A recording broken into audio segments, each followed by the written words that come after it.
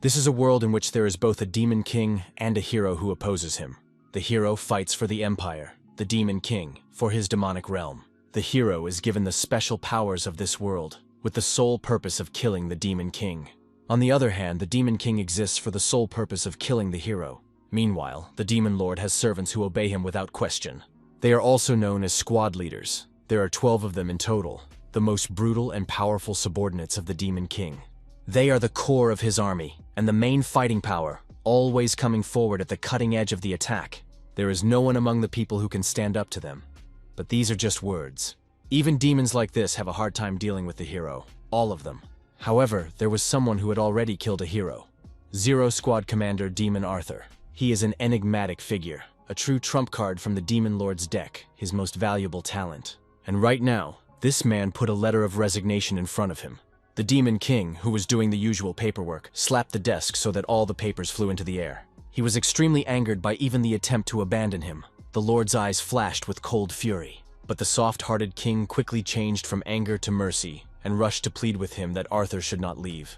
The Demon King couldn't believe that they were doing this to him and asked the commander the reason for such an act. Maybe he didn't like it in the castle, or his subordinates don't respect him on account of being human, assumed the worst of the Demon King. But then he himself discarded these speculations. Demon Arthur possessed an irresistible power that could not be obtained even by hard work. He's the one everyone honors and respects, and the strongest card the Demon King had in his hand. Few people would have the courage to contact him, the Demon King decided. Commander Zero confirmed his speculation, saying his subordinates had nothing to do with it. Then the Demon King asked again what the reason was. From the look on Arthur's face, he couldn't understand anything. But the commander immediately took it all in stride, and asked what would happen if he didn't answer. Maybe he would be killed.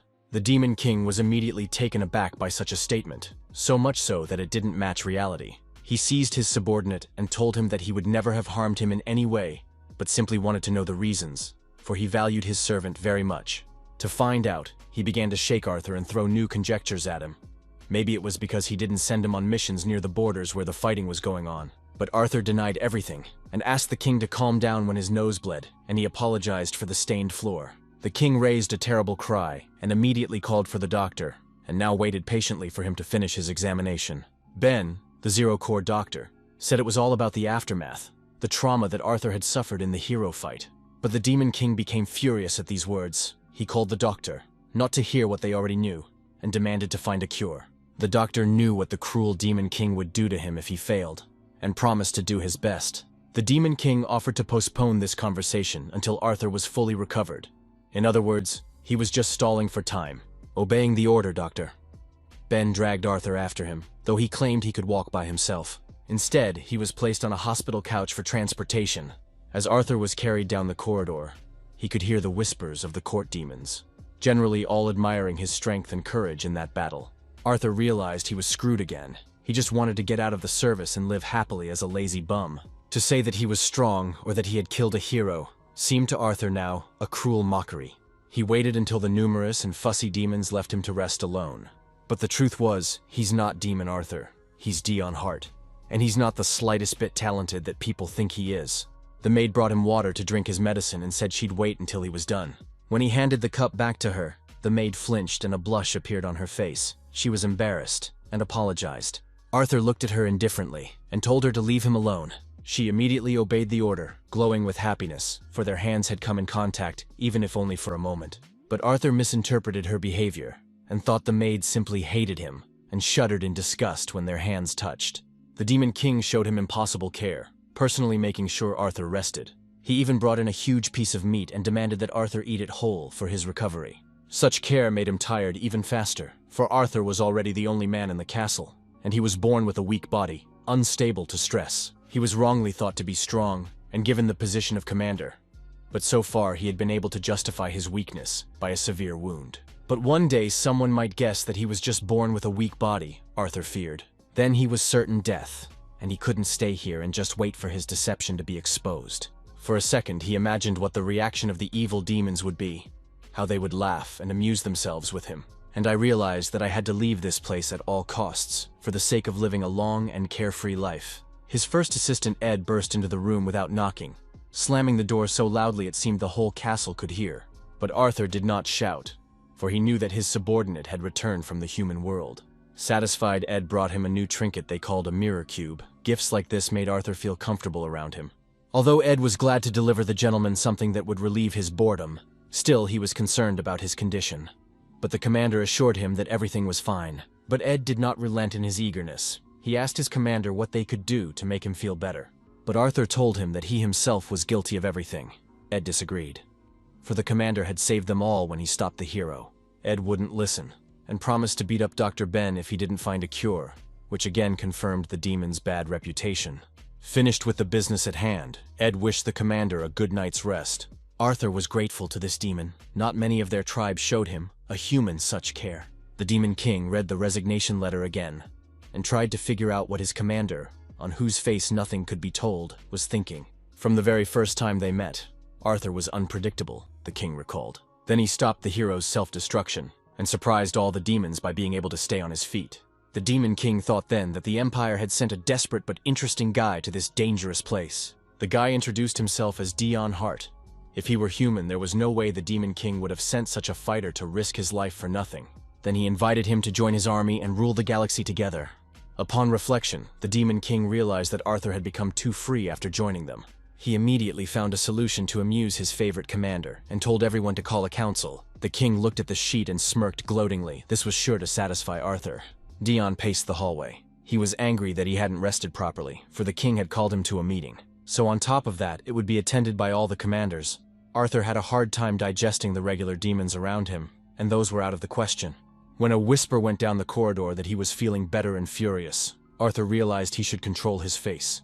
He was better off not messing with the demons, for if a fight broke out, he would lose.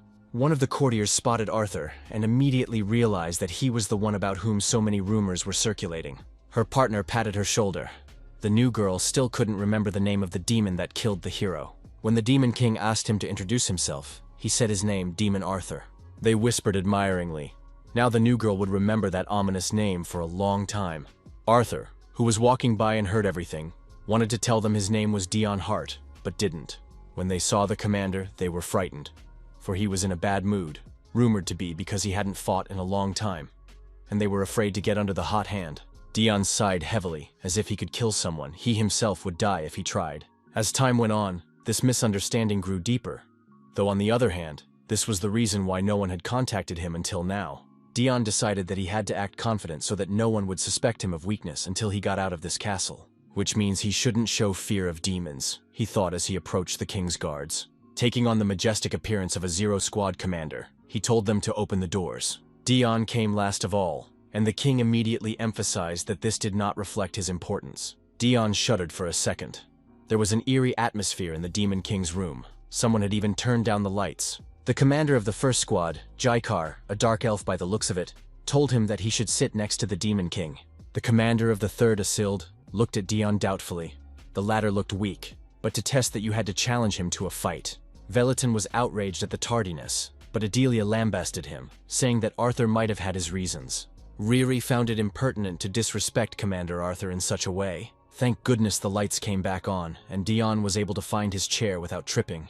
He was out of breath, and wanted to get back to his room sooner rather than later. The Demon King asked why he was late, and Dion replied that he just didn't want to come. An obliging sideboard appeared nearby and offered to pour tea. Dion barely held back a burst of joy. This was what he went to the meetings for. You could drink as much expensive tea as you wanted during these meetings. And that was the only reason why he was here despite his reluctance. But it wasn't tea in the glass, Dion quickly realized, barely taking a sip. There was a regular grape juice poured in there, Dion noticed and frowned. He immediately thought he was determined to be made an outcast and bullied. The Demon King grabbed his head and rushed to reassure Arthur, telling him that it was his orders. Dion asked, frowning, why he was the only one being denied such a privilege. And then it dawned on him that the Demon King just wanted to save money because he realized how useless he was, which meant that they had gathered to eliminate him. The king told him to listen first before getting angry, for they had indeed gathered for his sake. He ordered the commander of the 6th Squad, Veliton, to repeat his report. The one said that the 12th Squad had been defending the village for a long time, against the monsters, but their numbers had increased dramatically. After that, the monsters destroyed half of the border village. The surviving inhabitants were evacuated to the nearest town and hidden behind the walls. But since the demons didn't control the area and could be ambushed, They needed reinforcements in that place. The commanders made a commotion, but they could be understood after all. The leader of the 12th had retreated. The monsters weren't that easy. Demonic monsters, cruel creatures true to their instincts and desires. They are also called failed products. It was hard to believe that the commander of the 12th had lost to these monsters. But Dion didn't see what that had to do with him.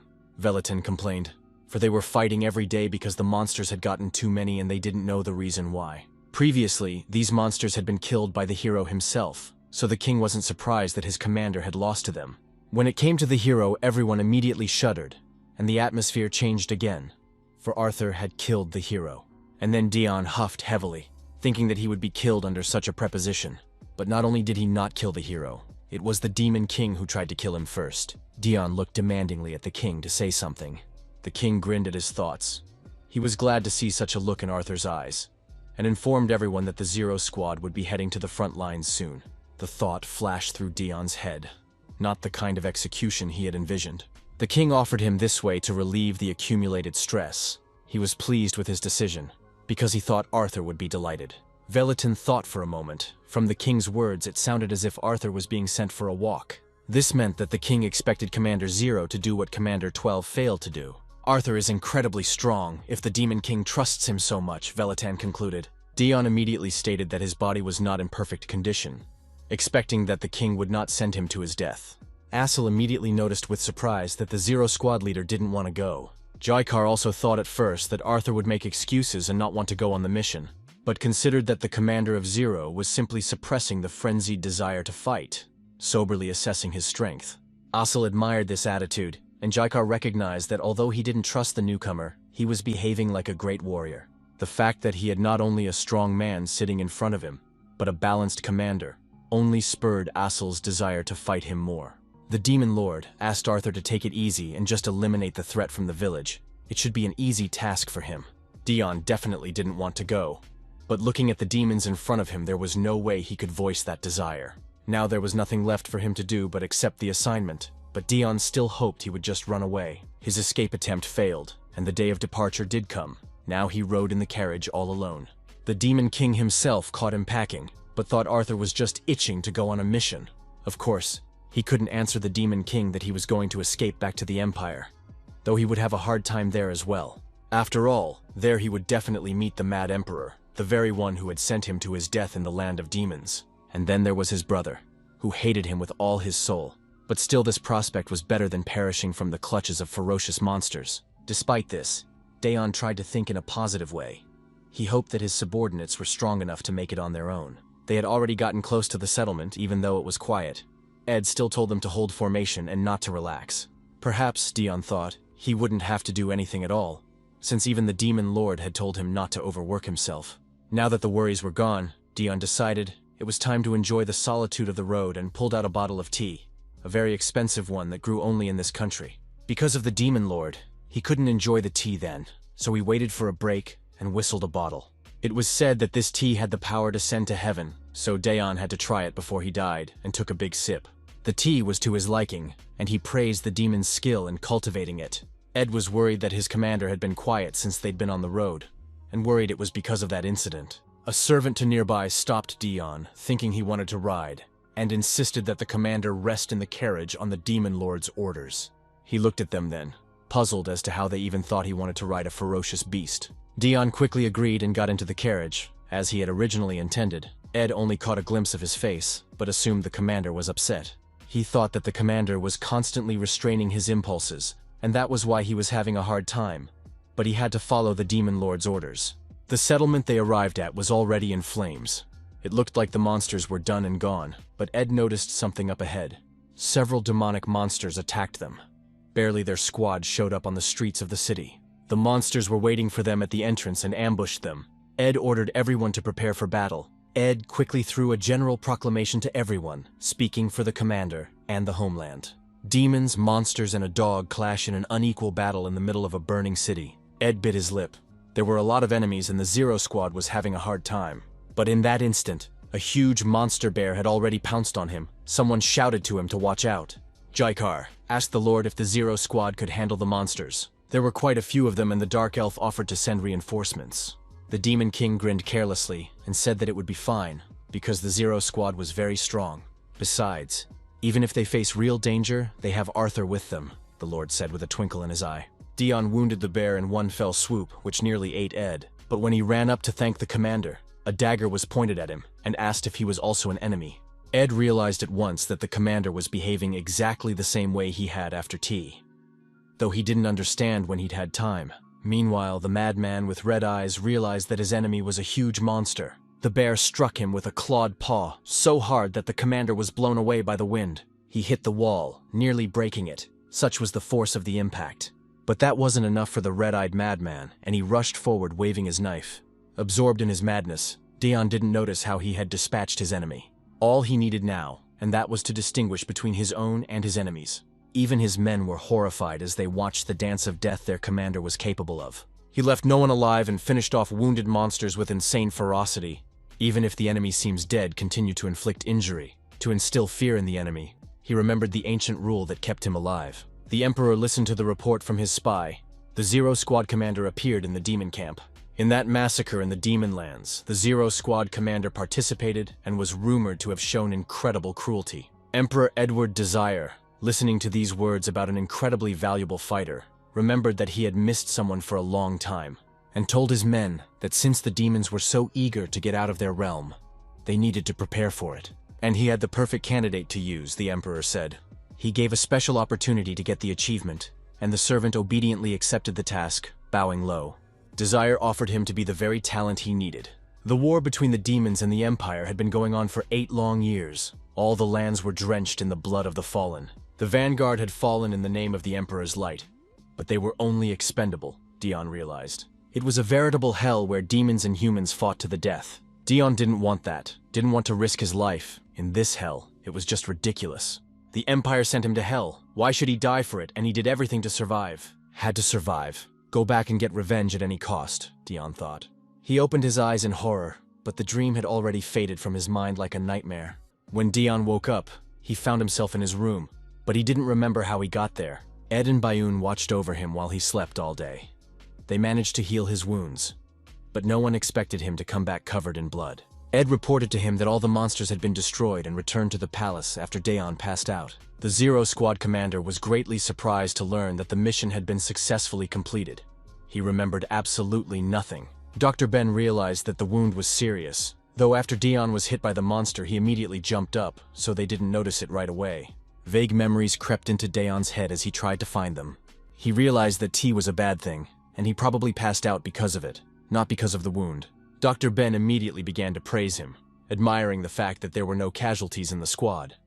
But there were many monsters, which embarrassed Dion. Since Dion still didn't remember anything good, he apologized to Ed for causing trouble.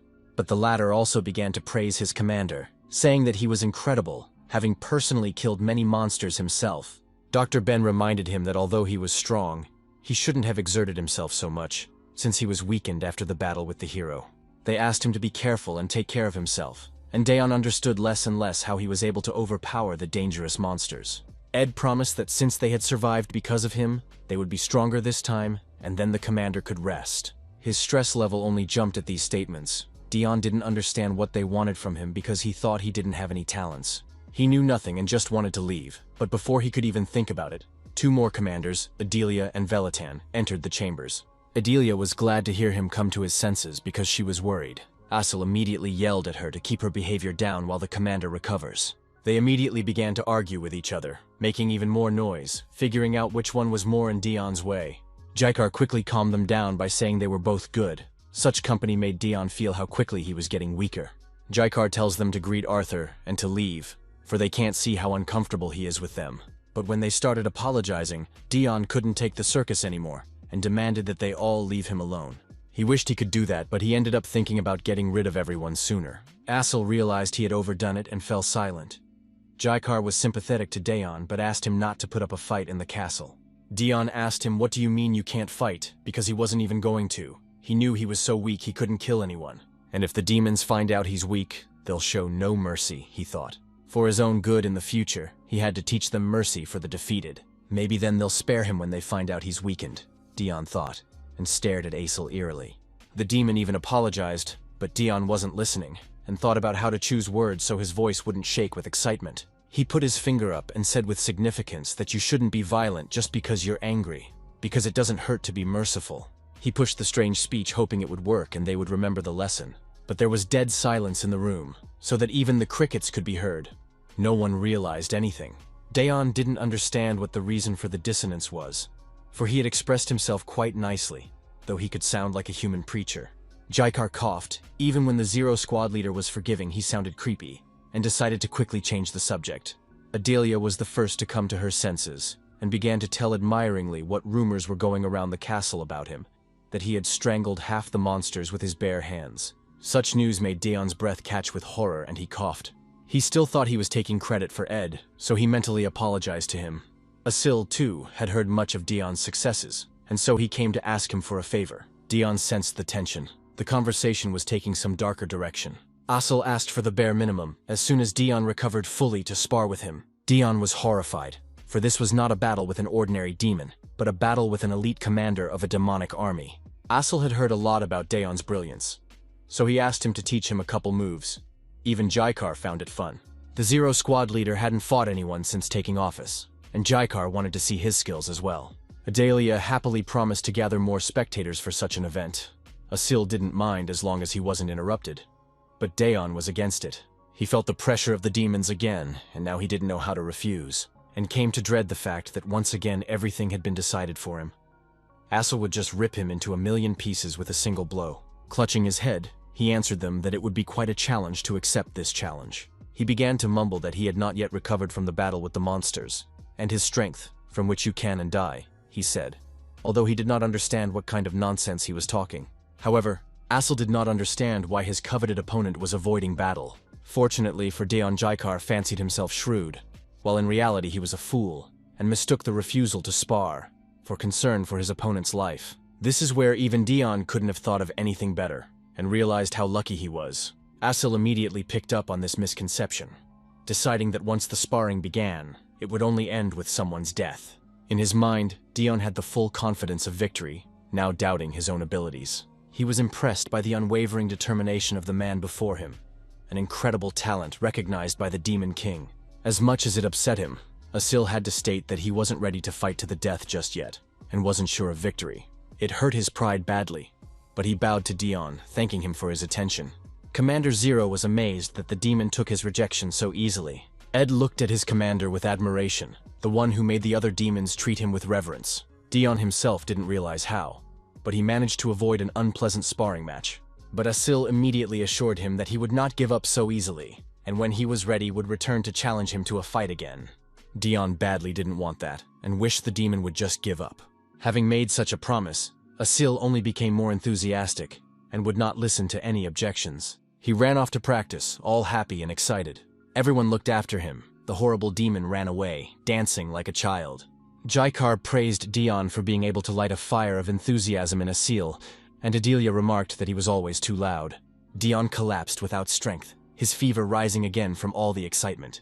Ed picked him up and helped him lie down, telling him that the commander needed rest. At this, the demons wished him a good rest or a speedy recovery. Daeon had long ago realized that the best cure for him was to escape from the demon kingdom as soon as possible. Leaving, Jaikar also asked for the right to spar after his fight with Asil. At this, Daeon collapsed again without strength, after such a controlling shot. His heart was racing and Ben and Ed didn't know what to do. After a while, he still managed to get away from that place, and he took a breath. Ed insisted that he should meet his squad sooner rather than later. Dr. Ben insisted that it was time for him to put simple exercise back into his routine if he wanted to recover faster. The demon Asil pressed him with his presence, constantly reminding him of his promise. All this immense stress was weighing heavily on Daeon.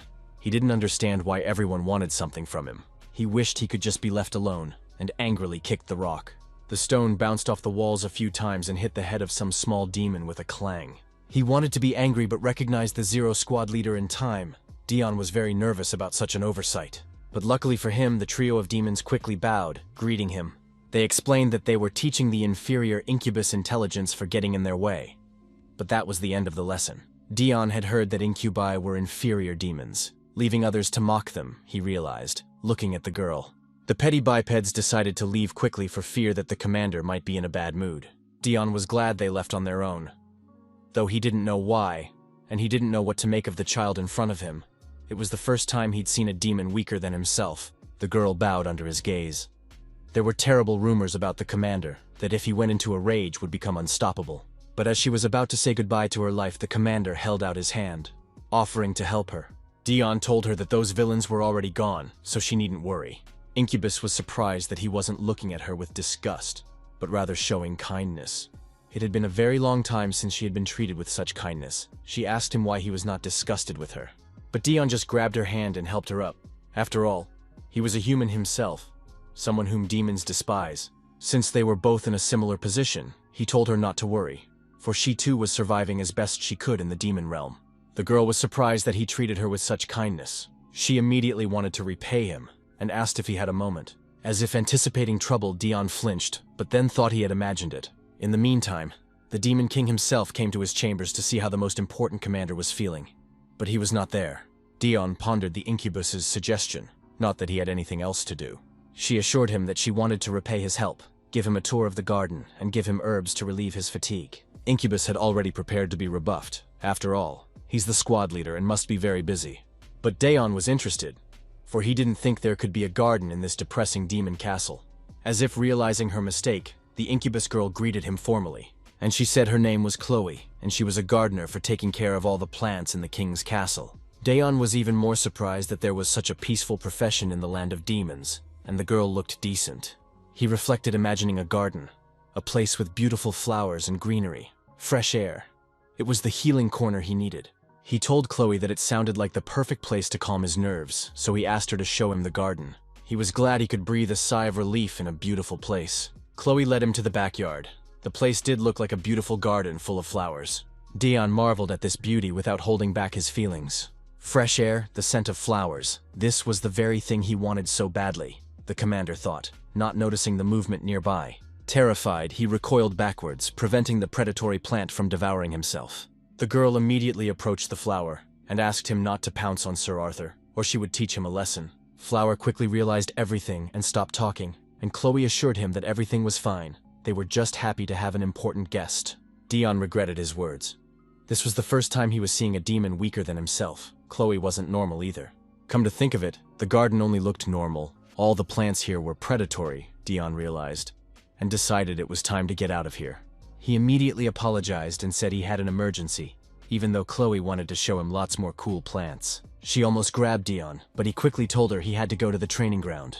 Right now he had to see his squad there right away because they hadn't seen each other in a long time. Chloe accepted his haste for extreme busyness, though not without regrets. She promised that the next time Dion came back, she would give him the best flower in the garden. The commander looked disappointed. He realized that it was foolish to think that there was anyone normal in the demon castle. His room would be the best place to be, for he is haunted by dangers everywhere. Even though he used it as an excuse, he really needed to see Squad Zero, Dion thought. Ed kept insisting that he do this and give the squad a few parting words, though Dion put off the venture as best he could. He had already thought it would be a good idea to show his face to them since he was out, but when he got to the set it was empty. Dion had already considered just leaving, but he still wondered how strong the Zero Squad was. During the fight with the monsters, he was out of his mind and couldn't remember anything, so he grabbed a wooden sword to test himself. But he couldn't even hold the sword in his hand, and it fell to the floor with a thud. Dion shamed himself. He could barely lift a wooden sword. Where was he to take a real one? He cursed his weakness again. He should have just used the dagger further. But that's when I noticed the people that showed up on the set. The demons of the Zero Squad opened their mouths when they saw him. One could only hope they didn't see anything, Dion thought. He assumed a majestic pose and looked at them with significance. They immediately moved toward him, showering him with a hail of questions, for they had not seen the commander for a long time. Everyone praised him for the last mission, and pinned him down on all sides, so Dion didn't know where to go. He put his hands forward to thwart their onslaught and said okay. The demons immediately started whispering that he didn't look good, but Dion didn't understand their views, and decided he would just do what he planned and leave. He praised them for doing well on the last mission, encouraging them a bit to sit down and watch the general training afterward. Dion told the demons that they would have done just fine without his interference last time. I wanted to add that they should keep practicing hard, but at that point, I just got tangled up in my legs and started falling. It would have been terribly humiliating to just flip-flop. But right at that moment, a sword thrust whistled over him, and a cry of "Die" was heard. Dion turned around. The hapless assassin froze in fear. He hadn't expected his victim to dodge. The squad leader didn't understand anything about why he was being attacked now, but realized that he needed to run away immediately. He jerked so sharply that he accidentally elbowed the spy right in the face. Thoth fell to the floor and coughed from the hard blow, and Dion froze in place. And then the killer realized he was screwed. He'd failed his one and only attempt. But in that instant, the hood fell from the assassin's face, and Dion saw that he was human. It was not at all clear how the man ended up in the demon castle. Squad Zero didn't know this man either, so that leaves him an outsider, Dion realized. The assassin decided it was time to flee, though he was revealed right in the middle of the castle. But at this moment, Dion had already drawn his sword that he had been holding before. He realized that if he let the killer get away now, he'd put himself in danger. After cutting down the spy, Dion ordered everything to be reported to the Demon King and the enemy to be locked up. The demons from the Zero Squad became despondent, thinking that the commander was disappointed in them, because they had let in a murderer, which he himself had caught. But they couldn't help but marvel at his movements. As if on a walk, Dion dodged a punch and attacked back. The commander was able to capture the intruder alive, and instantly took control of the situation, the demons pondered. The commander's status was so high that it overshadowed the entire squad. The demon promised himself to train even harder to be recognized, but the commander's level was prohibitively high. So the demons decided not to waste a minute and start training right now. Dion rubbed his bruised wrist. Because he had swung the heavy sword for a long time, it hurt a lot. But he was glad that he had coped with a hard and annoying task, so he decided to go back to his chambers and rest. He finally managed to get a good night's sleep, so when he woke up he didn't know what time it was. But as soon as he looked to the side, he saw the Demon King drinking tea in his bedroom. At first, Dion thought it was just a dream, but the king quickly assured him it wasn't. The king apologized for the intrusion, but his case was urgent. Dion didn't understand what was wrong. He hadn't caused any trouble after all. But since the Demon King himself had come for him, it was important. And then he realized it was about the stranger he'd knocked out. The Demon King agreed with his speculation, and told him to follow him. Together, they went down into the castle dungeon where the dungeon was. Dion became worried that the spy might recognize his face and say some strange things about him. For a second, he thought the Demon King was just using him as an example. Looking at the spy, Dion was horrified at the look on his face. It looked like he'd had a fun night. The king seized the scout and asked Dion if the face looked familiar to him. The lord found it odd that the spy was an ordinary human, yet still had the power to kill a demon. Dion had a hunch. The hero facing death could go two ways. Either self-destruct by damaging the demon lord. Either pay with your life to spread the hero power across the continent by creating hero fragments. The emperor collects such people. They are called heroes, but are recognized if they accomplish something great, though mostly just serve as pawns of the emperor, Dion thought. The lord laughed, too naive to send a hero shard, or hero candidate, alone into the demonic realm.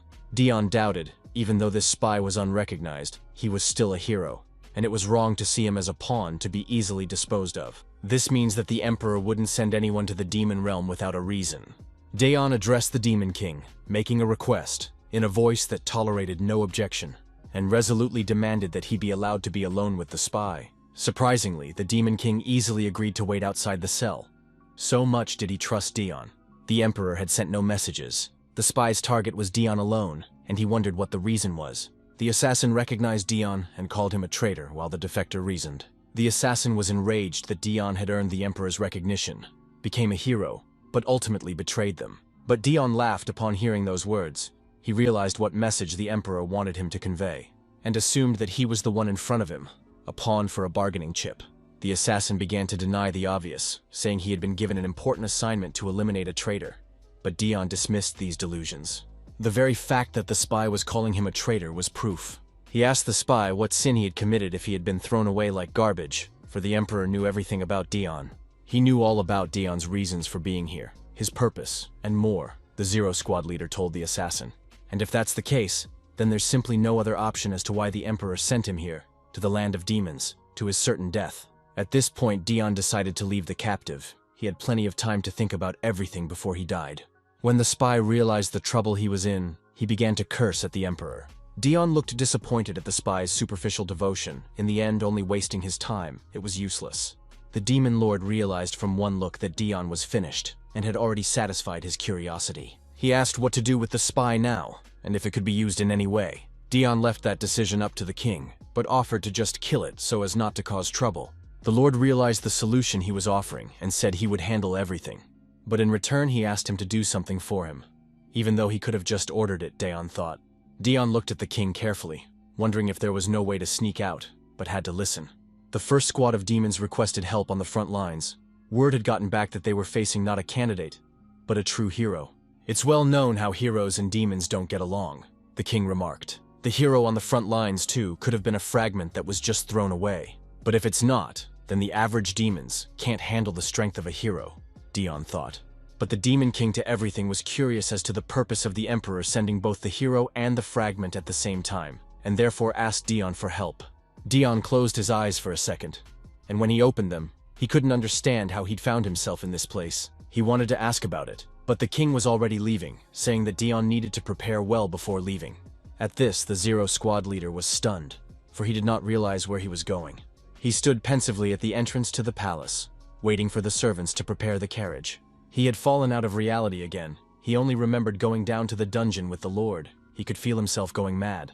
A happy, glowing Ed reported to him that the preparations were complete. In short, Dion realized that a hero had emerged, that the spy had to die, and that he had to deal with the hero. But since he was going to the border, it was still worth it to look at the hero's face. He was curious himself, Dion thought. Ed was glad the commander was going on the mission, he thought. Even though the commander had extinguished the lust for battle, it still smoldered deep inside. Terrible things were happening on the front lines. But Commander Zero looked like he was going on a long-awaited vacation.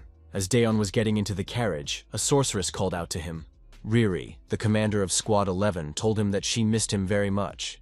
The girl was in complete awe of Daeon, who radiated a strong demonic energy, second only to the Demon King, despite his cute face. She heard that he was going to the front lines and had prepared a small gift for him. With those words, she handed him a pendant on a chain, much to his surprise. The thing looked suspicious, and Dion wasn't in a hurry to show his gratitude. He was thinking of refusing.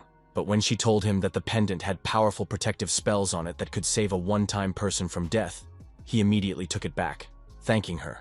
Since the girl herself gave such an expensive gift, he should not have looked for reasons to refuse. So he took the thing and stroked the sorceress on the head. Thankfully, she acted like a child, exactly what she looked like, and laughed. Her hair was strange to the touch, like tentacles. But Riri didn't mind being stroked, so Dion breathed a sigh of relief. Ed's expression of gratitude was more eloquent. He was worried about the commander, but now he could exhale, thanks to the sorceress. Riri was touched by such attention and dedication to Ed, her commander. She asked him to serve Sir Arthur with the same dedication, while Dion waited indifferently for them to finish.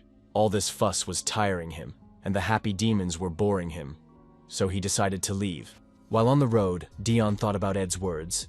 Everyone thought he was badly injured in the battle with the hero. Riri waved him goodbye, but a tired Dion didn't even look out the window. Dion didn't hold back the hero's energy that day, nor did he stop someone who wants to self-destruct. Back then, he was just part of the hero's retinue. They were taking heavy casualties. The hero himself asked him to stay in camp with the wounded, and he himself went ahead. Dion was taken aback by this decision, but Hero looked confident, like he knew what he was doing. He told them that he would finish this battle alone, with a detachment of the Empire, without his aides. Putting a hand on his shoulder, Hero said that they had all done enough already. The Demon King was known as the strongest in history, and the hero could not guarantee their safety. Besides, he needed someone to inform the Emperor. That role went to Dion Hart, and the character demanded that he return. Plus, Hero knew that Dion had unfinished business to complete. Those words made Dion even more confused. The hero knew why the veteran of the past war had gone on this journey, to gain merit with the Emperor, and to fulfill his wish. But then the hero himself wondered what he should have asked of the Emperor, since he had refused the veteran of the 8 Years' War last time. The hero wished to hear that answer when he returned, and turned to leave. But Daeon didn't leave. He sat in the woods waiting for the battle to end. He wanted to know what happened, but his legs wouldn't obey him. He didn't know what the reason was, shame or fear, or maybe all together. The retinue's job to clear the hero's path, but when he was asked to stay, he was relieved. He just wanted to survive. He had to survive. Dion got up from his seat because he wanted to know at least how it ended. If victorious, bring everyone back. Defeat, report to the Emperor. He thought everything would be fine if viewed from afar. Lurking, Dion watched the battlefield from the bushes, hoping he wouldn't be spotted. But he was horrified when he saw the entrance to the Demon King's castle. The fight ended very quickly. The power of the demons was overwhelming. The Demon King stood over the defeated hero, all of whose companions were already dead. When the Demon King asked his last words, Hero glowed with powerful magic. Dion stepped out of cover to the very edge of the hill to see everything clearly. He realized that the hero would use self-destruction, and it should be reported to the Emperor. But in that instant, a huge demon appeared from behind and asked him who he was, his passport, his insurance policy. The demon swung his huge club to swat the gnat. The demon's weapon struck the ground, causing a veritable explosion that would kill Dion with a single blow. But he was able to dodge, and indignantly asked why swing his weapon around like that. But the demon didn't listen and attacked again. Dion drew his dagger. He realized he couldn't escape anymore. He had to slow the monster down somehow. When the monster swung around again, Dion decided to take a chance and go for a closer approach. After all, he was faster. After a series of sweeps and dodges, Dion skipped under the giant's feet without harming himself, then scattered and jumped up on the demon to attack it from above. The razor-sharp blade stabbed into the huge demon's thick neck, but the wound wasn't too deep, and the demon was able to counterattack with his free hand. Dion realized he was in trouble. He had a feeling he wouldn't be able to penetrate the giant's thick skin. But at that moment, the rock on which they were fighting began to crumble. They began to fall down to where the hero and the Demon King fought. Dion was lucky he was on top, so held onto his dagger. So when they fell, the demon died. Rivers of blood flowed from beneath his huge body. Dion didn't know what to do next. He survived because the ogre's body cushioned the fall and piled on the dagger, causing the ogre to die. Right now, however, Dion had to think about the fact that he was right in the middle of a crowd of demons. Those were shocked that the commander of the 7th Squad had been killed so easily. Dion was horrified to hear the news, not only in the center of the enemy positions, but also killed the demon commander in front of everyone. And then he looked at the Demon King as if he had just remembered him. He looked at him menacingly, as if he wanted to kill him on the spot. The hero came to his senses and asked Dion what he was doing here, for he knew he was going to self-destruct. Dion apologized. He wanted to do his duty and approached the hero. The hero grabbed him by the shoulders and said he really hoped that at least Dion would survive. Dion was greatly surprised to realize that Hero had stopped the self-destruct process. The hero thought Dion was kind and loyal, despite his notoriety, and prayed to a higher power to let him survive and become the next hero. He then activated the hero's ultimatum spell again. He asked the heavens to allow Dion to inherit at least a fragment of the hero's powers. The Demon King noticed that the light was different from what it had been before, and thought the hero was trying to transfer his powers. He didn't know how it could be, but when the lights went out, the hero was gone. Dion was surprised. The hero should have known that you couldn't transfer powers by sheer willpower alone. It was foolish to stop self-destruction for the sake of it. Then Dion put the hero's body on the ground. He didn't know what to do next. He thought for a moment, but as expected, his body couldn't take the hero's strength. He was still the weakest. The lower demons thought it was Dion who killed the hero and stopped his self-destruction. They mistook the pains of Dion's weak body for the agony that overtook him after killing the hero. He was actually vomiting after falling off a cliff and other exploits before that. But Dion realized that he couldn't defeat all the demons now anyway, and this was his end, no matter how hard he tried to survive. The Demon King stepped closer. He was surprised that Dion could smile in such a situation. The Demon King himself smiled at him and asked his name. Dion realized it was in his best interest to answer this question in order to survive, so he gave the king his name. The king took a liking to his name and invited him to join the ranks of the demons to rule the galaxy together. The choice was not much, Dion realized, though he had not expected such offers at all. The king told him not to worry about the confrontation between humans and demons, and to put it behind him. He told Dion that after the demons see what's going on here, they'll quickly forget about the past confrontation. Dion was just trying to survive. He was hoping to escape later, but he ended up in the service of the Demon King. That day, all the demons had learned of Dion's power, and now he feared for his future. After a long time, Dion arrived at the border of the domains of humans and demons, the front line where the war never subsided. Not a good place to rest, Dion thought as he came out to be greeted. Jaikar was waiting for him, and judging by the state of the camp, they were doing badly. Dion realized at once. He sighed heavily after he and Jaikar shook hands. The commander of the 1st Squad mistook Dion's relaxed appearance for eagerness for battle, and informed them that for now there was a lull on their front, but they needed to be ready. Dion didn't immediately realize what they needed to prepare for, since they should have been ready already. But it was about him. Jaikar had told him that he wanted Dion to join the battle as soon as Imperial troops showed themselves on the horizon. The scouts reported to the head of the Imperial Army that the commander of the Zero detachment had arrived in the enemy camp, causing them to be in high spirits. The new hero was dejected. Another headache had fallen on his head. Things were not going well as it was. Zero Squad Commander was known as the Demon King's trump card. someone who is even more powerful than the first squad leader, the strongest among all 12. The officer asked Hiro what they should do, since things were such that they no longer had an advantage. Hiro said they would dispatch the killer, but the officer countered that it wouldn't help the case. But the hero had reason to doubt the power of Trump, because no one has ever seen him in action. It could all have been an illusion created to boost the morale of the soldiers, the hero of Cruel's men told them. If they find out the whole truth by sending one assassin, it will be a huge accomplishment to get information about the Zero Squad commander. Dion was nervous. His leg wouldn't stop shaking as Ed bandaged his wrist. Dion was worried about his participation in the battle. He had never claimed to be a squad leader, though it was convenient. But now his situation was difficult. He was shaking so much that even Ed was worried, and couldn't bandage him properly. Dion was distracted from his thoughts, and assured Ed that everything was fine. He told Ed not to worry, for he was just going to look at the hero's face and move to the rear. But Ed didn't seem to understand what the commander wanted to say, and made an incredulous face. Ed was getting flustered, for it was about to dawn. The enemy was right in front of them, and a serious battle could begin. He couldn't help but worry. Ed felt strongly for the commander, and Dion didn't understand how only he was followed without complaint by such a loyal demon. Dion didn't understand what was so enchanting about him.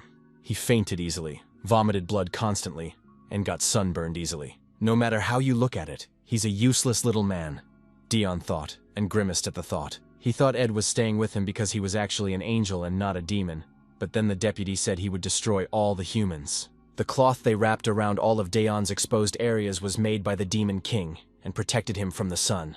Dion had heard that the demons had even cast a spell to make his eyes and mouth see through. Ed said that the Demon King valued him very much since he wasn't shy about using his magic everywhere. Magic is what disrupts the order of the world. Demon magic is limited. Energy spent on magic cannot be restored.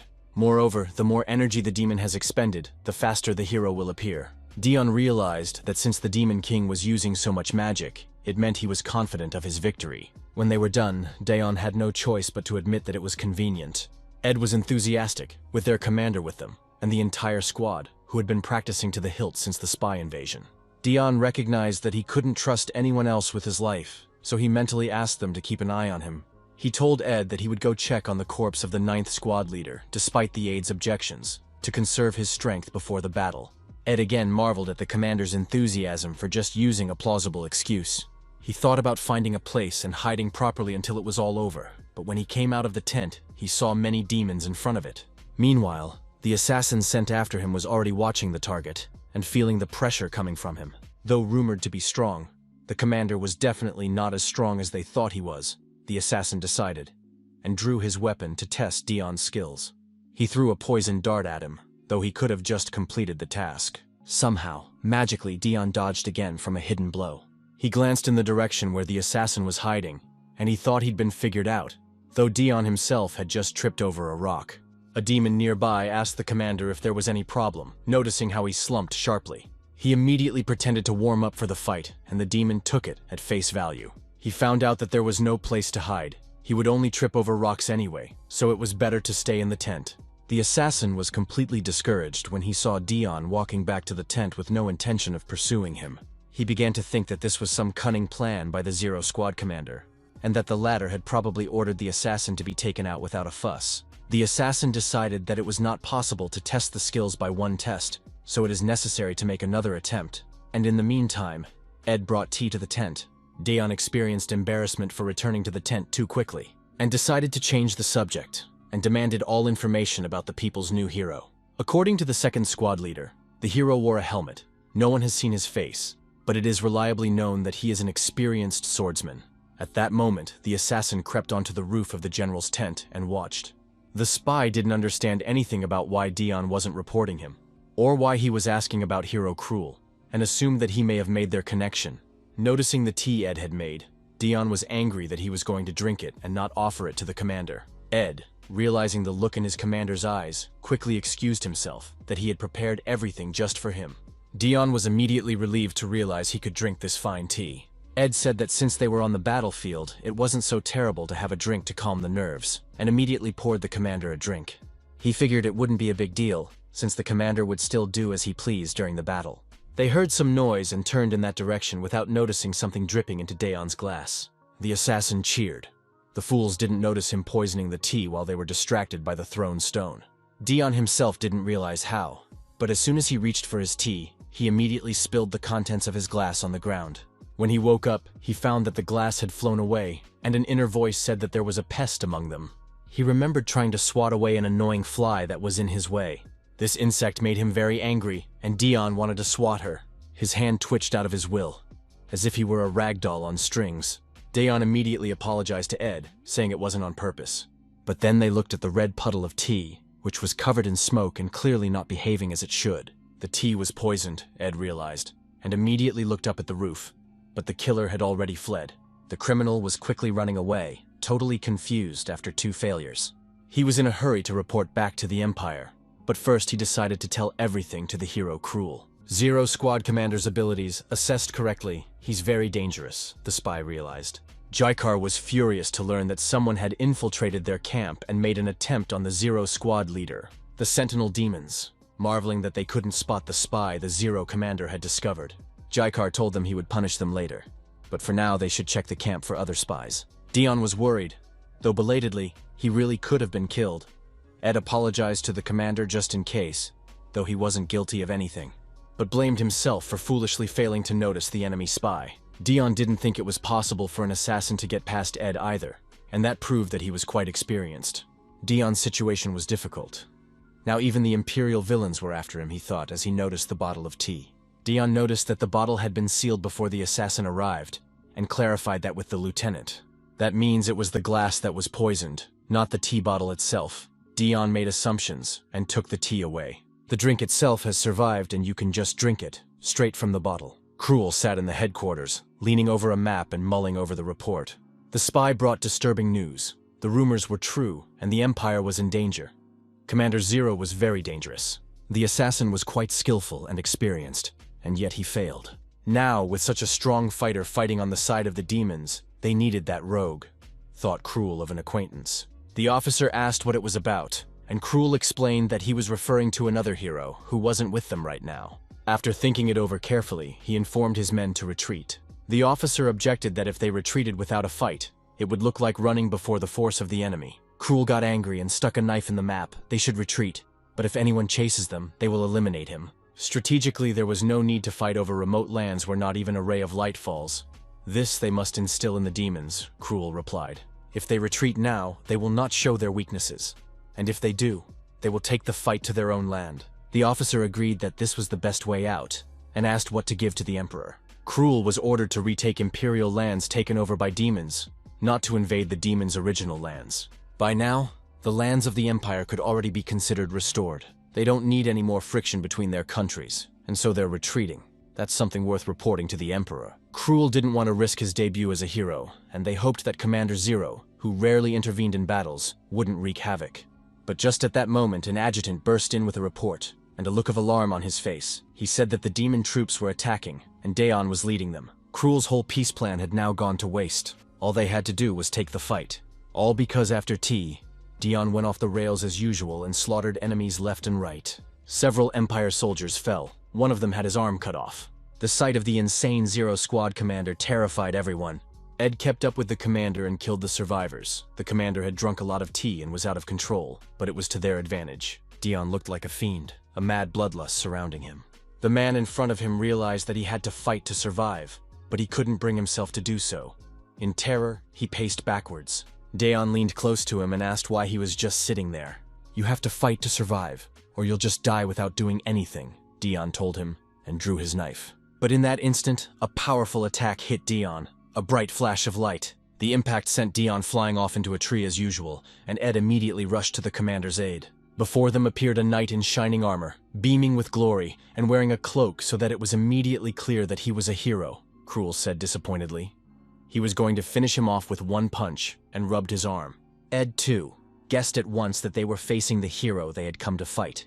Ed shook the commander and asked him if he was all right, for Daeon was all red with blood. He pulled the bling out of his pocket that Riri had given him. The beautiful pendant immediately cracked.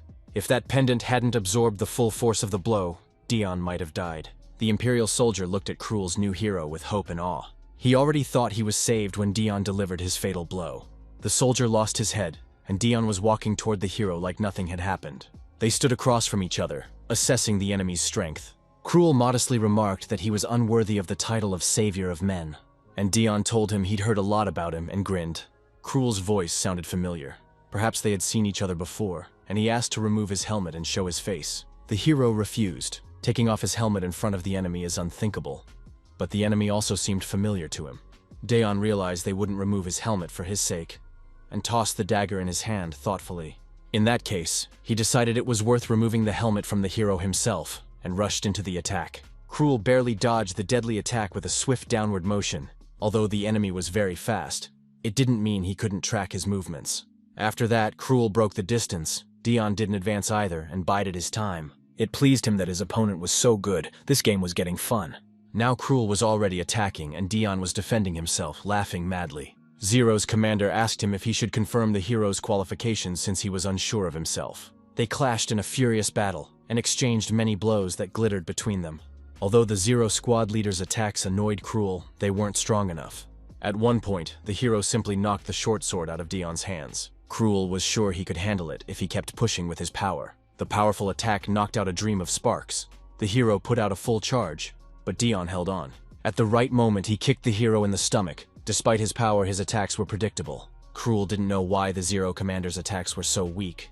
Maybe he was giving in or wasn't in the mood for a fight, but figured it was to his advantage. Dion realized that his weakness had become apparent, so he peacefully raised his hands to the top. The hero was outraged. The demons were the first to cross the line, and the war wasn't over yet. Dion countered that it was over, since the hero had defeated the 9th squad leader. Even after rebuilding the empire, the hero didn't look pleased, though the demons had also defended their lands, Dion noted. He suggested the hero not to waste his strength, and make a deal. Both defended their lands, followed orders, and that was the end of it. Cruel pondered. If he continued the battle, he could get rid of a dangerous enemy. If he stopped, his peace plan would be fulfilled. But Dion subtly pressed the new hero on whether his troops wanted to fight in the new war they were about to start amongst themselves right now. The Empire's forces were significantly battered and demoralized, Hero realized as he turned back to his men. For a second, Cruel lost control. Even though he was personally stronger, the enemy army was in better condition than his troops. Realizing the fight was over, Dion waved goodbye to the hero. The new hero's voice was highly annoying, so Dion hoped they would never meet again. As Dion walked past his soldiers, they marveled at his leadership. The human army was retreating, and the demons felt victorious. Jaikar felt frustrated. Their position was stronger. They could keep advancing while the men were weakened, but was sure Dion had a reason to stop the fight he had been looking forward to for so long. The elf patted Commander 13 on the shoulder and praised him for a job well done. But in that instant, the commander fell right into his arms, his weak body failing him again. Jaikar could feel Dion's heat even through his clothes, his body burning, surprised that he was able to fight in such a state. Now the elf understood why the Zero squad leader restrained himself, so that no one would see his weakness. Dr. Ben and Ed picked up the weakened Dion. If he fell on the battlefield, it would inevitably demoralize the demon troops. Jaikar recognized the Zero squad leader as an incredible talent. The commander came out of nowhere and defended their position at the cost of his health. Killed the 7th commander, stopped the hero's self-destruction, and he was recognized by the Demon King himself. Though Jaikar knew he couldn't help but recognize Dion's merit, he still felt out of place. But today, the Zero squad commander proved why he holds such a high position. Jaikar wished him to rest and took command. Riri shuddered as she felt the disintegration of her magic that she had put a lot of effort into. She grabbed her assistant and began to shake her with the words broken. The one who had time to be frightened that the castle's protective barrier had collapsed. But Riri was angry. No monsters could break through the protective barrier. She was talking about the pendant she had given Sir Arthur. That meant the Zero squad leader was in great danger, and Riri didn't know what to do. Despite the maid's shouts that Riri should guard the barrier, she went to rescue Dion. Riri was so heated she was melting the castle walls with her heat. The Demon King himself came out to meet Dion, barely returning from the battlefield. Jaikar had already told all that had happened. As expected, Dion did not disappoint him, and the king asked how the battle with the hero had gone. Dion glared at the albino's red eyes. He had a lot to say about the new hero. The king suggested they continue their conversation inside, adding that the commander of the 2nd squad also had information about the hero. Dion was saddened by the news, for the 2nd squad leader was a problem. The Demon King correctly interpreted the expression on Dion's face, and reassured him that the 2nd squad leader was busy with paperwork right now. For some time, the other would not be able to leave his office, so Dion could boldly change his clothes and report to the king. An impressive stack of sheets fell on the table in front of Daeon, the king telling him to read them all first. Then Daeon woke up again and found himself in the Demon King's office. Though before he was on the battlefield, he again caught the memory lapse. Riri was huddled next to him, glad he was okay and crying. But Daeon didn't immediately realize what she meant, for he didn't even remember the battle. The last thing he remembered was wanting a cup of tea before he went and died at the front. He was horrified that he'd only had one bottle of tea. Apparently his tolerance had gotten worse. Riri said her pendant had broken. Daeon remembered that the thing had protected him from death, and realized he'd been on the brink of death while he was out. But Riri was delighted that he was able to fight a hero and supplant the Empire's army. Daeon cringed even harder at losing himself again, and thought it was worth giving up the tea to avoid making a scene. But he shuddered even more when he unrolled the scroll he held in his hand, where the hero's face was. New Hero, Cruel Heart was written on the scroll. Daeon read and grinned. It was a name he wouldn't forget in a million years. A man he had once loved, his older brother. Then they parted on not the best of terms. My brother heard a noise and came into the room. Daeon was covered in the blood of his victims, with crazy red eyes and weapons in his hands. Then he asked his brother for help, and he swung his sword. And now the brother was a hero. Daeon wondered how long ago this could have happened. He stroked little Riri's head again, and apologized for having urgent business to attend to.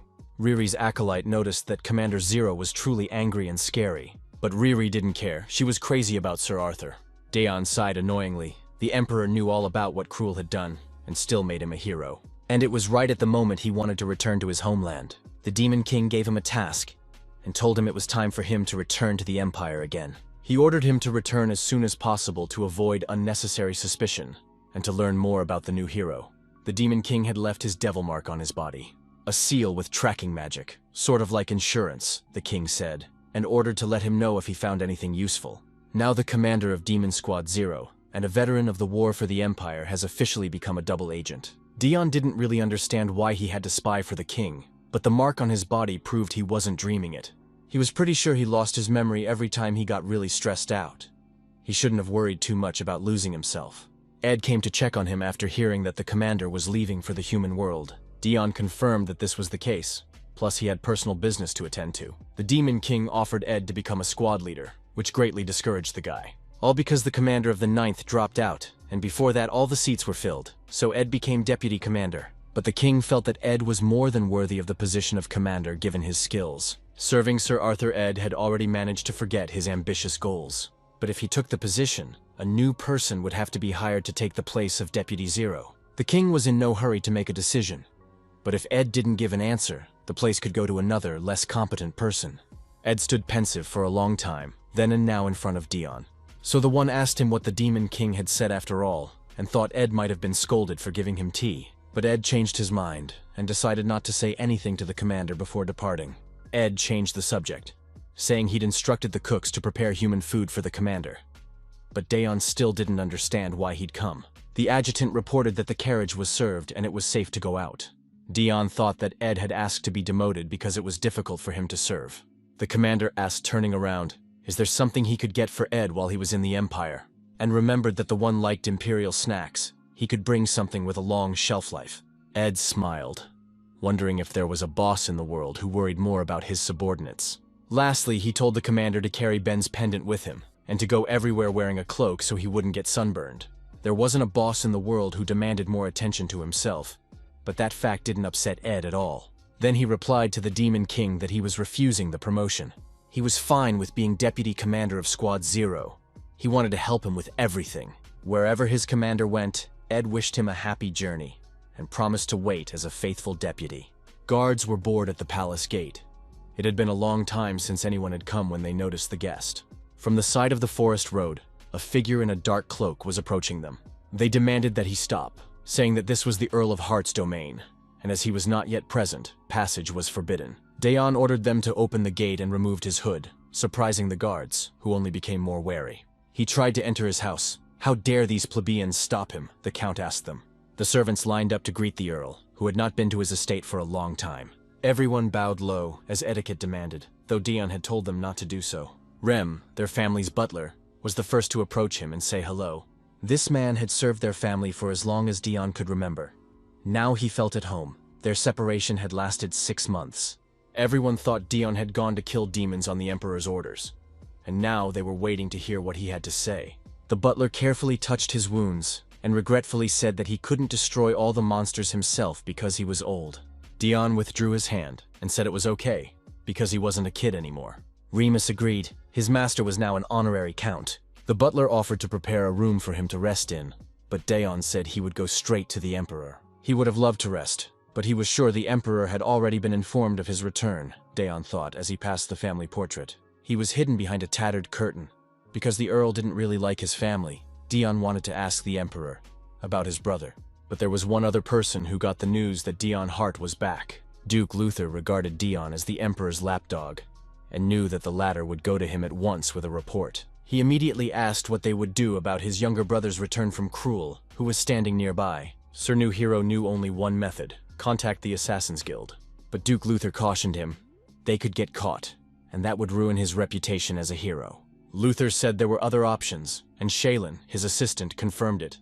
The Revolutionary Army was good for that too. These scum wanted to kill the emperor, so if they take up the assassination, it will avert unnecessary suspicion.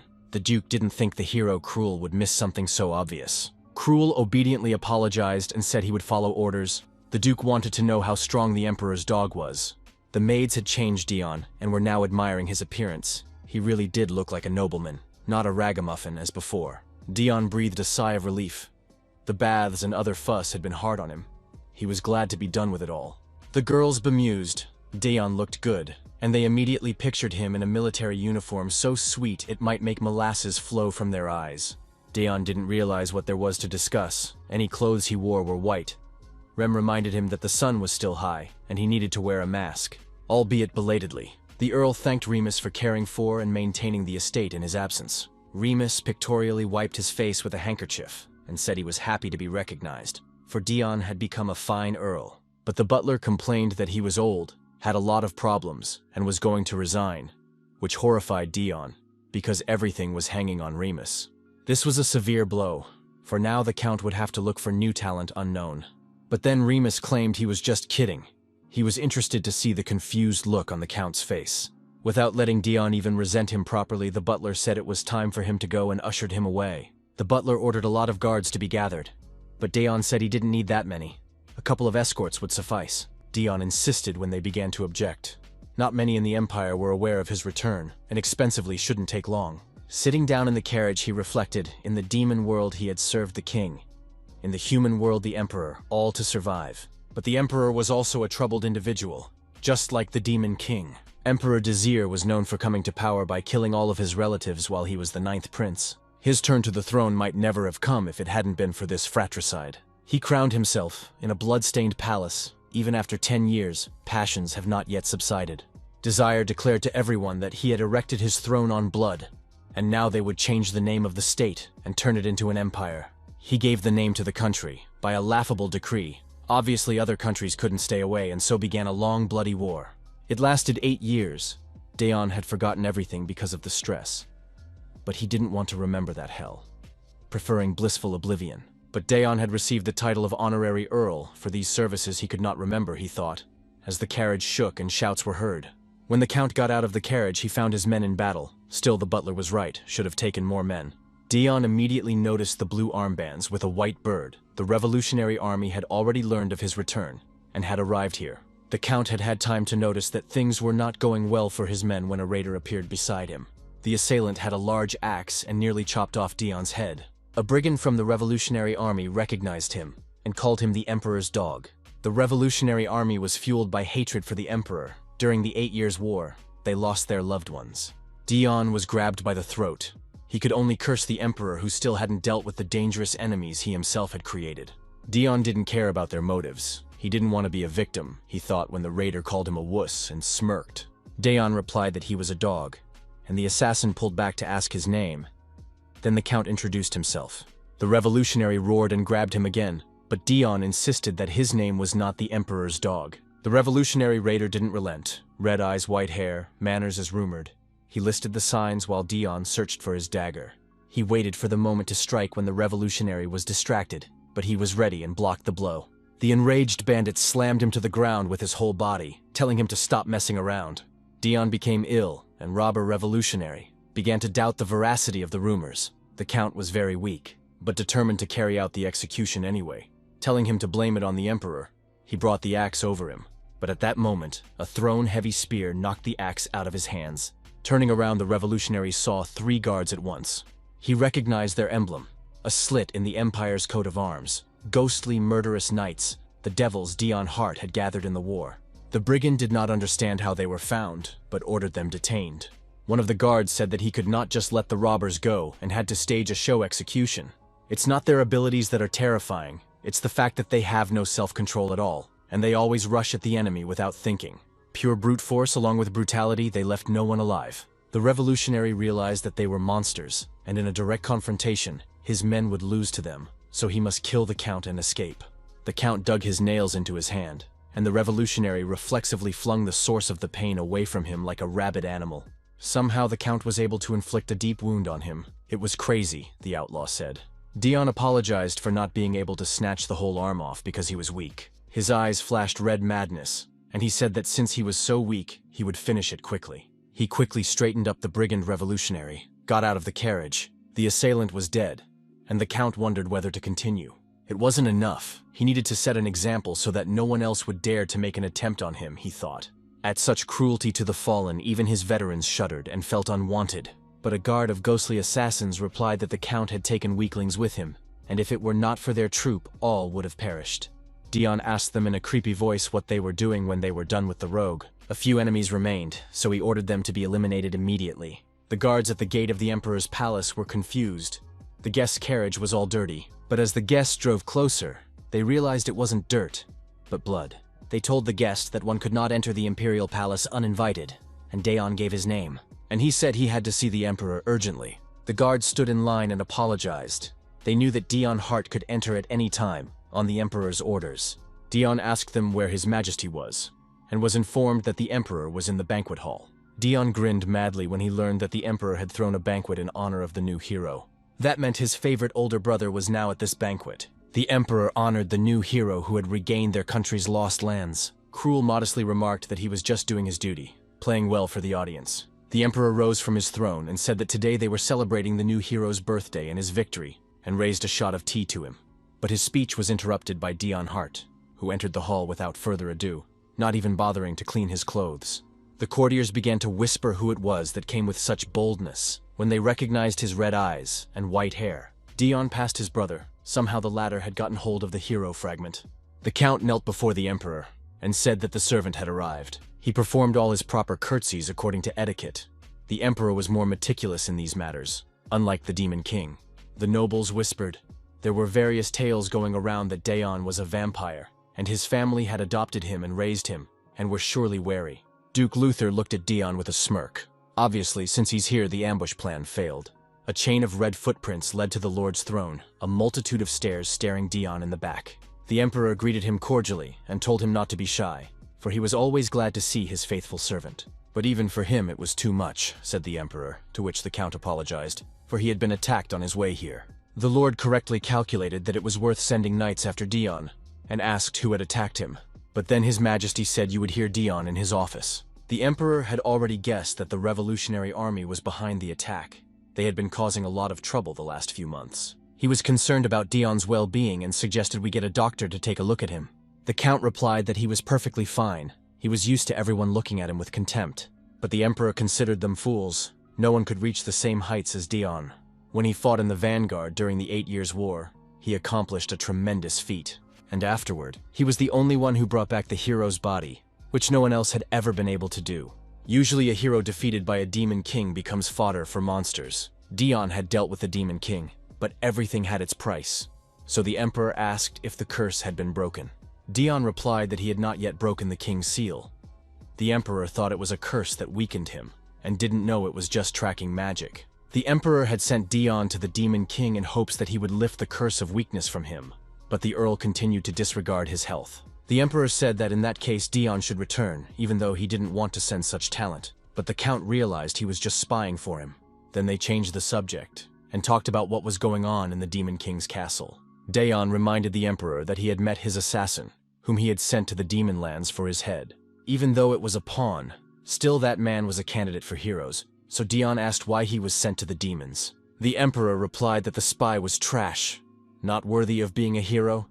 He should have died back in the demon lands along the way. But thanks to such garbage, Dion's status in the Demon King's castle has increased, Desire remarked. He already knew that Dion had become Arthur's Zero Squad leader, which confused the Earl with his awareness. Dion apologized, saying that he didn't have the chance to refuse the Demon King's order. But Desire took it leniently. The higher the status of the spy, the more useful he would be. He paid tribute to the Count's talents, and then suggested he ask the real question he was interested in, reminding him that this would be his last chance. Dion darkened and glared with eyes full of anger. He asked him why Cruel had been assigned the role of hero. After all, the Emperor couldn't help but know that this was the only member of the Hart family who had survived besides him and whom Dion wanted to kill. Then the Earl plunged into distant memories of his childhood. Cruel called to him, for his parents were already waiting. Dion hadn't noticed it was lunchtime, and Cruel as usual told him not to worry and just follow him. But the kind younger brother was worried that Cruel might be punished along with him, and stopped him. Cruel yanked back his hand sharply, saying he hadn't yet washed up after practice. Dion apologized, though he didn't mind at all if his brother's hands were dirty. Then they were walking quickly down the corridors of their huge estate again, so that Dion could barely keep up. But then the brother stopped abruptly and asked Dion if he liked the family portrait, since he looked at it so often. The boy really liked this portrait, because it made him feel like they were family. Cruel remarked indifferently that it was just a drawing, and there was nothing wrong with it. His brother told him not to wander around the house, but to sit in his room. But Dion always felt lonely. Even the maids were wary of his white hair and red eyes. He could hear them whispering amongst themselves. They didn't believe, doubted that he was a member of their family, and the portrait gave him confidence in that. So he felt like he was part of this family where they were all together, Dion wished, born with green eyes and black hair to match them. Their father met them sternly and reprimanded them for the brother's tardiness. He reminded them that he told them to hurry up because they were going to a banquet for the Emperor today. Mom was worried that Dion had gotten sick again and asked how he was doing. She was afraid he would be sick when they returned and offered to stay home. But the boy wanted to go with everyone else. His father insisted that Dion was no longer a child and couldn't stay home all the time. But his mother still worried about his weakness. Dion could not stay at home forever, his father insisted. They did not show him to the Emperor, and there were already rumors. His father insisted that Dion keep a careful eye on himself. No one was to know of his shortcomings. The boy huffed, thinking his parents were displeased with him. Cruel changed the subject to distract them from his brother, and asked his father if he understood the new swordsmanship teacher. His father was also happy to take the conversation in a new direction. Cruel's skills were growing, and he needed a more experienced teacher. The mood at the table changed at once. As soon as his brother spoke, everyone was distracted from Dion. The boy felt lonely even when he sat at the same table with them. He blamed himself and his weakness for everything. At the reception, he was called out by a few kids, children of noblemen. They knew his name. It was the boy's first time talking to someone his own age, so he was very excited and worried that he might make some kind of mistake. But the kids started laughing at him because his family left him alone, and he was like a dummy who didn't understand why that was so. Everyone knew why, for Dion Hart was the White Crow in his very noble family. Dion started making excuses that he was just sick a lot, but the bully wouldn't stop, and said that no one liked him because he was a mutant. He's a monster the family just threw away, the bully said, and then got punched in the face when Dion couldn't take it anymore. The boy grabbed his hand and started yelling for the bully to shut up and not say mean things, because he didn't know anything about him or his family. But the bully wouldn't listen and slapped Dion on the cheek himself, unable to defend himself. He started hitting him even as the boy fell and called him a monster who couldn't be part of the family just because he had the last name Hart. Someone tried to stop a bully who was getting too big. Dion saw his brother yell something to him and run straight towards him. Then the boy lost consciousness, and when he woke up, he was examined by a doctor who stated the obvious. The boy is weak, afraid of the sun. The father and mother were saddened by this diagnosis. No such child had ever been born in their lineage. He felt guilty again for his weakness and promised he would get better. But his brother was the only one who stayed with him and held his hand. It was really comforting. The boy thought he was loved at that moment, but his brother said he didn't have to do anything. After all, no one expects anything from him anyway, Cruel said. And then Dion seemed to wake up again. His father was angry when he came to check on him because Dion had put up a fight, even though he had been told to be careful. Dion apologized, even though it wasn't his fault and he was hurt worse. Dion was afraid that if he started talking, his father wouldn't listen to him anyway, and he'd find out that he really thought he was a monster. His mother cried and said that it was too early for Dion to go out. He should stay at home for a while longer. The father of the year, who never got to the bottom of the conflict, told Dion to be home and think about his behavior. Dion fell back into self-abuse. In such a situation, he could not understand what caused his parents' disapproval and how to avoid it, and he was under a lot of stress. Since then, he did not leave his chambers, lived as a recluse. Even the servants began to pity him, because no matter how much the boy tried, no one recognized him. He heard his relatives laughing, and went to the window to see his happy parents walking with his older brother. The boy decided that it was not good to be envious, and if he was still trying, he would definitely be recognized. So he began to train with a sword. To get stronger, he trained every day, and constantly increased the load. It was so hard he thought he was just going to die, but he couldn't stop, even when he was covered in his own sweat. Cruel stopped him when Dion's nose was bleeding. His brother hadn't even noticed him walk in. Cruel yelled at him, asking what he was doing, and Dion replied that he just wanted to get stronger. But Cruel only got angrier, for he told his brother to sit in his room and do nothing. He shook the younger man by the shoulders, and again told him he didn't have to do anything. Dion realized he shouldn't even try because he was considered scum. Then he grinned creepily and said he wouldn't. No one expected anything from him. Realizing this, Dion said he was tired and would go rest. For the first time, he answered his brother coldly. He never realized what he had to do to be loved by this family. The butler came in and asked him if he would dine in his room as usual. Dion was now 14, and he asked the butler what about the rest of the family. But the butler was answered for by Cruel, who said that the parents were away on important business. Cruel finished early with his practice and suggested that his younger brother play chess. After Dion stopped trying to get better, he and his brother occasionally played. Cruel asked him if he had pulled him away from important matters. Dion couldn't remember the last time he'd seen his parents and took the question as a taunt. He couldn't have any business being here. It sounded too ironic, so he quickly corrected himself and said he wasn't busy. Cruel mumbled that because the country is in chaos, their parents are incredibly busy. Dion had heard it from everyone, but thought it wasn't about being busy. It was just that they didn't want to see him. He knew for a fact that his brother was deceiving him, but there was a reason he wanted to believe the lie. Sometimes, when he went to bed, he was visited by his mother, who thought he was already asleep. Though he swore to himself that he did not expect love from them, he accepted these goodnight wishes from his mother. He still put meaning into these trivial actions of his mother, and began to hope, feeling pathetic. Everyone could have been really busy, Dion thought, when Cruel informed him that he wouldn't be able to come into play for a while. Dion tasted bitterness and disappointment. Once again, he had burned himself on hope, and apologized to his brother for being an onerous burden to him. But my brother said that when the war started, one family member would be drafted. That was the whole point. But at that moment, two men came into their room. Cruel immediately got up from the table and asked them who they were and how dare they barge in like that. A man in imperial military uniform told them that he had arrived with orders from the emperor. They wanted none other than Dion Hart, and the obliging butler immediately introduced him, though no one asked for him. The emperor's servant ordered him to follow, in a voice that tolerated no objection. The servant didn't listen to anyone, just grabbed Dion and dragged him behind him. Even though he realized that such a dead man would be useless on the battlefield, Cruel stopped them. He was sure that conscription was not prescribed to Dion at all, and there had been a mistake.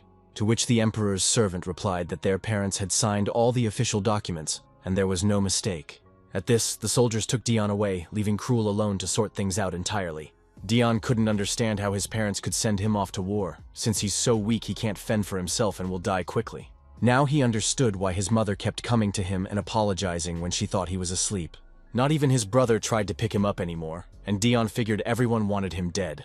All because he's a mistake for dishonoring the Hart family. Eventually his family abandoned him.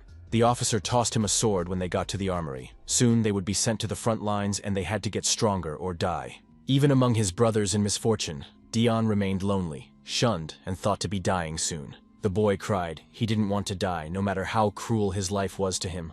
From that day on, he knew what real hell was like when he found himself on the battlefield. The battles were replaced one after another in an endless maelstrom of death. The screams of the wounded, their moans, the smell of rotting meat, the glassy eyes of the dead. He kept telling himself the same thing, that he wanted to live. Dion was about to say goodbye to his life, but he was saved by the squad leader. He shouted to Dion to pull himself together and stop hovering in the clouds. If the sword was too heavy, he needed to take another weapon. And if you don't have weapons, you should bite your enemies with your teeth, Dion heard. It didn't matter that he was young and weak. Once he was here, he had to fight to survive, the commander shouted, and Dion took the dagger thrown to him. He couldn't die like that, no matter what he had to survive, so he razzed again and again. until he collapsed from exhaustion. He coughed up blood and cursed his weak body. Wanting to get away from everything, he wanted to go home, Dion thought. But he continued to kill his enemies that pounced on him. For the first time, he wondered if home was a happy place for him, a place worth returning to. But he survived, and was able to return to the camp where they received supplies and gifts from their families. Dion wondered if he had even been sent anything. This was the first time he had heard of such an event. Soldiers received letters from their families. Some were written to by their daughter, who had barely learned to write. Dion was surprised that there was still hope in his heart, to be recognized and loved by his family. Of course, he received nothing from his family, not a single word, only an assignment as a forward squad leader. At that moment, he decided that the Hart family that had sent him to this hell should feel the pain of his fate. He survived and returned home. The first thing he did was take out the very butler who had given him away. Dion told his parents that he had come back to greet them, his eyes burning red with anger. Before his father could say anything, Dion pierced his heart. It was his dream for which he had survived for years in this hell. His mother had fallen to his father. He had done the unthinkable and the insane. There was no going back, but relief didn't come. He still felt a burning pain and emptiness. Dion blamed them for everything. He didn't understand why he was in so much pain, since he wanted it so badly. When his brother walked into the room, Dion's eyes went blank and lifeless, as if he were a puppet. Dion asked for help, but remembered that his brother had never helped him, so he lunged at him with a dagger. He would have killed him as well. But in that instant, a wave of suffocating agony came over him. Dion's weak body failed him again. He coughed and looked at his hand. He couldn't have passed out because he had to kill Cruel, Dion thought as he fell to his knees. Dion came to his senses after a long flashback. In front of him was Leon, the commander of the High Knights, who asked him what he was thinking. Dion was glad to see her, for she was the only normal person among the knights. But he had forgotten again how he had gotten here. His clothes were clean, and he himself stood in the Imperial Banquet Hall. He only remembered being ambushed by the Revolutionary Army while riding in the carriage, but he didn't realize when he had time to change his clothes. To all Dion had time to meet the Emperor. He definitely had to get stressed out. Also defeated the Revolutionary Army. He asked Leanne what the occasion of the banquet was, and she thought he was joking. So strange was his question. But I could tell by the look on his face that he really wasn't aware of it. So I replied that the banquet was in honor of a new hero. At these words, the hero himself, Dion's brother, approached them. The Count made a sour face. He knew he hadn't just had a nightmare while he was out. He told his brother that the place was indeed charming, and greeted him caustically. Green eyes and black hair, distinctive features he'd never thought he'd encounter before. Dion didn't want to see his brother, but he was here by chance. Cruel told him that he had met the commander of the Zero Demon Squad on the battlefield not long ago. Seeing how Commander Zero raised the morale of his soldiers, Cruel thought of his brother. He'd heard that Dion handled people on the battlefield as easily as he did, and thought that if his brother had been there, he'd have done better. But Dion couldn't take it anymore and laughed in his face, calling everything he said nonsense. He told Cruel that there was no reason for them to argue, and there was no point in ridiculous speculation either. Dion answered with the same frightening indifference. He thought it would be better to eat the pudding than to talk further with his brother and left. The banquet was awful. Dion decided he would wait a while and just leave. Cruel told him he heard his brother enslave the monsters. His brother continued his annoying attempts to make conversation, and Dion further ignored him by taking up his food. When Cruel asked if he had hurt himself on the last mission, Dion sharply replied that he was taking care of himself, and his brother shouldn't pretend to care. Even if he was sick, he would never show it to his big brother. His brother always told him that his job was to sit around and do nothing, just like the day Dion was taken away. The atmosphere between them became even darker, so that even Leon became uncomfortable.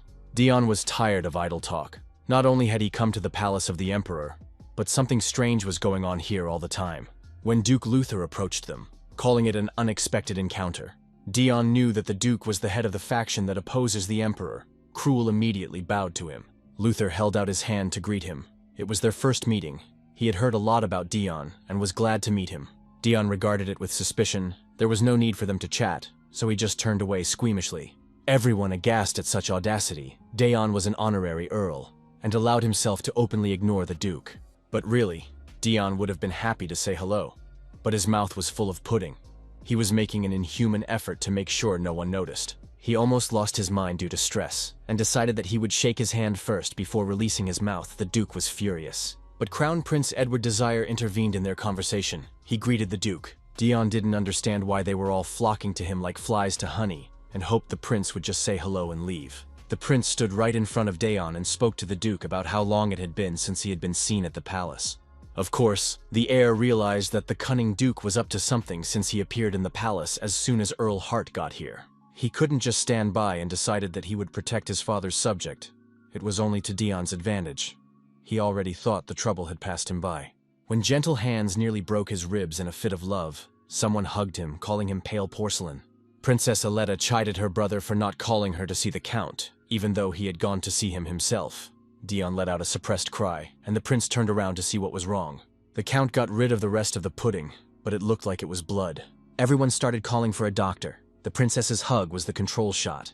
Daeon started to say he didn't need a doctor, but the caring Leon covered his mouth with a napkin and told him to be quiet. The emperor immediately rolled into this carnival, asking what all the fuss was about. He was accompanied by the empire's first hero, General Nemesis.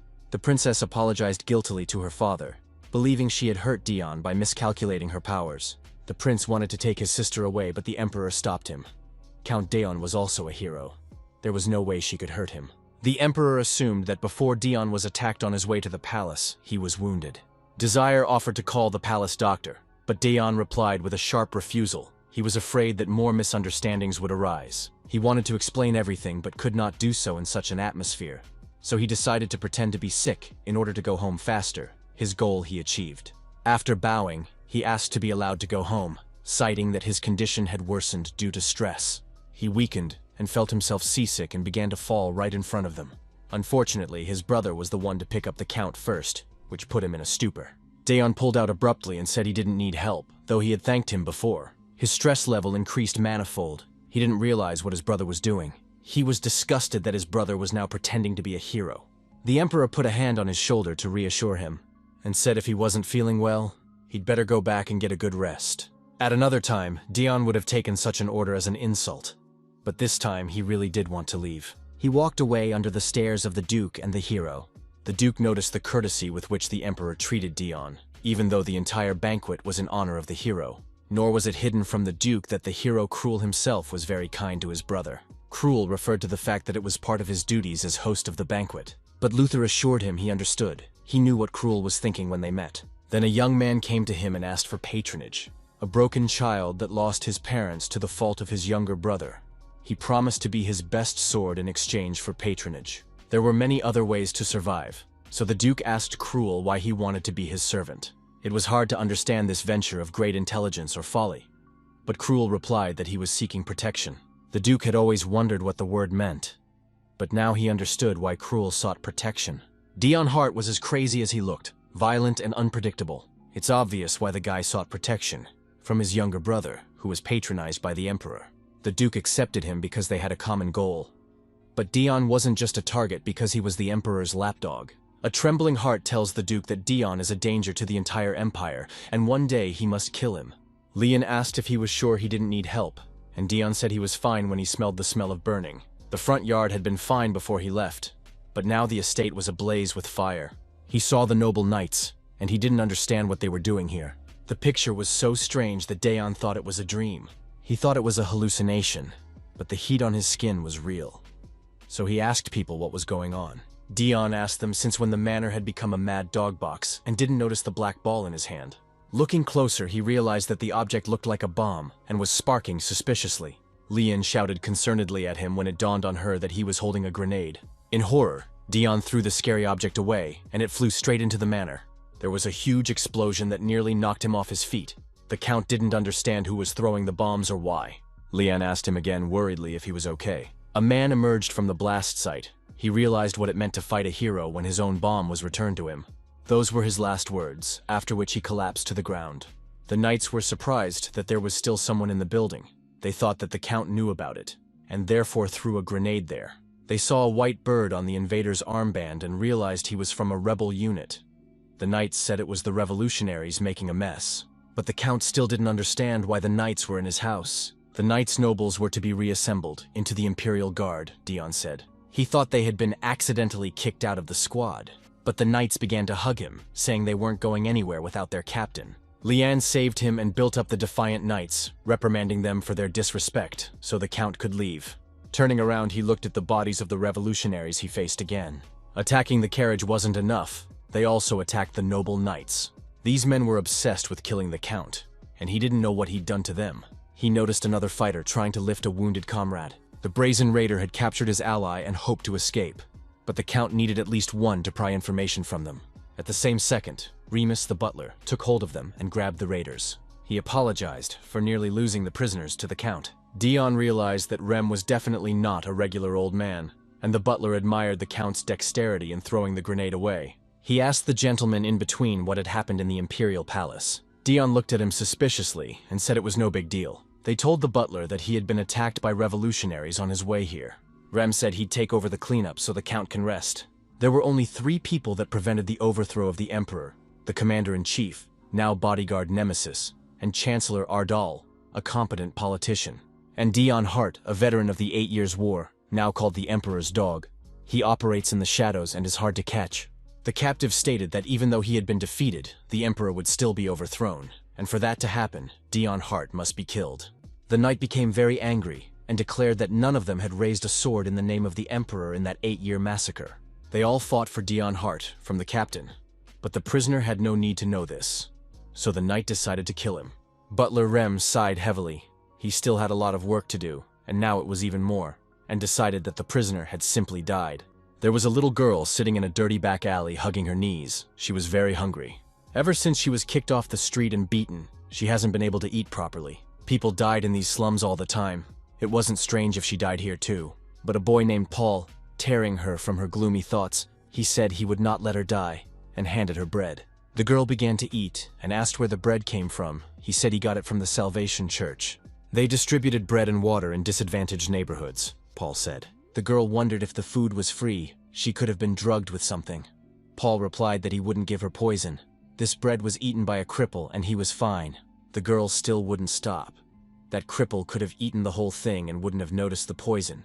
Paul chastised her for not eating for a week and still picking on her. He decided to take the food back, but the girl kept looking for a catch, because the church could demand donations, free cheese only in a mousetrap. The boy was angry at these words. If she didn't want to, she could disbelieve, he told her, and decided to go to church. Since she doesn't believe him, she may miss this chance and throw away the bread. But the little girl didn't want to be alone, and called out to him, though her doubts went nowhere. She didn't care if she died of starvation or poison. The important thing was not to be alone. It didn't matter if it was salvation or damnation. There really wasn't much of a choice. It had been a week since Dion had returned to the Empire. The garden that had been burned had already been completely rebuilt. He had also prepared a place for his knights. The Count thought he could now rest until the Emperor called him, but it turned out the estate was full of accumulated business that demanded his attention.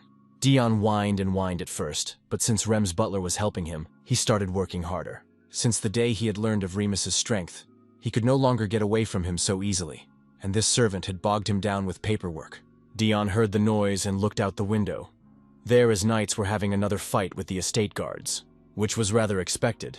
Such different squads in experience and status could not find common ground.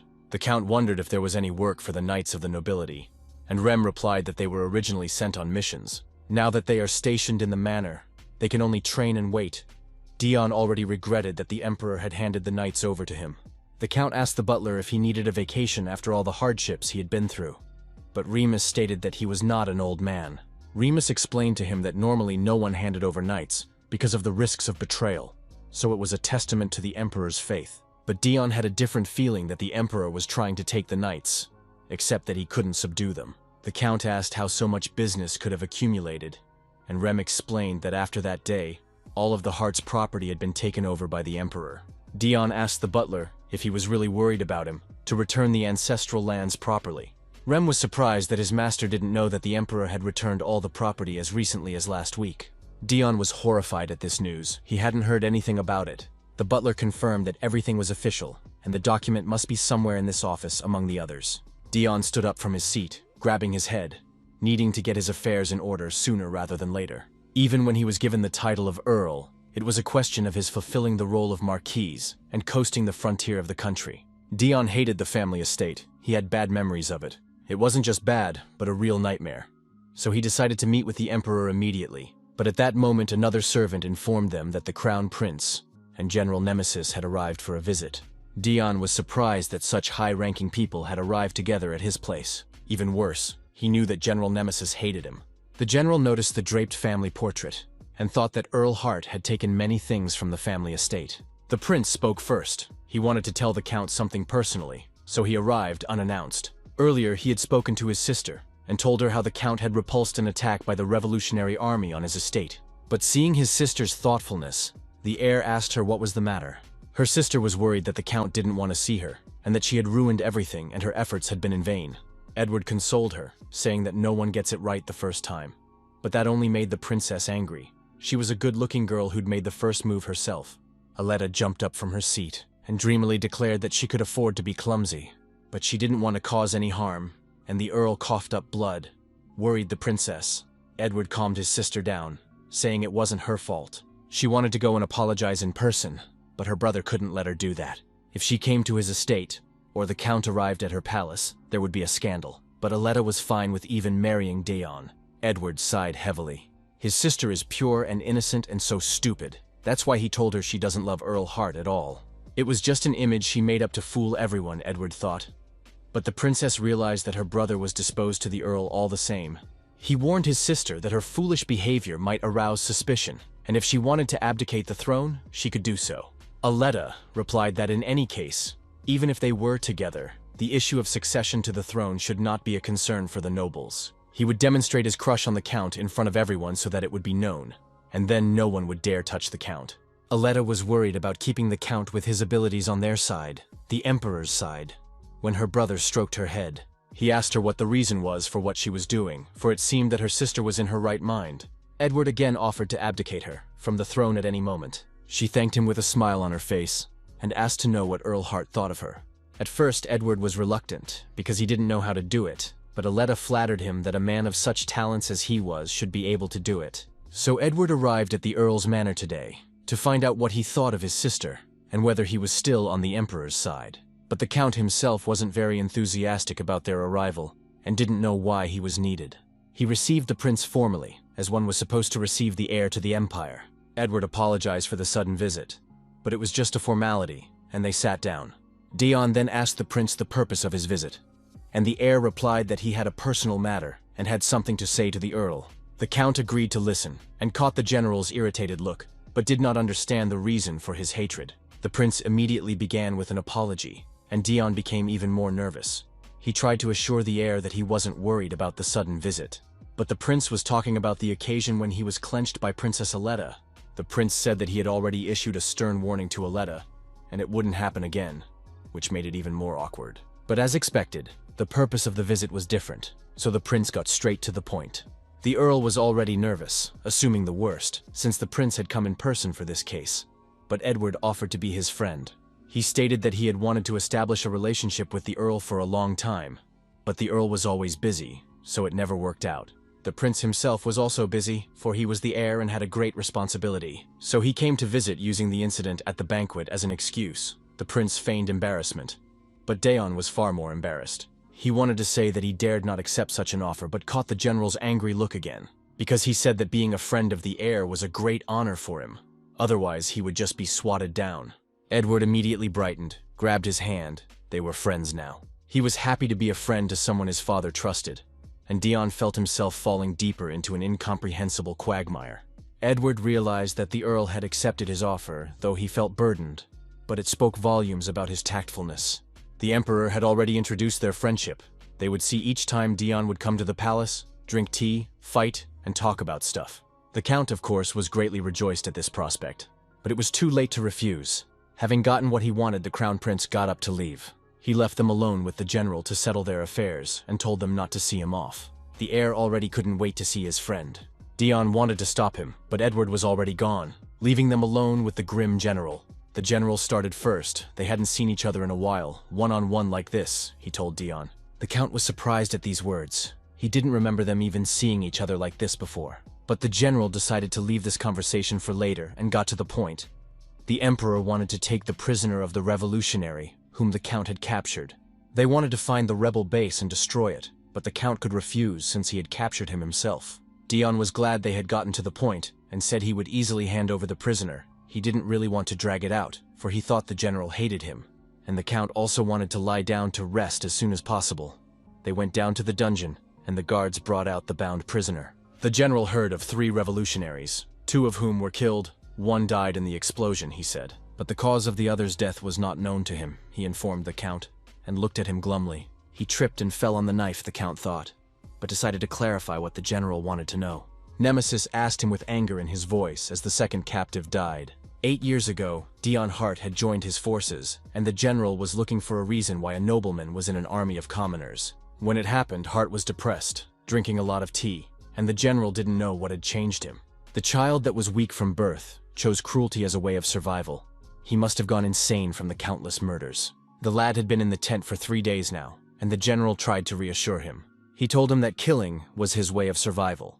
Therefore, he didn't need to feel guilt. Nemesis thought the guy was festering with guilt over the murders.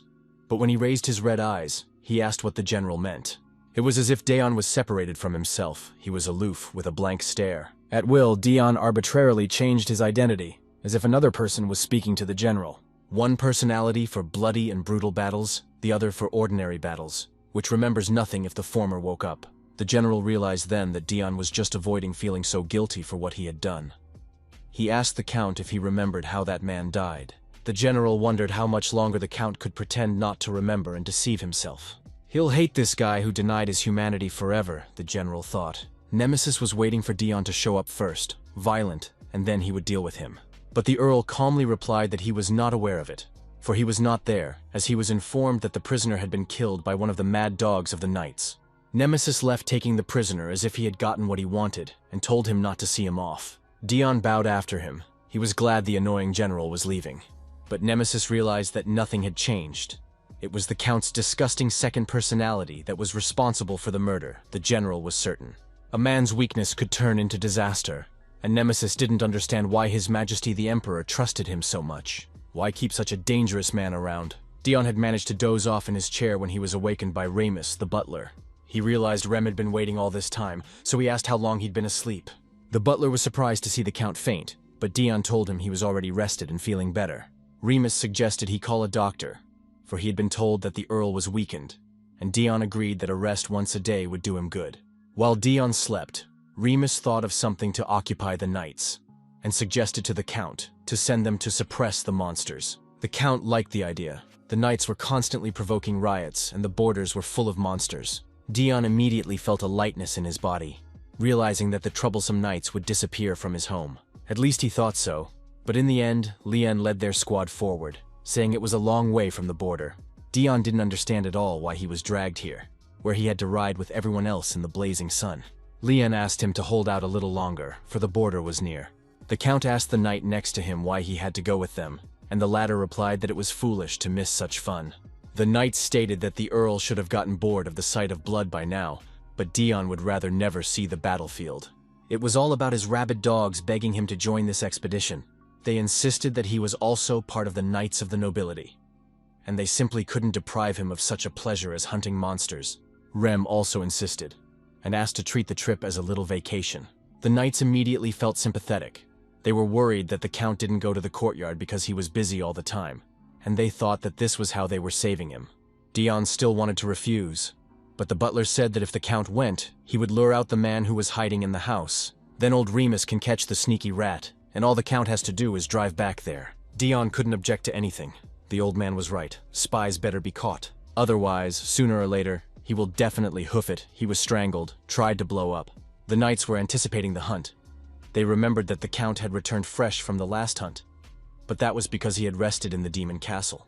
The knights urged him to relieve his stress anew, and swarmed to attack the hordes of monsters. They were enthusiastic, and did not wait for the Count to lead them into the attack. Dion had already grown bored of the Demon King's castle. It was much calmer there. Lien remained beside him, sighing heavily, apparently very tired, the Count thought. The Emperor personally advanced her to the position of commanding knights. Unlike her savage subordinates, she is a model knight to the core. The Count even felt sorry for her. She had the ability to reach the heights, but her family still got rid of her. Lien asked Dion if he would fight, and the Earl replied that it would be better to let the knights have their fun and tire properly. Of course, he just didn't want to get in between the crazies. The knights were frolicking. They called out to the Earl to amuse themselves with them, and felt that they were the only ones enjoying his vacation. The Count waved them off, letting them know that he would sort out his own vacation. Their arguments in the call were interrupted by a downed arrow that plunged into the Earl's shoulder. Any more and it would have hit her right in the heart, Leon worried. An attack outside the Empire's borders, Dion wondered. Someone wanted him dead very badly. If they weren't demons who didn't want war, then they were assassins, the Count realized, and looked in the direction the gunfire was coming from. Dion had already seen the archer preparing to shoot again, and ordered Leon to break the arrow. His eyes flashed red. He told her to break the arrow as close to her body as possible so it couldn't be seen. At first, she tried to object, since it would be harder to get the tip out later. But she realized from the Count's look that it was better not to argue. Now, the more the Count moves, the more the tip will penetrate the wound. And he must be in a lot of pain, Leon thought. The Count ordered the knights to take the locking pills before the battle. Someone was watching from the sidelines and recognized the Empire's third hero, Dion Hart, who had just been injured. The nobleman didn't understand who he was fighting, but easily recognized the Count by his white hair. He thought that the Count's knights would take out the monsters quietly, but now there was a terrible battle, and even the hero of the Empire was seriously injured. The nobleman grinned. It had only been 2 years since the end of the 8-year war. Earl Hart is wounded, so the war is not favorable to the Empire, and their kingdom will be well compensated if they are attacked now. Meanwhile, the knights took hardening pills before the battle. Leanne asked him what these remedies were, and the Count explained that they gave confidence. Even if it was very scary, the reputation would not suffer. The mercenary commander also ordered everyone not to wait and to attack from the target. This time, the Earl leapt forward at the enemy in spite of his wound. He leapt upward from his horse, snatching up 2 sharp daggers, and immediately eliminated the first mercenary who didn't have time to do anything. One is caught, the rest are of no use, the Count ordered his men. A massacre ensued in which they slashed at each other, with swift blows. The knights fought like crazy out of skills surpassed those of the mercenaries. The Count ordered Leon to take care of the wounded enemy, and keep the prisoner from dying. The knight flinched and froze when he saw the familiar gleam in the Count's eyes. Even the mercenaries stopped, sensing his eerie aura of death. Dion burst into their fight and immediately killed the mercenary. He asked the knight why it took so long. He chided the knights for fighting like regular people since they stopped being rabid dogs. The Count noticed that the knight hadn't taken the medicine, which meant he couldn't survive if he fought like a normal person. You can't survive with mercy. Guilt must be suppressed, justice, rationality must be forgotten, and allow yourself to plunge into the world of madness, the Count said, plunging there with everyone else. After all, they were doing all this for survival, he added lightly and carefree. The mercenary commander was horrified. He realized that he had chosen a target he could not afford. He was too greedy. The servant asked the hero Cruel if he was really going to be okay. Giving the mercenaries half of a huge fortune, it was dangerous. But Cruel reassured the servant by saying that he had added conditions to the mercenaries' contract. The servant was still worried. Orders had been given to destroy Dion Hart, and now Cruel had added conditions at his own expense. The hero assured him again that there was nothing to worry about. Even if the Duke found out, Cruel promised to take responsibility. The servant thought that Cruel must hate his brother very much to go to such lengths. The battle was in full swing, screams of the wounded everywhere, dirty tricks. But Dion Hart was right in the center of this madness. The mercenaries no longer understood how this man who killed with a glint in his eyes could be a hero of the Empire. It wasn't what they expected, not a battle with a noble knight hero, who could stay sane when faced with such a madman. This person was more like a devil than the Demon King himself. Dion asked the mercenary if he was just stupid, or if he was blinded by the money, or maybe all at once. He thrust the dagger into the prisoner, and stepped on the hilt with his foot to drive it in deeper. The Count informed him that he didn't like torture either, and advised him to tell him everything quickly. It was reported to the Emperor that unrest had broken out in the neighboring kingdom of Irion, due to the Count killing monsters on the border. Also, the Count was attacked by bandits and a battle ensued, which was perceived as an attempted invasion, the servant reported. Earl was wounded in the shoulder, and it is likely that his arm will have limited mobility for a month. The Emperor realized that the kingdom wanted to take reparations from them under the guise of making a mess of things. The Count is wounded, so they thought it was not beneficial for the Empire to go to war. The Emperor noticed that the Empire had been sitting too quiet lately. The Chancellor offered to avoid bloodshed by simply blaming Arion for the attack, but the Emperor refused. With a satisfied smirk on his face, he ordered preparations for war. The Chancellor objected that war was a very bad thing. Nemesis wasn't thrilled either. He tried to reason with the Emperor, saying that war was expensive, but Desir declared that money would bring conquest, just as it had the last time. The Emperor dismissed all objections. He knew he was a tyrant, and was not ashamed of it. Without this reason for war happening, he would still be thinking about taking over the continent. The Chancellor thought that since the Emperor was being presented as a tyrant, he should abdicate responsibility for the past. He was obsessed with guilt. After killing his siblings to take the throne, conquest became his main goal. He wasn't going to be irresponsible now. He could feel the chains on his arms. This responsibility kept him shackled and kept him from backing out of his plans, but it could have led to disaster. The Chancellor realized that the Emperor was thinking wrong. Responsibility to his murdered family could not outweigh his duty to the people of the Empire. He informed the Emperor that he would secretly prepare a budget for the war. Desir praised his first aide for his intelligence and diligence. Next, we talked about the Salvation Church, which has spread its influence. The country is in turmoil, and people are seeking protection from fear and religion. The Emperor replied that the church had become too influential, and this danger must be removed before war. It didn't take him long to figure out who to assign this task to. There was only one trusted person. He was the culprit behind all the excitement. Either way, he needed to get rid of the fanatics. Even if Earl Hart was injured, there was nothing wrong with that. Nemesis immediately began to protest. The general never trusted Dion. The Emperor asked him why the general hated Hart so much, because of his cruelty to his enemies. But Nemesis replied that it's not that Hart is surviving as best he can, it's that he has two personalities. He was unable to be responsible for his actions, and mentally very weak, reported the general. If such a man broke down, be trouble. The moment the wall collapses, what happens when Hart faces reality? The general asked. But the Emperor didn't see it that way. He smirked and informed Nemesis that he had known about Dion's head troubles for a long time. Looking at the general's indignant face, the Emperor said that it was Dion's choice, and he was the only one responsible for it. The general asked, when a sword breaks, it also affects the Lord. So the Emperor had to take control of the matter. To which Desire said he didn't care, which is the Emperor's position. All other arguments and objections he rejected. The general had nothing more to say to him. Even though he positions himself as a tyrant, the Emperor could be a noble knight to those who mattered to him. He also tolerated the general's disrespect, for the latter was competent enough to cover the mistakes of his subordinates. Nemesis realized that he would achieve nothing more and would only anger the Emperor, so he apologized and retreated. The Emperor understood his concern, but assured him that he would not allow anyone dangerous to be kept near him. He remembered the times when this guy had come to him on his own and asked permission to straighten out his family himself. The hatred, anger, the lust for killing were so obvious that even the Emperor felt them. For the Harts, the Emperor was like a bone in their throat. But was it worth destroying such an ancient clan, he thought? Dion quickly realized that the Emperor wanted to use him in exchange for such a favor, and asked what he should do. The Emperor ordered to go with the hero to kill the Demon King. But the outcome came out more impressive. Dion had returned after helping a wounded hero, and was still hungry for revenge. With such abilities, even without the fragment, he could be recognized as a hero. The Emperor had given him his permission. This night the Hart residents would be quiet. Hart bowed and thanked his Emperor and his wisdom. But that's what fate is. Cruel returned too late that day and caught the murder of his family. And he survived. Now Cruel is a great leash to control Dion Hart, the Emperor said, smiling. No matter the reason Dion wanted to destroy his family, now Cruel was the only thing he had left, and the Emperor needed him. Cruel Hart is following Duke Luther to survive. The Emperor knew it. Two brothers bound by fate have become a tight leash on each other. As long as Cruel lives, Dion will be on the Emperor's side. Dion didn't realize where he was, perhaps caught up in one of his nightmares with the dead. He didn't understood what crazy thing was going on. Everything was in a red, sticky liquid, cherry-flavored.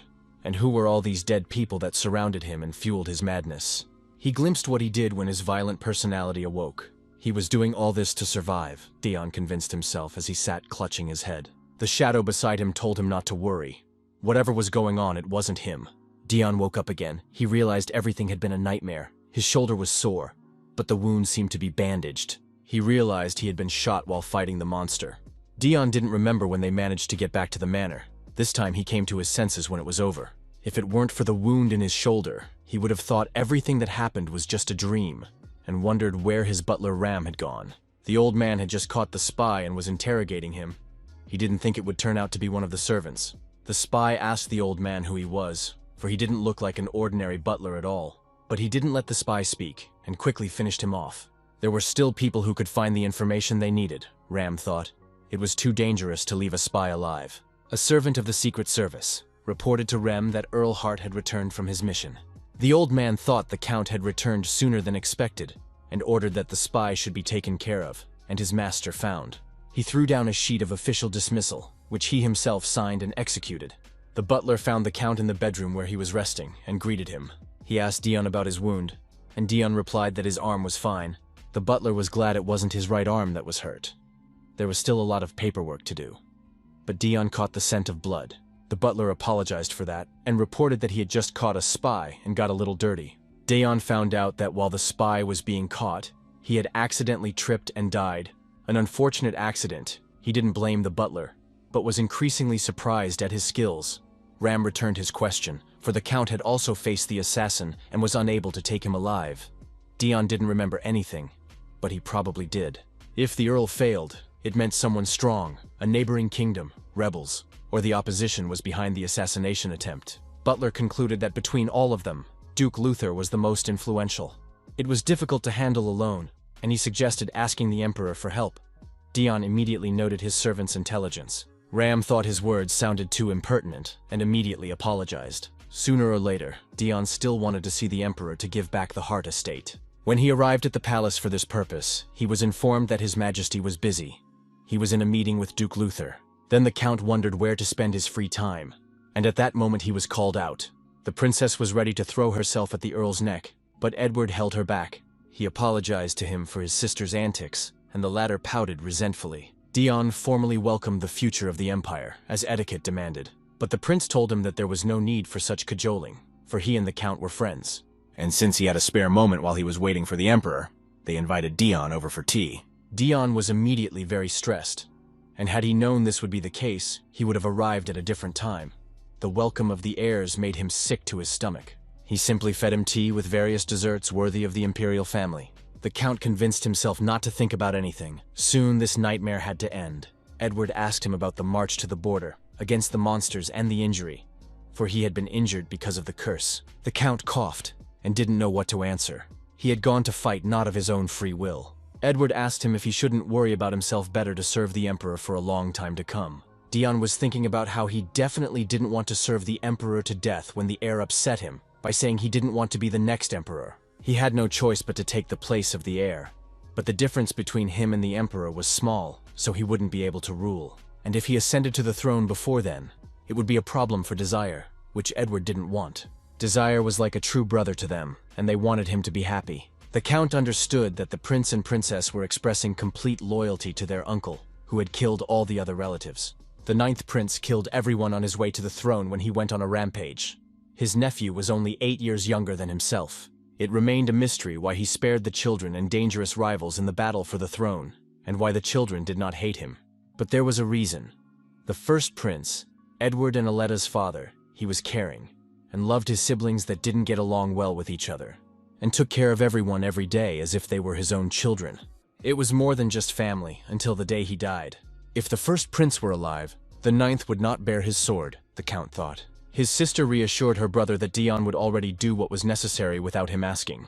At this, the Count asked to be excused to the toilet, and went away in deep thoughtfulness. The heirs realized that the sensitive Earl had simply escaped from a difficult conversation. No one knows what lies in the still water, and beneath it at the very bottom, the blade is already aimed at the Emperor. The opposition pressed the heir harder and harder to punish the tyrant. But it was nonsense that troubled him more and more. Aleta realized that she needed to gather more supporters before the unrest, which was why her brother was so eager to pull the Count's talents to his side. Edward agreed with her thoughts. He wanted Hart to continue to support the Emperor. And if anyone gets in His Majesty's way, even if they are from the royal family, they must be eliminated. Dion wandered around the palace looking for the restroom. Every time he visited the Emperor, he would quickly leave, and he couldn't remember where the office was. Some courtier was startled to see Dion here and cried out. Dion was used to everyone shying away from him, but not this time. He really needed the restroom. He flashed an innocent smile and asked the courtier if he knew where they were. But he took out a toothpick and bristled as if a wild beast were coming at him. Dion barely dodged the fatal blow, and all he wanted to do was ask where the restroom was. He gave the nobleman a slip, and he fell to the floor, scattering his papers. The infiltrator thought he had been discovered after all. After so much trial and error, he had finally managed to steal something valuable. He was horrified that he had been caught by Dion Hart himself, and thought of running away as soon as he was distracted. But the Earl grabbed him by the throat. Count Cruel picked him up with one hand holding him by the throat when he suddenly appeared in the palace. Dion was greatly surprised to see his older brother here. Cruel didn't express much joy at seeing a relative either. Dion wanted to pick up the stolen papers, and bent down to pick them up. But Duke Luther was quicker. He took the documents and began to study them. They exchanged greetings. Dion said he had business with the Emperor, but would not share details. The Duke was delighted that the Count had caught the spy, just while he was waiting his turn. The Duke asked if the Count wanted to take the prisoner, for even if not Cruel, Dion would easily catch him. But Dion had no desire to deal with that. He'd already grabbed too much stress today. At that moment, the heirs came up. It turned out they were worried that he hadn't been back for a long time and went to look for him. Edward was disturbed to see the bleeding on Dion's arm. The heir called for a doctor. Though Dion said everything was fine, his damn body couldn't handle the stress again. Cruel suggested it had to do with a wound from the mercenaries, and Luther agreed. Their weapons could have been poisoned. Dion was trapped again. He couldn't lay all the cards on the table. But at that moment, the doctor came running in with a suitcase that he shouted at the whole palace. Everyone stared at him like he was crazy, and Dion had no idea what was going on. The doctor cringed when he realized he'd have to examine the damn Dion heart again. As on the last occasion, the doctor rushed to the Count's house and found him surrounded by royalty, who then questioned him. The prince grabbed the doctor's shoulder and asked what he thought, if the Count was poisoned, but the wound was superficial, according to the doctor. The prince didn't believe it and began to shake the doctor harder. Dion was afraid he would make more enemies that way.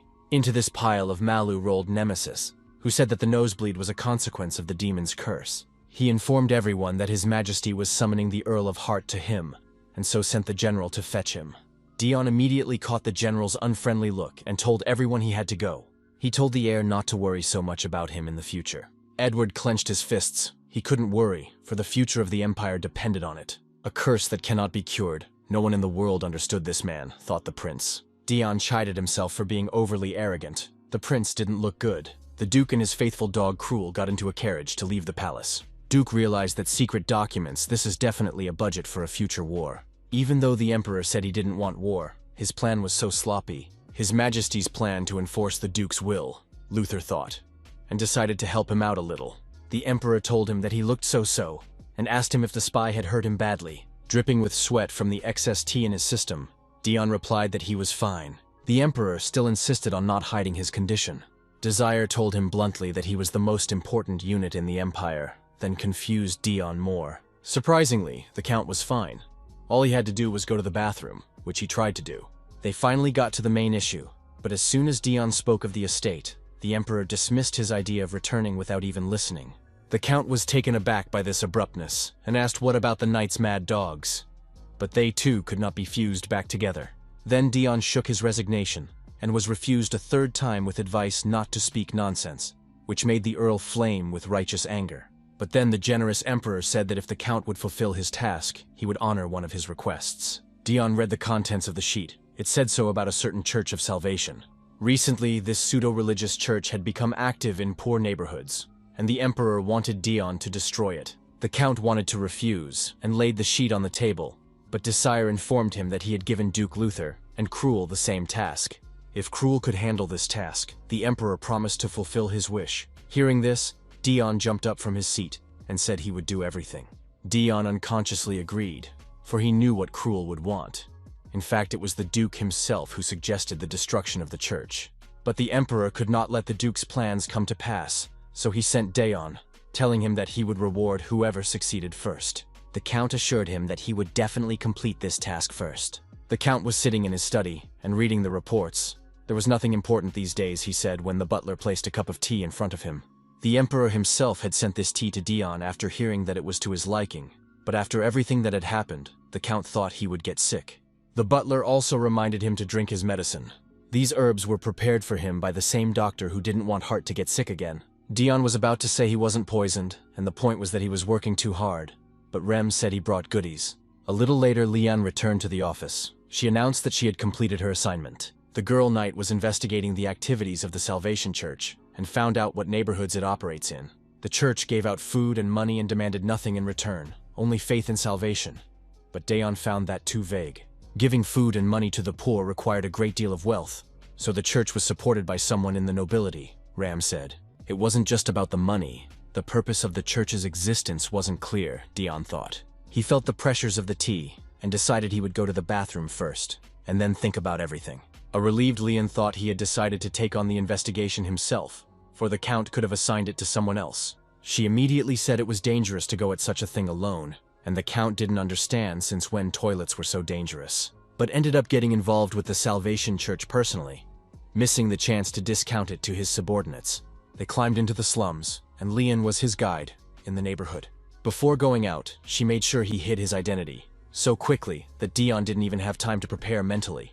He still hadn't gone to the bathroom, so he really wanted to relieve himself after drinking his tea. That's why Leon told him not to follow him while he was away for a while, so as not to step on the same rake twice. She wanted to go after him and stop him, but when she looked around the corner, the Count had disappeared. Leon was horrified. Obviously the Earl looked bad, pale, sweating with bitten lips. She thought the curse had played out again. Dion, on the other hand, was happy to be alone and breathed a sigh of relief. He was lucky to find an inn with a restroom, because he already looked so bad that Leon wanted to follow him. But then he noticed a silhouette that was painfully familiar and stunned. It was Cruel. Dion immediately got very stressed, so much so that he got a nosebleed. He couldn't afford to look weak, so he attacked first. Cruel parried the blow. Cruel marveled that the wound he'd received earlier hadn't deterred Dion in the slightest. Dion wanted to say he was okay, but his brother grabbed his shoulder, and he pushed with force, then jumped back, and Dion grimaced in pain. Somehow, the Count realized, his brother knew that he had been injured not only by a spy in the palace, but also by an assassin during the monster hunt. Dion asked his brother if he had sent those assassins. If he had, he should have killed Cruel right here and now.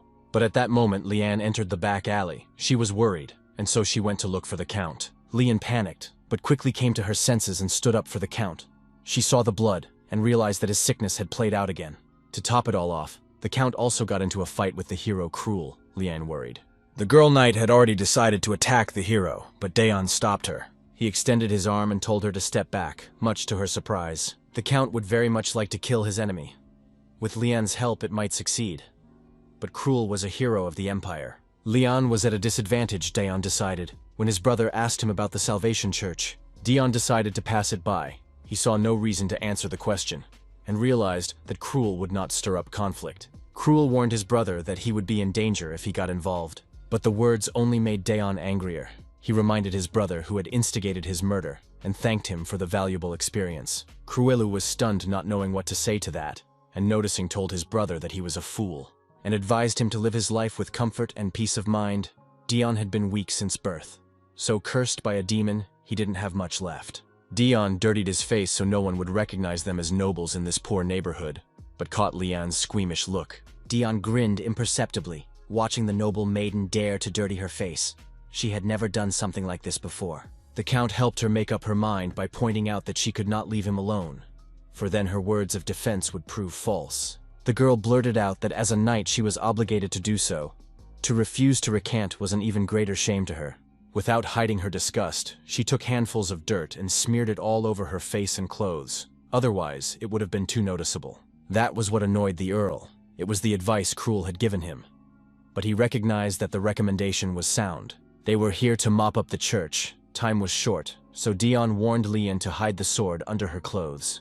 He told her he would go first, pulled his hood tighter, and walked forward. The Count could not lose a second, so he quickly approached the church at the door of which someone was standing. He really wanted to get it over with faster than Cruel, but he was in such a hurry that he tripped and rolled forward, until I put my face right in the dirt in front of an unknown person near the church. Out of shame and embarrassment, Dion didn't even want to get up, and preferred to just be killed on the spot. A green-haired nun saw some poor man fall down in front of her, and asked him if he was okay. Even for a starving man, he was weakened, so weak that he could not stand, and she assumed he was wounded, and noticed the blood that ran down the Earl's nose as usual.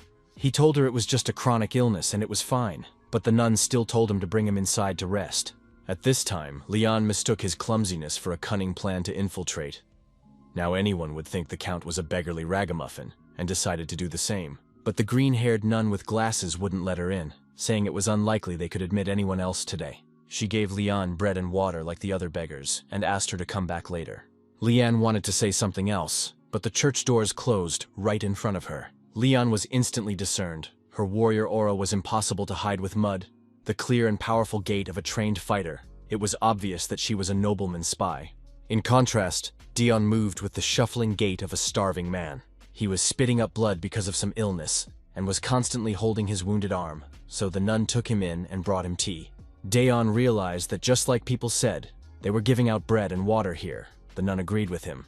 But the Count immediately asked what about the price. The nun assured him that they weren't taking money, so he could be calm. And Daeon thought that nothing looked suspicious yet. He was in the most ordinary temple of which there are many, clean, quiet, serene. Priests with friendly faces, poor people crying with joy, paladin guards. The Count marveled at the cleanliness, despite the fact that many people came here. When he was asked if he was tired of walking around in his hoodie, Daeon pulled it tighter. His face shouldn't be familiar. After all, he hadn't shown it much, but his eyes were an unusual color.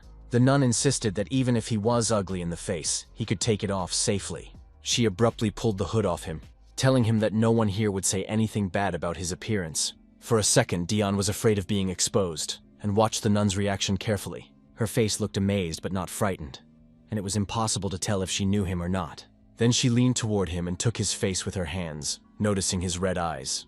Daeon stared at her helplessly, thinking he was in trouble and didn't know what to do. He turned away and made a cute face, saying he knew she didn't like those eyes. The Count made up a story on the fly about being kicked out of the family because of those eyes, though it was close to the truth. But the nun replied that he wasn't ugly at all. He just looked like Daeon Hart with his eyes, as if she couldn't believe it was him. She said that although he is a hero of the Empire, he is also called a killer vampire. He is a terrible person. Such words made Daeon cringe. But none was sure that a weak gasp like him certainly couldn't be Daeon Hart. She told him that they were a Salvation Church, and Earl really wanted to know how they helped people if they didn't take donations.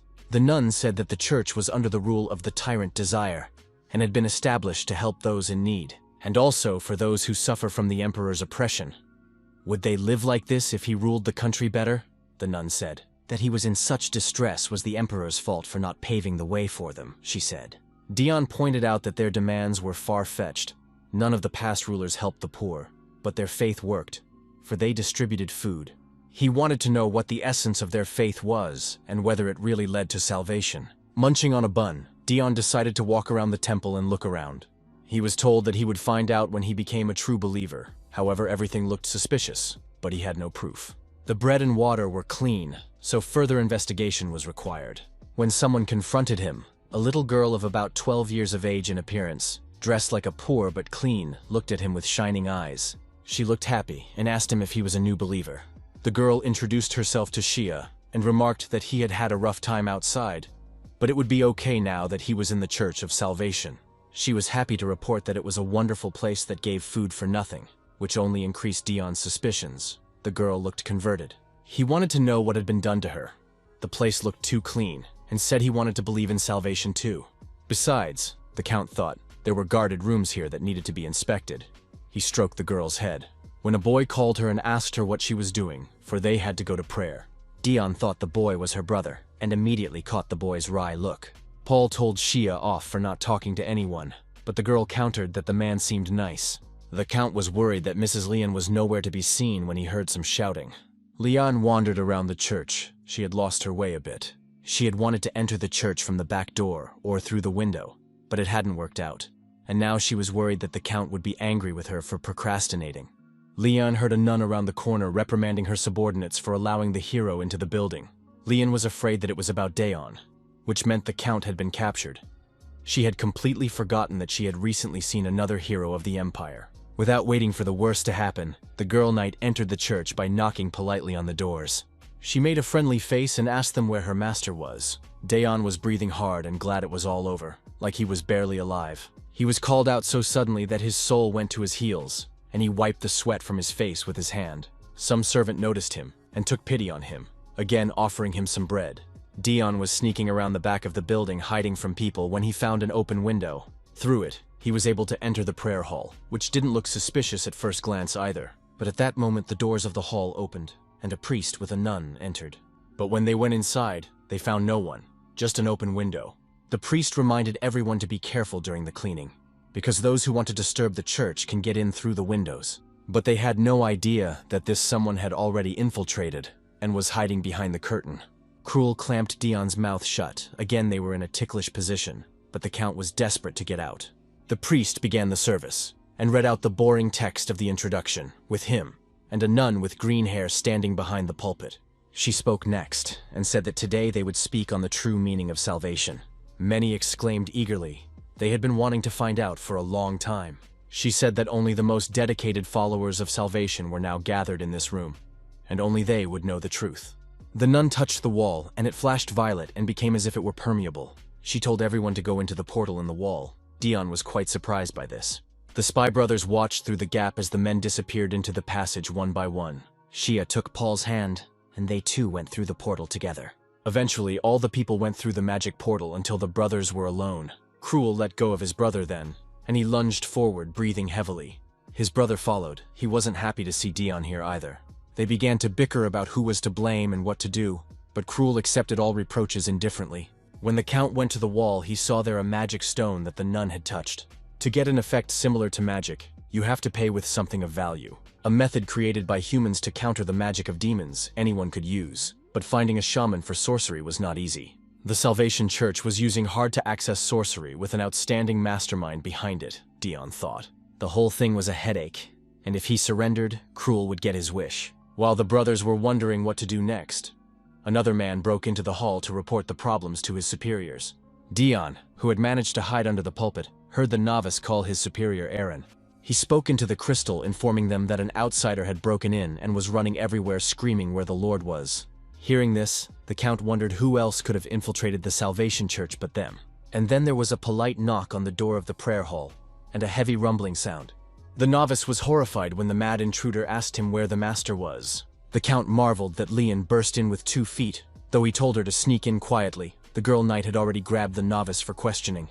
Though Leon called the Count Lord, she had no right to do so. She was bound by contract, and served him under the Emperor's orders. Leanne didn't swear loyalty to him to the grave. She couldn't call him a title or a hero, so she just called him Lord. But the novice thought it was such a name, which discouraged him even more. Dion quietly watched Leon's recklessness, wondering how to proceed. Now he understood how the girl dealt with mad dog knights. The Count looked at the stone, and realized that the connection didn't seem to have broken, which meant that if he was caught, he wouldn't be able to get out of the church safely. Erin listened to the conversation. She recognized that voice. It was the voice of that disguised noblewoman who had tried to get in, and now she was looking for the Lord. At the same time, a man with red eyes came into the church. Erin showed wonders of deduction, and realized it was Dion Hart, even though she knew of his errand.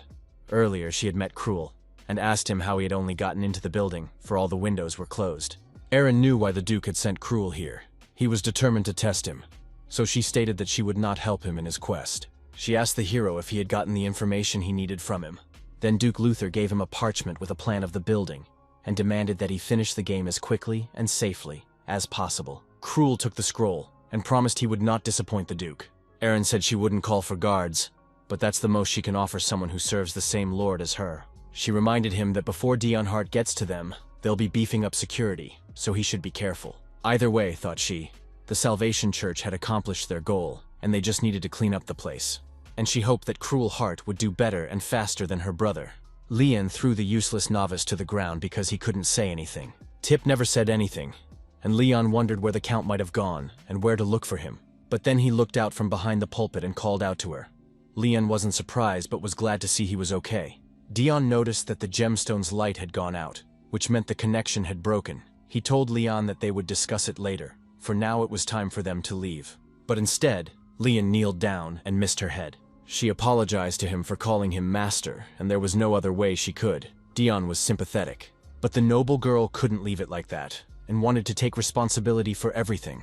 She told him that she hadn't given much thought to his qualities, since she was serving under the Emperor's orders. But today on this assignment, I realized that he's a man willing to sacrifice pride for the sake of the task, and he's also very brave to break through. And then Leon swore an oath of loyalty to him, pledging to follow him, to risk her life if it was not against the Emperor's will. She promised to serve the Count faithfully, like a true knight. Dion accepted her vow, saying he would do his best to make sure it was not wasted. But the caveat about the Emperor revealed her priorities. Leon then looked up and asked if he wanted to come back.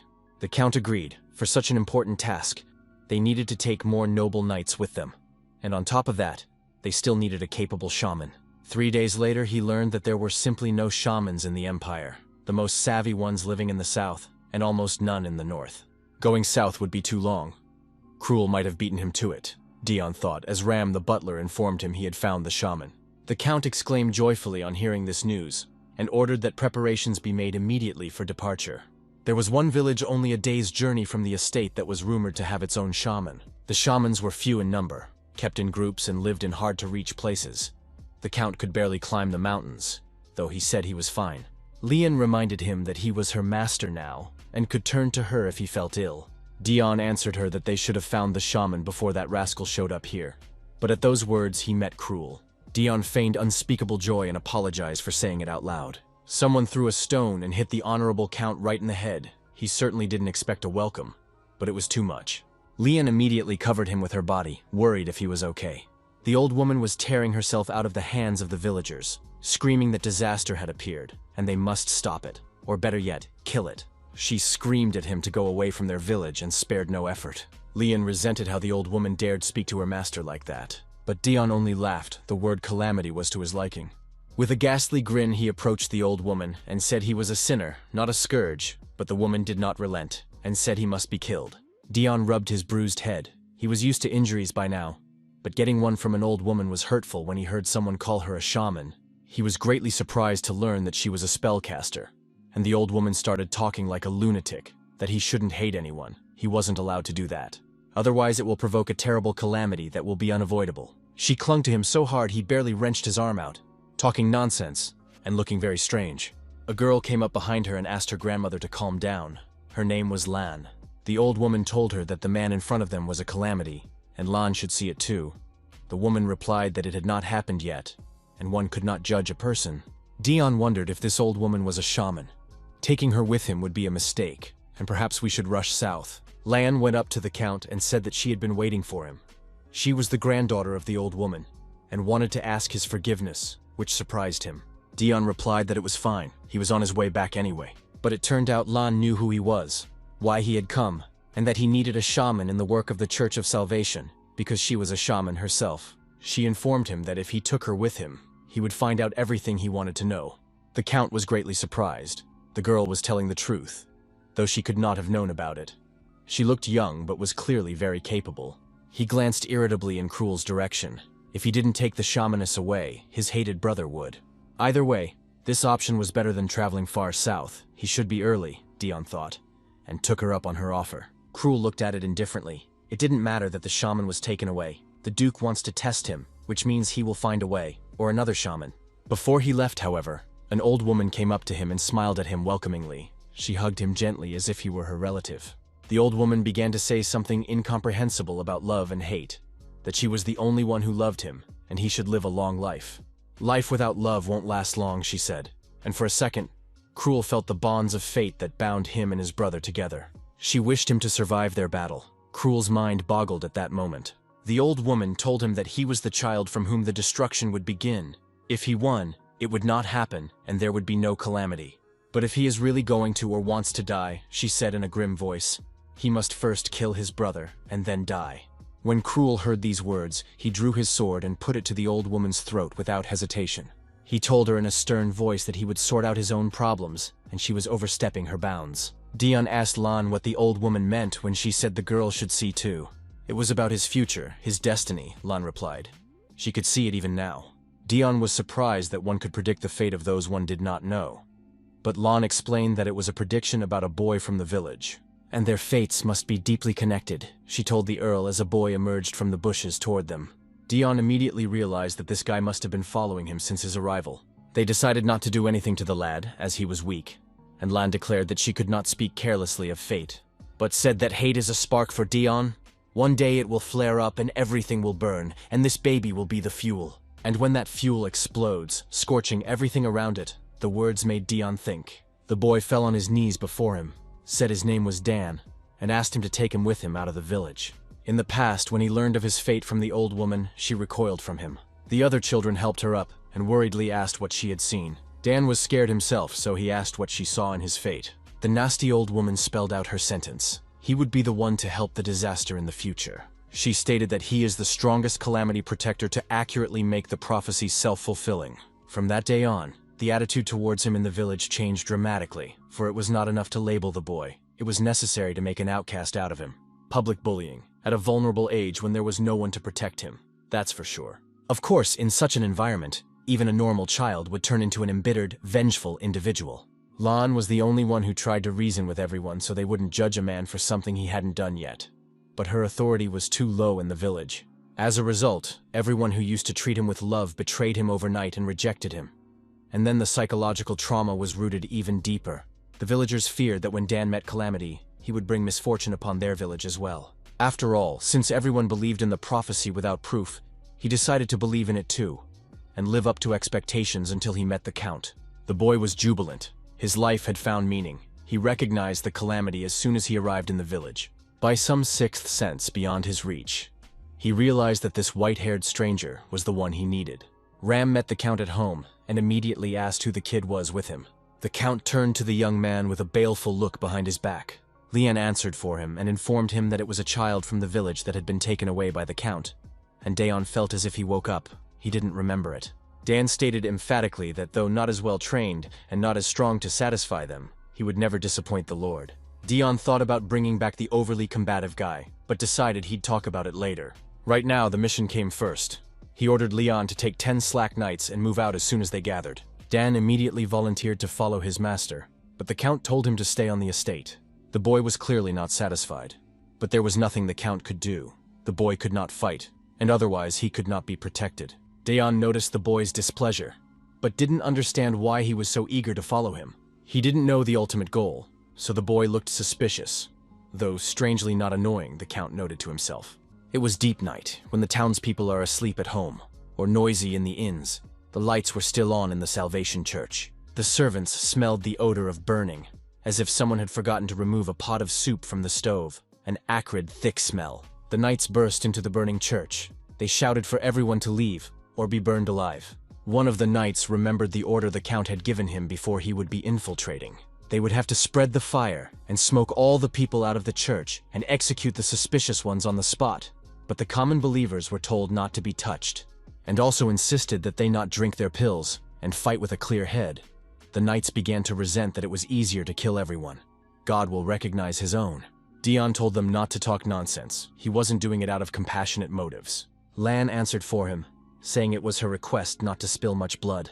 She couldn't go into details, but it was all for the Count. When the knights heard that things were in the captain's favor, they perked up and said they would do the right thing. At that moment, Lan thought it would be an easy task, but it was hard to watch the suffering of underprivileged people who were used to the church. Even former war veterans did not understand why they should destroy the place of shelter. For the elderly and orphans, Shia grabbed one of them and asked them to stop. People were crying, cursing the vampire Count. The girl asked them to kill her too if they wanted to destroy the place. She begged him, for death by sword was better than starvation. Without the church, she simply had nowhere to go. The knight was already thinking of using her as an admonishment to everyone else for touching him when Paul appeared and told her to run. The knight raised his sword, his face creased with anger. He convinced himself that it was okay, after all, these people were up to something. But he couldn't do it, and regretted that he hadn't been given the order to kill everyone. Then he could have taken the cure and forgotten the guilt. He realized that this was the last hope for the people, and if this place collapsed, they would rather die. The people gathered in the street and looked at the burning church in horror, and cursed the name of Sword Emperor Dion Harat. People swore to themselves never to forgive the Emperor for the destruction of their paradise. Lan examined the magic stone in the wall where people disappeared last time and said it was precious. Because of the noise outside, they were able to enter the prayer hall unhindered. Lan felt something similar to a spell. The ability to transmit messages and warp space, and much more, she discovered. Lan recoiled and Dion scooped her up, the shamanist telling him it wasn't sorcery but magic disguised as it was. The Count marveled even more. Magic was the work of demons. No one could use it but them. Magic in the lands of men was an unbelievable event. But Lan assured them that she had checked everything out. Dion didn't know if the Demon King was aware of this. Lan informed them that she knew the structure and asked them to wait. The Count marveled even more upon learning that the shamanist could sense demonic energy. The girl was definitely no ordinary shaman, Dion thought, looking at the stone. When it glowed with a purple light, she said they could go in. It was exactly like then, Dion remembered the green-haired nun. He pulled his hand forward decisively and told me to follow him. When they got to the other side, they opened their mouths in surprise. They were back in the prayer hall, only now there were many magic circles. Lana told Dion that this place was something else. There were cracks. Magic cracks, circles, everything led in the direction of one door. Leon noticed that it didn't look safe. But they opened the door anyway and walked in there. The other side appeared to be a forest. Lan told them that the forest was also the result of complex spatial magic. You can only get to the real room behind the door if you know how to open it properly in a certain way, the shamaness explained. They were looking for a specific room, and it seems that moving there starts automatically if you follow the right steps. Dion asked how long it might take. The shamaness said she had never done magic, and it was very difficult, so about 10 minutes. The Count wondered. They didn't have 10 minutes to just sit here. There could already be someone waiting for them outside the door. What if Cruel finished his business first and showed up through another passage? Dion thought. He began to fidget in place and think what to do, but there was only waiting. He couldn't lose to Cruel, but there was nothing he could do himself. Leon noticed his worry. She wasn't surprised at his excitement after all. He had been given this task by the Emperor himself. The girl decided to cheer up her master and motioned for him to sit down in a chair. But in that instant, Daeon, who had just been in the hall, vanished without a trace. Leon began to call out to him, and the shamaness turned around fearfully. Daeon appeared in the room behind Cruel's back, who was holding a torch in his hands. Aaron hid far away from everyone and watched irritably as the church burned. Ordinary people were kicked out, those involved were caught, although it was not the most effective solution. Aaron thought that if it was up to her to solve this case, she would lock the people in the burning building to eliminate everyone. Right now, she realized, the most important thing for Dion to do was to find evidence. She needed to preserve proof of the church's involvement. She was counting on being the one to win, make the sweep, and Dion Hart would get nothing. Cruel Hart was standing over a huge pile of paper, and he had a torch in his hand. Dion, puzzled, asked his brother where he got his information from, that he understood things so quickly. But the brother said nothing, just threw the torch at the securities. Dion was horrified and threw himself at the fire, yelling at his brother who was always messing things up. He wanted to save something, but Cruel overpowered his arm. Dion demanded to be left alone and called him crazy. After all, he needed those scrolls himself, Dion told his brother. Because of his weak body, the Count couldn't even pull his hand out of the hero's steel grip. The heat of the fire only made things more difficult. To make matters worse, his brother lifted him like a child on his shoulder and dragged him to the side. Dion frantically twitched and demanded to be released, but it was no use. No matter how much he thought about it, didn't understand why Cruel would do this, or who was behind the Salvation Church. There weren't many people in the Empire for such a thing. And then Dion was struck by a hunch that there was only one person in the entire Empire who did bad things to everyone except the Emperor.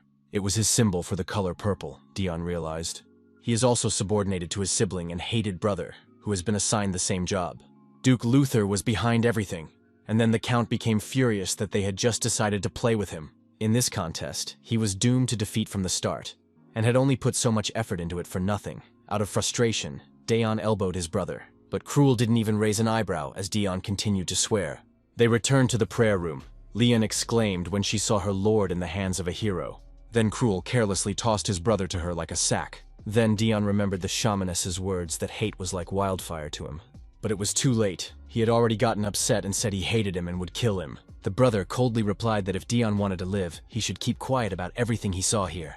Dion lay in his bed at his manor and remembered everything that had happened. He realized that everything had been planned by the Duke, and now his brother was the winner in this dispute. Leanne came to him when he woke up, and the Count asked her if the shaman had left. The shamaness had indeed left. Leanne couldn't know when the Lord would wake up, so she didn't delay her, much to the Count's dismay. Dion wanted to ask her how to curse Cruel, but he couldn't tell her that, so he replied that he just wanted to understand how she knew about magic. Leanne revealed that Lan was able to figure everything out after Mr. Count disappeared. Turns out that 3 turns to the left and 2 to the right activates the magical transfer circle. The Count gaped, realizing that he had cracked the secret cipher just by darting back and forth. Leanne was very worried and concerned about him that time, and said that Lan had left him a note before she left. At that moment, Ram, the butler, who seemed to have heard the whole conversation, came in and said that he had the note. He brought healing tea and informed me that the Count had another guest. It turned out to be a messenger from the Emperor, who reported that His Majesty was summoning the Count to his presence. Dion grimaced. He hadn't expected to be summoned so soon. Emperor Desir was tormented by a nightmare, and he awoke by jumping up sharply on the king's bed. Ever since he ascended the throne, he has lost the ability to sleep soundly. How would he sleep if the people he killed on his way to the throne came to him every night? The ghosts of murdered relatives stood before him. They whispered hate to him, and asked why he was the only one left alive. The ghost grabbed him by the throat and began to choke him as if he were flesh and blood. When his nephew Edward entered the bedroom, he saw his uncle strangling himself with his hands. The heir came to announce that the Honorable Earl Dion Hart had arrived, and his brother is a hero. Coming closer, Edward noticed that His Majesty was pale and asked about his health. He realized that the Emperor was having nightmares again and offered to call someone. The Emperor looked irritated towards the captive. Even now the ghosts obscured his entire field of vision. This illusion was very persistent. Edward caught his uncle's angry gaze, which was directed slightly away from him, though no one else had entered the room but him. Then he guessed that his uncle was tormented by visions, to which the Emperor declared they were no hindrance to his daily life. Edward persisted, but his uncle dismissed all objections. It was not a disease that could be cured. He said he'd been working hard preparing for the war, so he'd gotten overworked and didn't really want to pay attention to these visions. The Emperor hoped his nephew would believe this excuse and stop talking about the visions. But Edward exclaimed that he had suffered from guilt for too long. The families of those killed were compensated. It got to the point where the Emperor knew everyone by name. Desire realized it was like a disease or possession. But if it wasn't for him, these people would be alive. As in the case of the 8 Years' War, it was entirely his responsibility. The blood of enemies and friends on his hands, the Emperor declared. To become a monarch, a man must bear a heavy burden, he said, and looked again at his shoulder where the ghost had clung. He told his nephew again that he had nothing to worry about, for the Emperor had a lot of responsibility on his shoulders for him to break. They waited together for the reception. Dion couldn't stand it and yelled at Cruel not to stare at him. His brother simply turned away, ignoring these claims. Dion was annoyed that they had come together, though they could have appeared separately. Then they were given a sign that His Majesty was ready to receive them, and the brothers entered the throne room. Both bowed to the son of the Empire, but it didn't escape Dion that the Emperor wasn't too happy to see them. Desire told them to raise their heads, and said he had heard of their neat completion of the mission, though his voice sounded displeased. It was also reported to him that Dion had behaved more gently than usual, and had spared the common people. Although it was unclear how Cruel had acted, they now had proof of who was behind the church. They had both done a good job, the Emperor noted, but couldn't help but give the right of Desire to Cruel, as he had contributed more to the cause. Dion averted his eyes disappointedly. He had expected this. Cruel discreetly thanked the Emperor. The Emperor asked the hero what he wanted, while Dion thought he couldn't accuse his brother of colluding with Luther, since he had no proof. Cruel then requested that the Hart family estate, which was owned by his younger brother, be returned to him, which dumbfounded him. The Emperor had not expected such a request, and decided to ask first what the current owner of the estate thought about it. Dion really wanted to say that this was his territory, and there was no way he was giving it to his hated brother, but replied that the land was still a burden to him, and he would be glad to pass it on. Of course, he didn't think he would have to share the property with his brother. The Emperor was agreeable, but to obtain one had to possess the title of Count. Since the honorific title of Earl Hart already existed, other titles with this surname could not be given. The Emperor suggested a change of surname. Dion had once received the same offer from the Emperor, to become the head of the Hart family in exchange for support. But Dion only put up with the name for revenge, and so he refused the offer. He decided not to change his name to keep his revenge in mind. The Emperor asked him then what he wanted. Dion replied that if he wanted anything, it was to destroy the Hart family with his own hands. The Emperor did not become angry, only informed him that it was better to have a title for this purpose, and gave him the honorary Count. It's an easy title. It didn't cause any problems for either the Emperor or Dion, which means Cruel had 2 ways to get the title. Though the Earl didn't understand why his brother wouldn't accept the title of head of the Hart family. The hero stood his ground. He didn't want to change his last name, nor did he want to become the head of the Hart family. This question threw Count Dion into a stupor, and he stared at his brother in surprise. Unlike the title of Honorary Earl, Earl of Hart is a title with a deep history and foundation. They were the last heirs of their lineage, but no one had accepted the headship, which meant the seat of the head was vacant. Dion didn't understand why Cruel didn't care if his lineage was cut short just like that. The Emperor sighed heavily. Cruel was also refusing. Both brothers were stubborn. Dion mistook it for a longing for his family, or rather a thirst for revenge against him. Then the Emperor offered to give the lands of the Harts to Duke Luther, who could appoint Cruel as administrator, and they came to an agreement. At this, the Emperor let Cruel go, and told the Earl of Hart to stay. They were alone. For the first time in a long time, Dion didn't want Cruel to leave. But it was too late. The mood was oppressive, and the Count was already beginning to worry that the Emperor had realized his worthlessness and uselessness. The Emperor mistook Dion's agitation for quite another sign, and thought the Count was worried about his estate being taken from him. He waited a moment longer, something to let the Count speak out if he wanted to. But Dion never said anything, so the Emperor, moved on to the main questions, about the fact that he was going to start a war soon. The Count was stunned at this news, and Desire went on and said that the church was destroyed in time. The kingdom of Irian was already a mess. The Emperor planned to take advantage of the unrest in the kingdom and go to war. And this was just the beginning of his plans. The Count grimaced. He had long been sick of wars, and this time the Emperor wanted to subjugate the entire continent. Because of that, he wanted to ask Dion to go to the Demon Realm this time.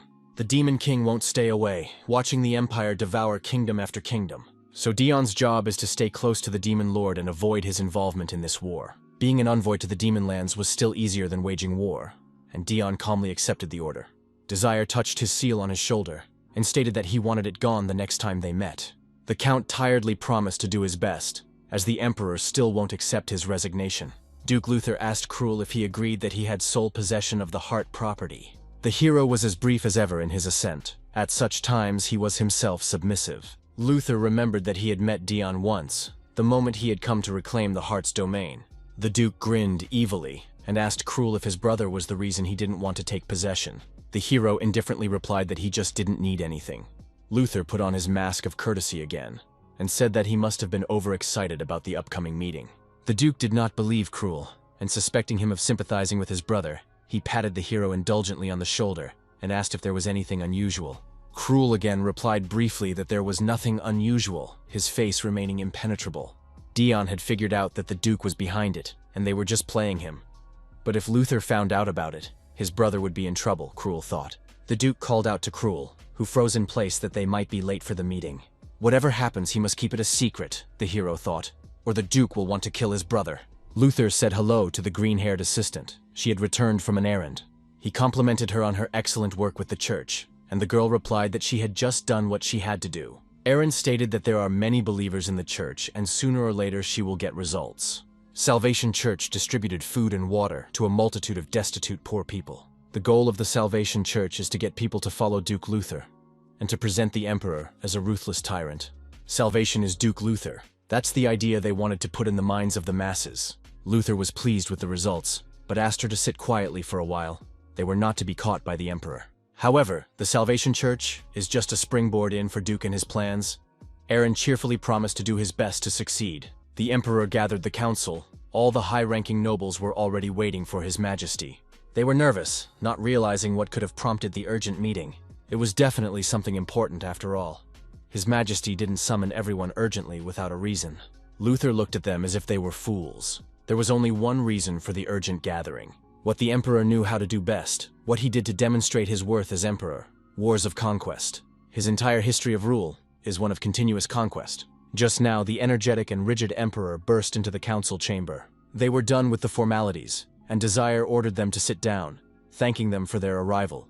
Luther, noticing that the Emperor was not feeling well. Without putting things off, he informed them that he would declare war in 3 days. The lords were horrified because it had only been 2 years since the last all-out war. Last time he declared a truce because there was no kingdom convenient for conquest. But in those 2 years, territories have emerged where the fear of empire has been forgotten. Someone objected that if it was the Irion kingdom, there were other ways to curb their insolence. But the Emperor stated that there were other insolent people. Many raised their tails upon learning that the sword of the empire, Dion Hart, was injured. Kings, sultans, khans, chieftains were happy to receive this news. They thought the empire was no more. That you can take advantage of her moment of weakness and grab a piece of her. Hard times produce strong men. Many have died, but 3 remain. Dion Hart is the most famous among the pillars of the empire, despite being the youngest. The Emperor explained to them that Dion's mere presence cools the ardor of the insolent. He is half the power of the empire. But the empire can't be jealous on Dion Hart's behalf. So they must demonstrate to everyone that they are strong without him, Desire stated. The nobles were outraged when they learned that the Emperor's goal was to conquer the continent. They thought it was too early for that. To top it all off, they were worried that they had not yet fully exterminated the revolutionary army, and it was risky to wage war having an internal enemy. The Emperor sipped his tea, and condescendingly remarked that things were not simple, and so he had called a council for them to consider a plan. When they started to object again, Desire reminded them that he was the personification of the empire here. What's good for him is good for the empire. And from now on, if they don't want to offend him, they had better refrain from saying such things, Desire told them. The Emperor told them that the war is a decided matter, and at the next meeting, he wants to hear their plan on how to deal with the rebel army. Disappointed and gloomy, the nobles left the assembly hall, convincing themselves that maybe it was all for the best. The emperor called out to the duke. He wished to speak to him separately. He told the duke that the culprit behind the Salvation Church has been revealed, and it seems to be a person close to the nobility. The duke defiantly stated that it was all about mismanagement of people.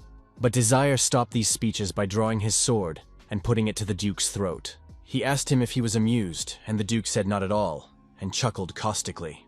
The duke realized that the emperor, who could not go openly against the nobles, had his spy, who was sent to the church where the duke was revered. Luther stated that this is just nonsense chanted by uneducated fools. The emperor also grimly chuckled. Of course this is nonsense, for he is not a sin, as they say in the church, but rather a calamity. The duke answered him that the emperor could not kill him, though the sword was already licking his throat. He asked Luther if he thought the emperor would hesitate, since he was the last duke left. Luther boldly repeated that hesitation was pointless, for the emperor could not kill him. As long as there is opposition from the aristocracy, war will be difficult to accomplish, the duke said. The emperor grinned again. There was truth in the duke's words.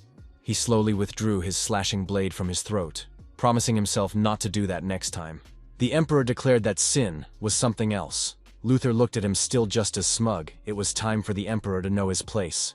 In order to usurp the emperor's power, the duke needed to eliminate the emperor's dog, which meant it was his time to act, Luther thought, and a chill ran down Dion's spine somewhere far away.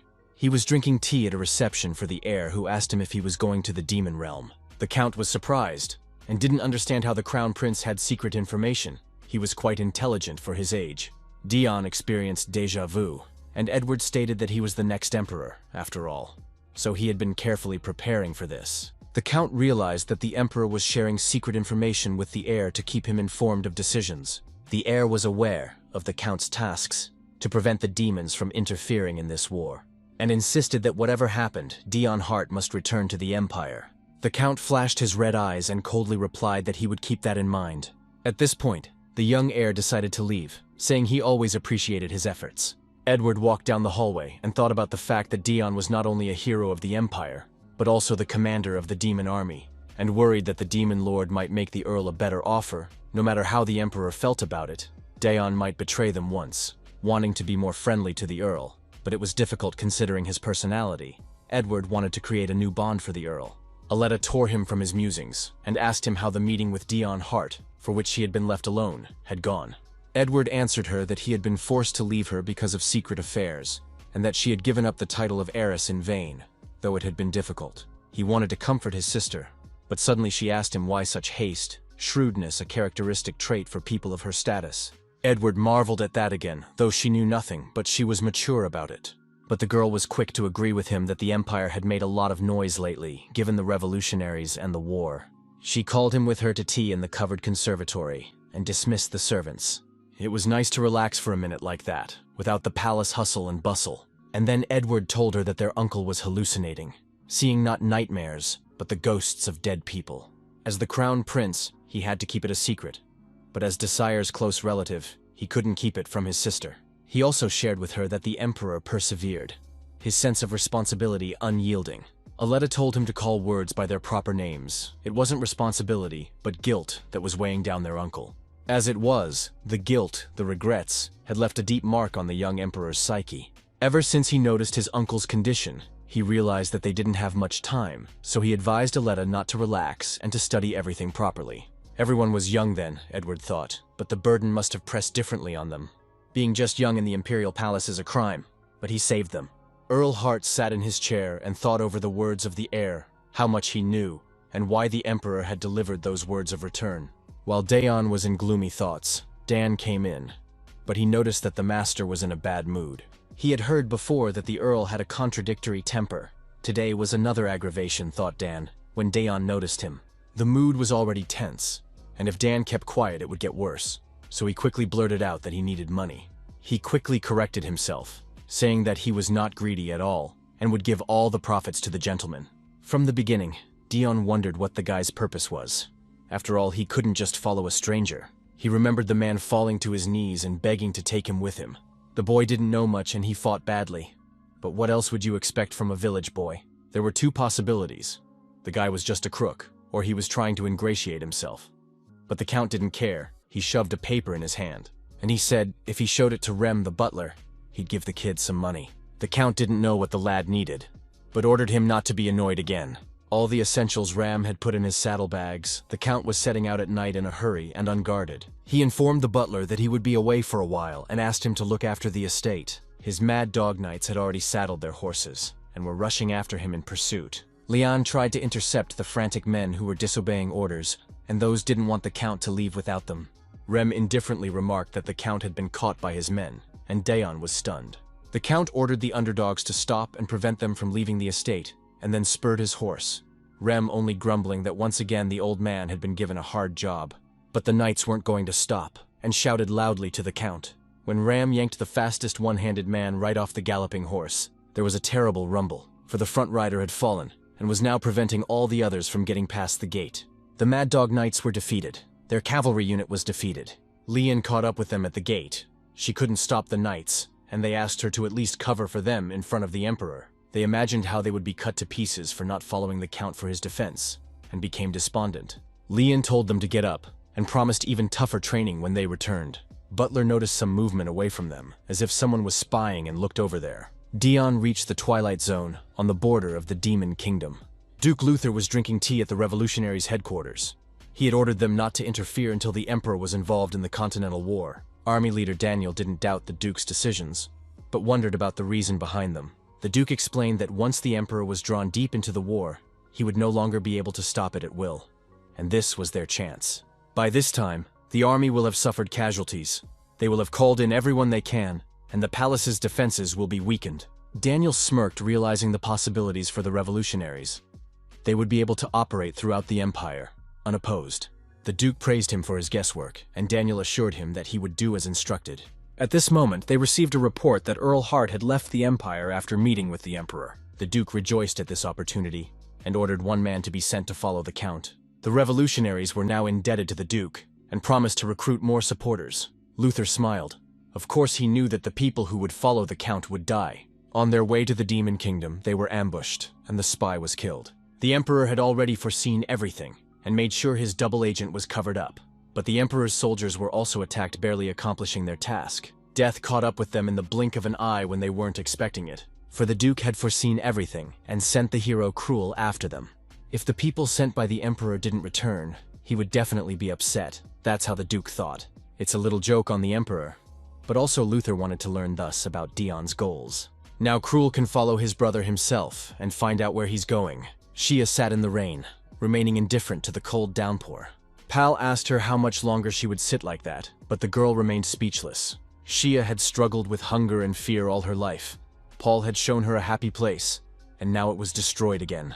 They sat together in the rain by the ruins of a burned church, a place of dashed hopes. The boy told her that he would join the revolutionaries and take revenge on the Emperor for taking the place away from them. He held out his hand to her and asked her to walk with him, smiling encouragingly. Paul remembered finding her in the slums, and now understood what it was like to have a baby sister. But Shia continued to sit speechless like an empty doll. The guy didn't wait, turning away and telling her to go on living like this and be the one to lose everything. Be friendly, but don't get attached. He remembered the ancient rule. From the beginning he should have followed, thought Paul. If he hadn't gotten attached to Shia then, he wouldn't be in so much pain now. But it was too late. He grabbed his heart, which was aching. He couldn't ignore this pain any longer. Riri had only ever talked about Sir Arthur. She'd even gone out on patrol to meet him. Receiving the signal from the west wall, the sorceress tore down the wall. Her partner shouted after her that the Demon King had told her not to use magic in vain, but Riri had already vanished. This time indeed she met Arthur, who entered through the gates of the Demon Castle. The girl wizard landed from a great height and smiling sweetly asked him how the mission went. The Earl almost gave his soul to God at this sudden appearance, but he did not show it. Riri hesitated, not wanting to spill secrets, but Dayon admitted that he had seen fake religions and those who believed in them. Dayon thought it was no secret that he had traveled to the human world and decided not to make himself look bad, but found out that Riri didn't know the word religion. He was surprised that the demons had no concept of faith, and explained to the sorceress that it was as if the demons blindly followed the Demon King. Riri said that was nonsense. It was better to truly believe in the Demon King and nothing else. She immediately began to think that the faith of the demons was faith in the king. That was their religion. Riri decided to change the subject, and said that if Arthur went to the king now, she would find him in the garden. The king sensed that someone in a long time had entered the castle and wondered who it could be. At his reception sat the king of the elves and the queen of the sirens, both concerned about the war of the empire of men against the kingdom of Iraeon. Other concerned representatives of the abyss were also there, the leader of the dwarves, the vampire queen, all realizing that this was just the beginning. The demons occupied quite a bit of land at this point, and the king was surprised to note the concern of his guests. The elf king remarked that once the emperor of men conquers the continent, he will appear in the abyss, and no one can leave it that way. He hoped that the ridiculous actions of the demons would not damage his clan. The demon king calmly noted that his guest seemed to have something to say. He splashed his hands contentedly and informed everyone that his informant sent to the human world had finally returned. The demon Arthur, brought before the demon king, had long since gotten used to his role as a double agent. The demon king invited him to join the others at the table and asked him how he was doing. He touched Dion's seal and began to ask about the war and the attack on Irion. The demon king already knew of the emperor's plans. All Dion had to do was confirm Desire's intentions to take over the continent. The elf king jumped into the conversation and said he had heard a lot about the informant, the demon king. He, as well as all the other nobles, openly expressed their distrust of the count. Seeing their stares, the demon king touched Dion's shoulder and informed them that as long as he was here, he could be trusted. Dion realized that the king was implying that he would kill him as soon as he betrayed the demons. The king asked him what the emperor's orders were, and Dion glanced at the guests, wondering if he could speak in front of them. Dion told it like it was, that he was ordered to prevent the demon king from interfering in the war, and to escape if he did. So he also reported that magic was discovered in the demon kingdom, during his dealings with the fake religion. Dion was personally convinced that magic, not sorcery, had been used. The demon king smiled and informed him that he was investigating the matter personally, so Dion could rest. The king didn't look surprised or angry. He told Dion to show himself to Dr. Ben before going to rest, because he noticed his wound. Dr. Ben appeared so suddenly that he nearly provoked a heart attack in Dion. The count coughed up blood from fright, but everyone thought he was overworked and began to worry about him. Dr. Ben literally took him with him from the garden, demanding to show him where it hurts. The elf king considered Dion's words to be fiction. Few people could use magic outside of the demon kingdom in secret from the king. Of course, it was the demon king himself, the elven king stated. Sooner or later the world will send a hero. The more magic the demon king uses, the stronger that hero will be. Unlike the previous ones, this hero will become a serious threat to the demon kingdom. To which the demon king stated that he had no reason to fear the hero. The hero would show up anyway, and then the king would welcome him with open arms. Plus he was incredibly bored considering his age. The elven king rose from his seat and declared that he didn't care what happened to the demon, or who pierced his heart. The elf was annoyed, but recognized that the demon king was protecting them, so he decided to find out for himself. On that anxious note, they left the garden, thinking that if the demon kingdom fell, it was only a matter of time before the humans came after them, which means they have to think about measures to deal with human invasion.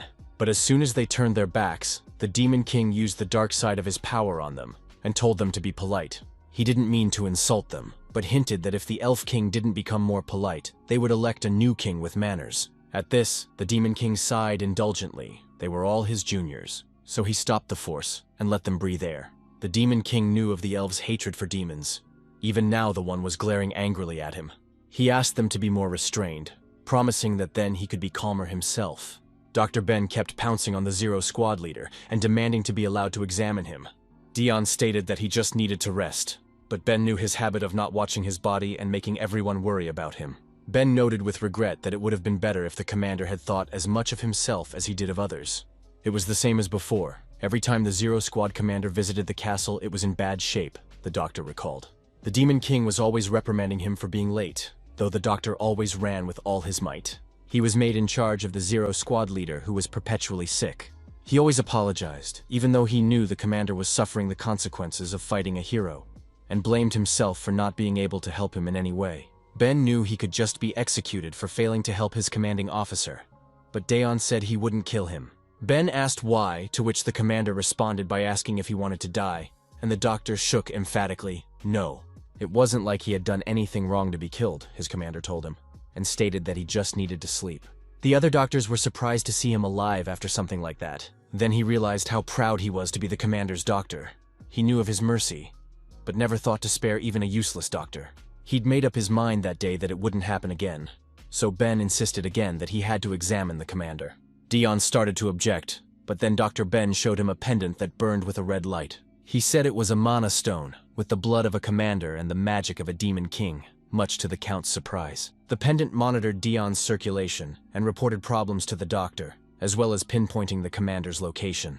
Of course, the pendant only worked within the castle, Ben informed him, so the commander must not leave without permission. Ben still wanted to improve the world's first heart rate monitor and tracking navigator. The commander said it wasn't necessary. Ed was already waiting for him at the entrance to Dion's chambers. He had heard of his commander's arrival and was faithfully waiting for him. When Ed asked Ben what he was doing here, the doctor fixed his glasses with an important look and said it was natural to be with his patient. Ed was immediately worried about the commander. Realizing that he had been hurt in the human world, Ben immediately reported, adjusting his glasses, that the patient was wounded in the arm and emaciated. Ed was immediately enraged that the pathetic humans were unable to take care of the commander, and called them weak and useless. While they were arguing, Chloe showed up and asked if Dion had a minute. But the insolent girl was immediately grabbed by the faithful servant of the deputy, like a naughty kitten. He looked fearfully at the troublemaker, and informed the commander that he would be away for a moment. Dion remembered why he was afraid of demons, looking at the way his assistant got angry at nothing. Ed grabbed her by the throat and asked how dare she speak to the master. After all, she was a simple incubus. It was the ultimate impertinence, Ed thought. But Chloe declared that the gentleman liked her garden. She told how they met and how he liked her garden. She showed the flower and said she wanted to give this baby to the Lord. The demonic Violet smiled welcomingly. Ed didn't believe at first that the commander could like this weed, but then he doubted his own words. He thought that the commander might really like the flower and decided to hand it over himself, snatching it from Chloe's hands. The girl wanted to hand over the flower herself, but she didn't know that she was only left alive because the commander wouldn't like her death. The commander asked Ed not to kill the incubus girl. For some reason, he felt pity for the lower demons. He flashed his red eyes and insisted that she had done nothing wrong. Ed told her never to approach the commander so carelessly again or she would die, and thought the Lord was too soft-hearted. That's how Violet ended up in his room. To top it all off, she could still hum boring demonic tunes. And demons were really bad at music, so Dion looked at the flower and didn't know what to do with it. Violet bared her fangs, so eerily that the Count recoiled backward, hitting the bed. Even though Ed assured him that the flower wouldn't attack because Chloe had trained it well, he still felt uneasy. Dion promised himself to punish the zealous gardener when he met her. But at that moment, a dagger stabbed into the bullnose of the bed. A little more, and it would have pierced his head. The one who threw it didn't hide and stepped forward. She said she wanted to test his abilities. Second Corps Commander Lania smiled contentedly and greeted him. She was surprised at his calm reaction. It hurt her pride. After all, she was an expert in infiltration and assassination. Dion whispered something, but she couldn't hear it, so she asked again. But the Count was in such deep shock that he couldn't even call for help. He was vomiting blood again from the great stress. Lania was talking some nonsense, misinterpreting his fear as usual.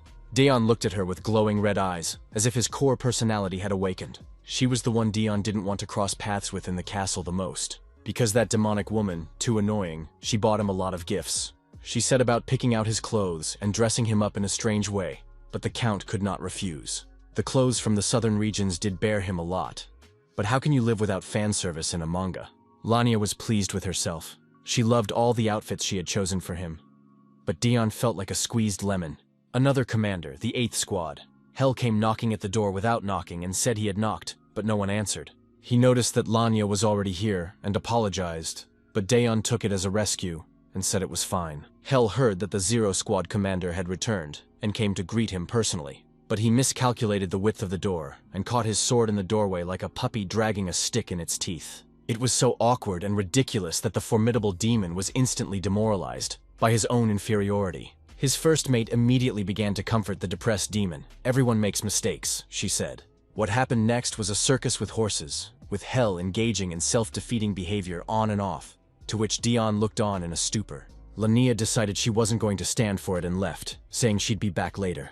Already at the door, she informed Hell that she had heard someone spreading rumors about Mr. Arthur while he was chilling here. Hell immediately turned to Liquid Shadow and dived into it. Assistant Hella stated that Lania was too harsh. Barely her master had the courage to come here as he was intimidated again. Lanaya angrily replied that a mere assistant couldn't treat her like that if she didn't want to die. Dion felt tired even more, not enough to see demon fights in his bedroom. The commander of the 8th Squad, Hell was created by the Demon Lord's shadow arts, and he had the secret task of guarding the Count. True, he protected him from leaking information to the human world by eliminating demons who were too chatty. He appeared every time where someone started spreading rumors about the Zero Squad commander. Wherever Daeon appeared, Hell stalked him from the shadows and eliminated witnesses. He had been entrusted with this important mission and had been meticulous in its execution. Each time he dissolved without a trace, leaving behind carpets. It was for this reason that no one knew anything about the Zero commander. Nain noticed a shadow move she always saw when the commander was approaching. She greeted him joyfully in a puddle of shadow, but the commander kept saying he'd made a mistake. She praised him for a good job on the sweep. Everyone makes mistakes. It's important to learn from them, the aide said, and the commander perked up. She had convinced him that he was worthy of meeting Commander Arthur, and Hell blossomed into a smile. Daeon was assembling a Rubik's Cube, to the monotonous chatter of a flower. The Count shrieked and spat blood again when he saw someone staring at him through the open door. Hell apologized and said he wanted to say hello since he hadn't been able to do so earlier, but seeing the commander suggested he get a doctor. Without waiting to be called doctor, Ben called himself. The Count huffed again. Because of all the commotion, he couldn't get a proper rest. The doctor received a signal from the tracking pendant. Hell decided it was all because of him, and decided he would kill himself if the Zero Squad leader bled out. Daeon convinced him not to, and Hell blossomed again, because he was being treated so kindly despite his low self-esteem. Daeon replied that to him that he had his work done and could rest. Hell realized that the commander was barely containing his rage, though he looked calm. His gaze was directed from top to bottom in a completely natural way. Daeon had told them he wanted to rest. Hell only admired the Zero Squad commander more. His greatness, the most powerful man. They left him completely drained, so even the demonic Violet began to comfort him. He sighed heavily. Still, he lived in the demon world, with its own rules. But there was nowhere he could escape the Emperor's orders to be a double agent and spy for him. And since he is a spy, he must steal information. And to that end, he went to the library. The attentive gazes of the demons were immediately directed at him. The demoness jumped up from her seat when it came to her attention who had appeared in the library. The demons jumped up from their seats and bowed low to the Zero Squad commander. The Count had long since gotten used to this attitude, but he was still nervous, so he decided to hurry up and take what he needed and leave. A book with a catchy title, Analyzing Empire, caught his eye. An analysis of the current heroes of the Empire, by Adelia, one of the demon commanders. The first hero on the list, Commander Nemesis, helped the Ninth Prince raise a rebellion and take the throne, then received the title of Marquis for his successes in the war. Second figure, Stephen Primer, the illegitimate son of Viscount Rupel, destroys the barbarians on the southern frontier. Daeon was surprised at the detail of the information, and realized that there must be information about him here as well. The third character, Daeon Hart, was written in the book, but his portrait was not there. There was a warning sign in the book that this information was classified by order of the Demon King. The Count chuckled. It was for the best. The fourth hero, Cruel Heart, brother of Daeon, Duke Luther's man, currently in conflict with the Emperor, the Count read. But he immediately slammed the book shut irritably. His brother haunted him even in the demon realm. Daeon was angry, then scared all the demons around him. The information about his brother was completely useless to him. There was another book by the Demon King about a hero, his enemy, who was gifted with power. The hero surpasses men in everything: talent, intelligence, strength. The Count read what he already knew so well. People with incomplete hero power were called fragments. Even if they weren't as strong, they still surpassed human limitations. All this Daeon already knew, and wanted to look at the information about the Demon King, who he appeared right behind his back. The Count was so frightened that he dropped the book, and the king pointed his finger at it. When the Count reached his hand to the book, he saw the entry that Hero and Demon King. This was proof that the world was not mature yet. Daeon didn't know what that meant, and examined the book for damage from the fall. Then he looked at the king, who seemed to have no other occupation, and asked him what he was doing here. The Lord grinned, and said he had come to take some reading for himself. The Count thought again that he was suspected of something, but the Demon King apologized for taking the book from him. Then he waved him off, telling him to keep doing what he was doing, and walked away. Daeon was as nervous as ever, not knowing what to do. He decided that since he was so caught up in it, he should just leave, and crawled out of the library, completely drained of energy. After such excitement, he didn't care about spying, he just wanted to go to his room and stew in boredom. In the corridor, they were whispering among themselves that there would be a party, since the commander of the 5th Corps had recently returned. She used to dislike all sorts of goings-on as she was obsessed with things she found outside in the human world. The commander of the 5th Squad, Noelle, is so inquisitive that even a demon lord couldn't match her.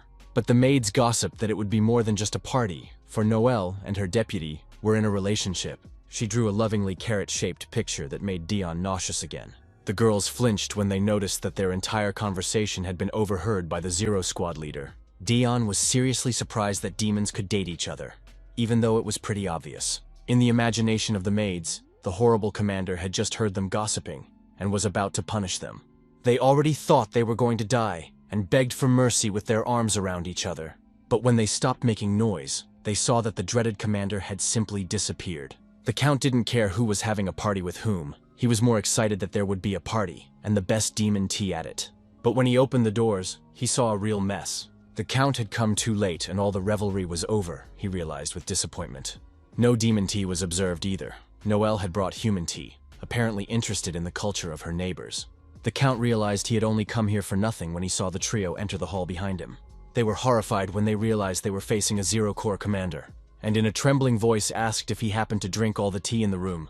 The Count frowned and glared menacingly at the bad jokers. He was clean and fresh as a cucumber, but the demons didn't wait for his explanation, shouted something about an emergency, and scurried away. A special alarm alert informed the entire castle that the Zero-Core commander had had tea. Even the Demon King was surprised, for he had seen his commander just now. In just 2 minutes, the Count was already surrounded by a multitude of demons with a bunch of defenses. From this arrangement, Dion was horrified, and thought at first that he would be gotten rid of. The Count became nervous. It was a shame that he was being accused even though he hadn't had a drop to drink. Everyone's mood was somber.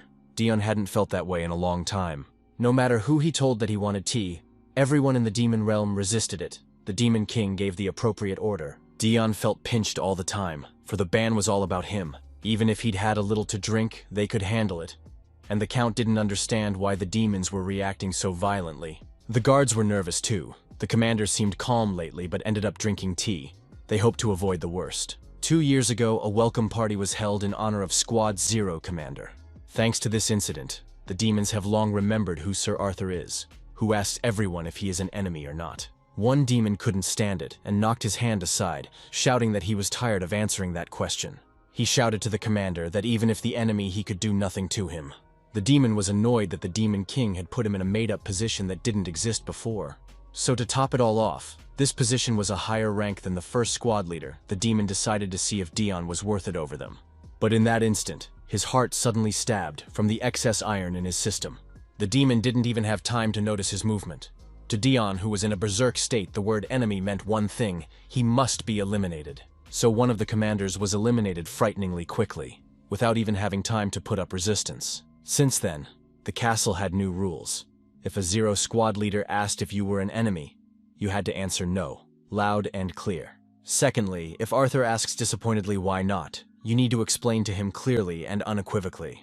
And thirdly, if the answer doesn't satisfy him, prepare to defend yourself, because in this state he just wants to fight. Of course, the demons wondered why they had to defend themselves, since it was much more profitable to attack the most. But there was an unspoken rule that if anyone laid a finger on the Zero Squad commander, he would fall at the hands of the Demon King. One of the guardian demons was indignant, while the other blocked out his fountain of utterances so as not to provoke the commander. It would be up to the king himself to calm the raving lunatic, and their job was simply to survive until then, they whispered behind Dion's back. Seeing their gazes, the Count tried to smile in a friendly manner, but the demons were only more frightened. Dion didn't understand why they were so startled by his every move. After all, he just smiled sweetly. His Majesty the Demon Lord entered, and from the threshold asked him to stop. He was glad he was close enough to come quickly. Ed and Doctor Ben came along with him as well. They were making a big deal out of it, and Dion didn't even know what to say when the Demon King asked him if he could hear him. The Count trembled. He heard him perfectly well, but he had absolutely no idea how to get out of this situation. The Demon King assessed the situation, and decided that now Commander Arthur has the first phase, so told him that there are no enemies here. The Demon King spoke calmly and slowly, asking him to set down a bottle of tea, which Dion did, letting them know he wasn't going to kill. Everyone immediately noticed that he was speaking calmly and politely, and realized that something was wrong. Realizing that he was speaking calmly, the Demon King asked him if he had been drinking tea. Dion replied that he had not drunk anything, as there were bottles of tea from the land of men here, and he was just examining them. The Demon King took a deep breath, exhaled, and asked if he was bored. He clutched his head, and chided himself for not realizing it sooner, for Dion had come to the library where he had never shown his nose before. The Demon King suggested he go for a walk with Devlania to the second city, and Dion didn't understand anything about where or with whom. He smiled sweetly, informing them that the war would start soon, and so they had time to have fun for now. Ed said he'd get everything ready, Doctor. Ben promised to give him a full examination before sending him off, and Earl didn't understand how it had come to this. Before they left, the Demon King asked Ben to stay. The kingdom of Irion has fallen, read the Demon King in the latest issue of the Demon Times. The Emperor had already consumed half of the continent, and they had less and less time left. The Demon King picked up the microphone connected to the castle's public address system, and informed everyone that from now on, the use of magic was forbidden in the castle. They were not allowed to use magic other than what was already in the daily items, exception risk of death. The commanders of the 2nd and 8th Corps will eliminate anyone who disobeys these orders. He also stated that they had the right to kill, in a scary voice. The commanders grinned, glad they would have a lot of interesting work to do. The fluid shadow of the 8th squad leader also shook with excitement. Normally, the ancient Demon King didn't pay attention to the appearances of heroes, but the ones that appeared during the war are quite different. Delaying the hero's appearance seemed to him a reasonable measure, the king thought as he watched the merry trio leave the castle. Dion wanted to go alone. Even Ed was willing to leave. The Demon King didn't know if it would work or not. He wondered if the typhoon could be foreseen. The Elf King was still sipping tea in the Demon Castle when he heard the order to ban magic. He felt that the world had already made its move and the hero would soon appear. Therefore, the king's actions no longer made sense. The moment the hero appears will be the worst moment for the Demon Kingdom. No doubt everyone is expecting it, and making their own far-reaching plans. No doubt death awaits everyone at the end, Dion thought, and didn't realize when he went from comedy to tragedy. Someone dared to declare to the Emperor that there was no more strength and capacity to continue the war. Someone very brave. The Emperor squinted at the Marquis and asked what had led him to such decadent thoughts. Unlike the last war, in this one, the Emperor spared the royal families and their nations after surrendering. And as long as they are alive, the nation retains its spirit. They will live in hope. Soldiers that were subdued in battle will never be loyal to the Empire. If you continue the war in this way, there will inevitably come a shortage of troops. You can make supplies of weapons, but not soldiers. Therefore, you have to stop. The Marquis bowed and bade farewell to his life. But for the sake of the Empire, he had to say it. He regretted nothing. But the Emperor remained silent. Moreover, he kept a calm expression on his face. Another member of the council objected to the Marquis, saying that they could replenish the size of the army with ordinary citizens of the Empire. They began to argue loudly about whether poor people from the slums could be conscripted, and Desir thumped the table loudly to get them to stop barking. They offered to take away the ordinary citizens and pay for the war with the blood of the lower classes. But why not use their personal soldiers' knights, suggested the Emperor, or themselves. It was still better than sending untrained men. After all, ordinary citizens work hard and pay taxes. They know they will be protected, and they are willing to pay their price for the well-being within the country. It is their choice, and the duty of the Empire to protect the people, Desir said. The Emperor drew his sword and said he would not stop the war, and when the soldiers ran out they would go to the front lines themselves. The standards of war are the same as in the past. If there are 2 or more men in a family of nobles, one of them is unconditionally subject to conscription with half of their personal family units. If there are no men, then the family is obliged to send 2/3 of the knights. Recruitment of townspeople for recruits will only be done as a last resort.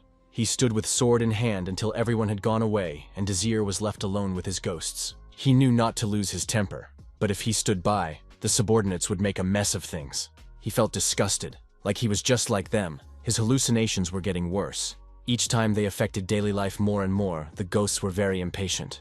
He wasn't going to enjoy the millennial life anyway, so why rush him? The far south of the Empire, the border where there were continuous battles with savage barbarians, these lands were guarded by Stephen, the hero of the Empire. He learned from the newspapers that the Empire had attacked the next kingdom, and he understood why they too had been ordered to be ready. Slaying barbarians in the south, he inexorably built up his power and became strong enough to lead his own army. He informed the soldiers that fighting barbarians is great, but real war is better. Not by himself. After this war, His Majesty is sure to reward him.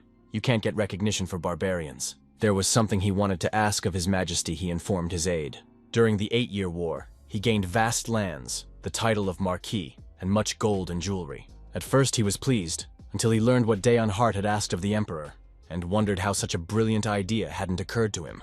Stephen asked if Dion would participate in the war, and was told that the Honorable Earl would join later. The Marquis had high hopes of their meeting soon.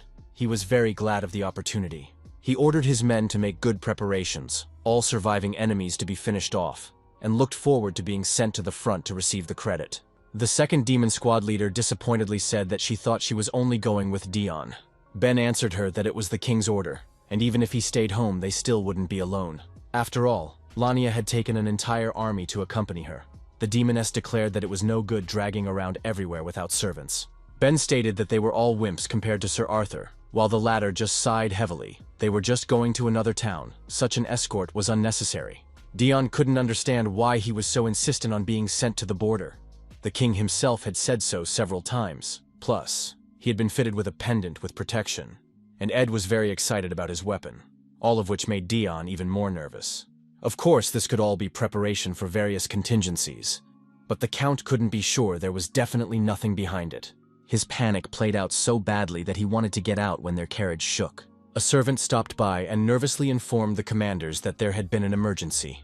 Demon monsters appeared in their way, in very large numbers. The Count noted that the members of the second squad fought well, using spider thread techniques, but there were too many enemies. He realized that he couldn't just stand by and watch. He had to do something about it himself.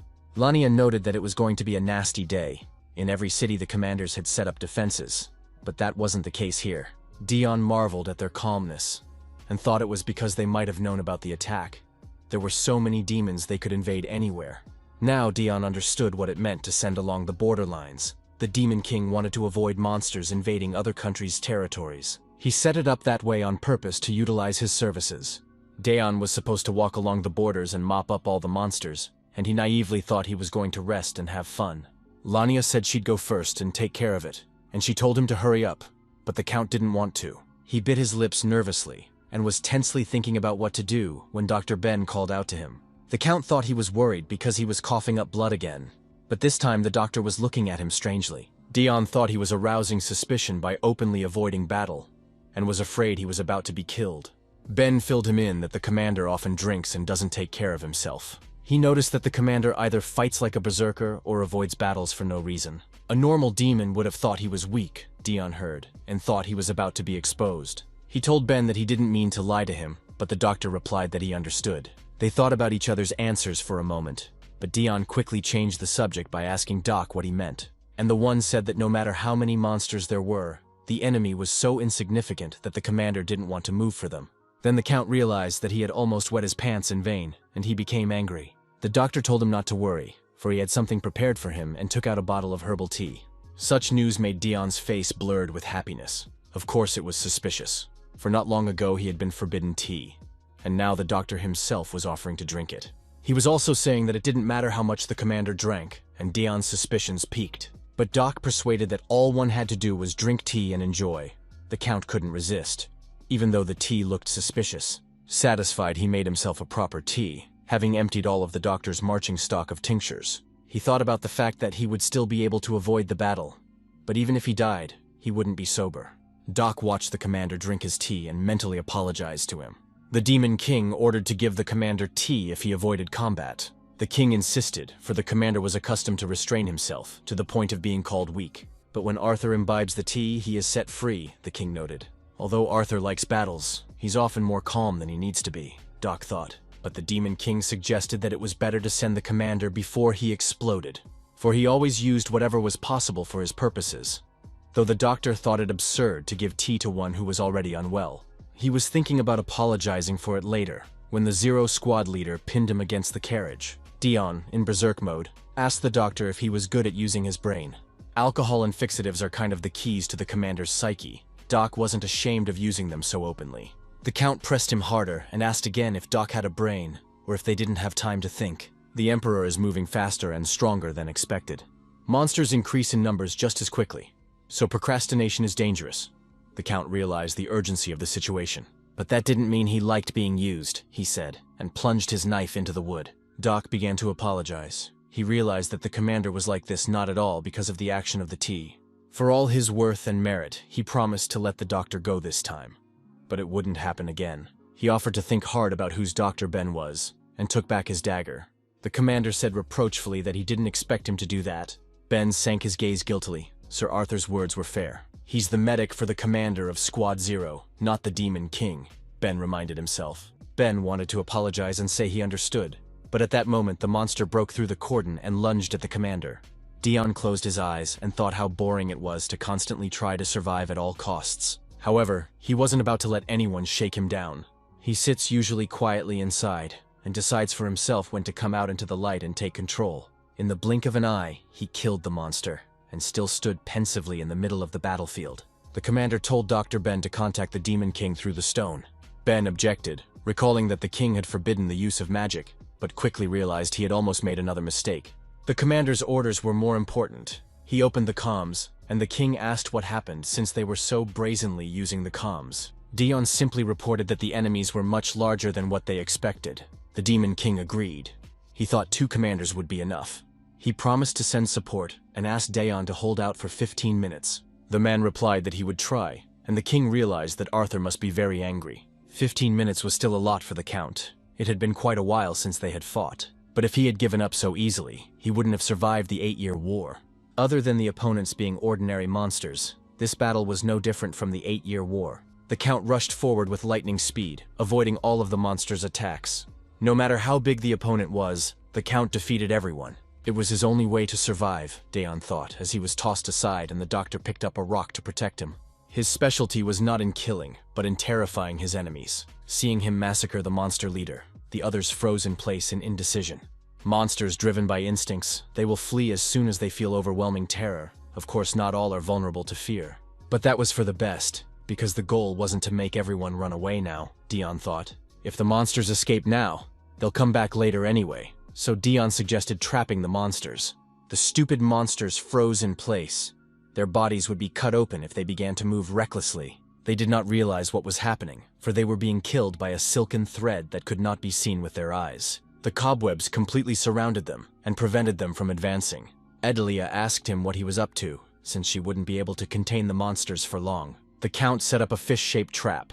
The narrow neck keeps the monsters out, but the demons are also limited in what they can do. Dr. Ben warned Dion that this was a temporary measure and he needed to be careful. They were surprised when they realized he was going to walk into the monster's trap alone. Edelia had warned that only an extremely experienced warrior would be able to find where the threads were attached. Of course, she didn't doubt his abilities. The Zero Squad commander grinned grimly and said he'd figure it out because he was lucky. He went inside the trap and began to kill the monsters one by one unhindered. Edelia was surprised that he had succeeded. He was luring monsters to the threads and killing them. When those tried to attack him, they would die from the webs. Dion acted as if he could actually see them. He saw them as the spider silk reflected in the moonlight, all because he had spent his life hiding from the light. So his eyes were used to the dark and the moonlight. Edelia noticed that the flow of the battle had changed. The monsters were no longer attacking so recklessly, but there were still plenty of them. Doc answered her. Dion's condition should have reached its limit by now. He'd been moving around with a broken arm for too long. No one knew when help would arrive. Dion released the dagger from his broken hand. He could no longer hold it. Ben wanted to tell the commander that he needed treatment, but Dion told him to stay back, because he knew how this was going to end. The count told him coldly not to be a fool, and to keep his temper. Dion felt like he was about to pass out. He tried not to go head-on, but there was nothing he could do with his weak body. The doctor had to fight back with his briefcase too. He shouted to the commander, as he saw the man fall and the monsters bearing down on him. Someone threw many daggers and killed all the attacking monsters. 7th Squad Commander Celia said hello to him, and said she was glad to meet him. She cheerfully announced that she had heard about the party, and was rushing to it with all her might. The Count woke up. He remembered trying his best to avoid the battle, and now he didn't realize what was wrong with his shoulder. He also didn't understand what was going on around him, standing on a carpet of monster bodies. And then he realized that he was back in the battle after drinking tea. Celia approached him sharply, and said defiantly that he was not Commander Arthur. Just a second ago, he was the real Arthur. And now this one is back again. The demoness resented. She picked up the monster's carcass, and told him that there were more monsters here to summon his wild hypostasis. And Dion realized she was just another crazy person who wanted to hurt him. He recoiled from her, not knowing what else to expect from her. Celia continued to tease him by showing him the dead wolf, and asking what he was scared of when Adelia approached them. The demoness told Dion that her men would clear half of it so he could get some monsters too. Adelia clutched her head, realizing that Celia was their backup because she had left her section of the border she was guarding. Celia countered that it would be okay because she had left a helper behind, and thanks to her they had a great backup. And that solved the problem to some extent, she said, clapping her hands. She wanted to say that now Commander Arthur would be able to frolic in battle again, but he just collapsed into Dr. Ben's arms. Eventually, he exceeded his physical limits. Ben told him to rest, for they would take care of the cleanup. Ben asked him to forgive him for the past, and to believe him one more time. But the Count never understood what he meant, and thought he had lost a lot of blood. Celia was greatly disappointed that he was going to rest, and asked for his second part to show up before resting. Adelia breathed a sigh of relief. She had mopped up the remaining monsters except for the ones that escaped. Dr. Ben had healed Dion's hands, and now he could move them, albeit weakly.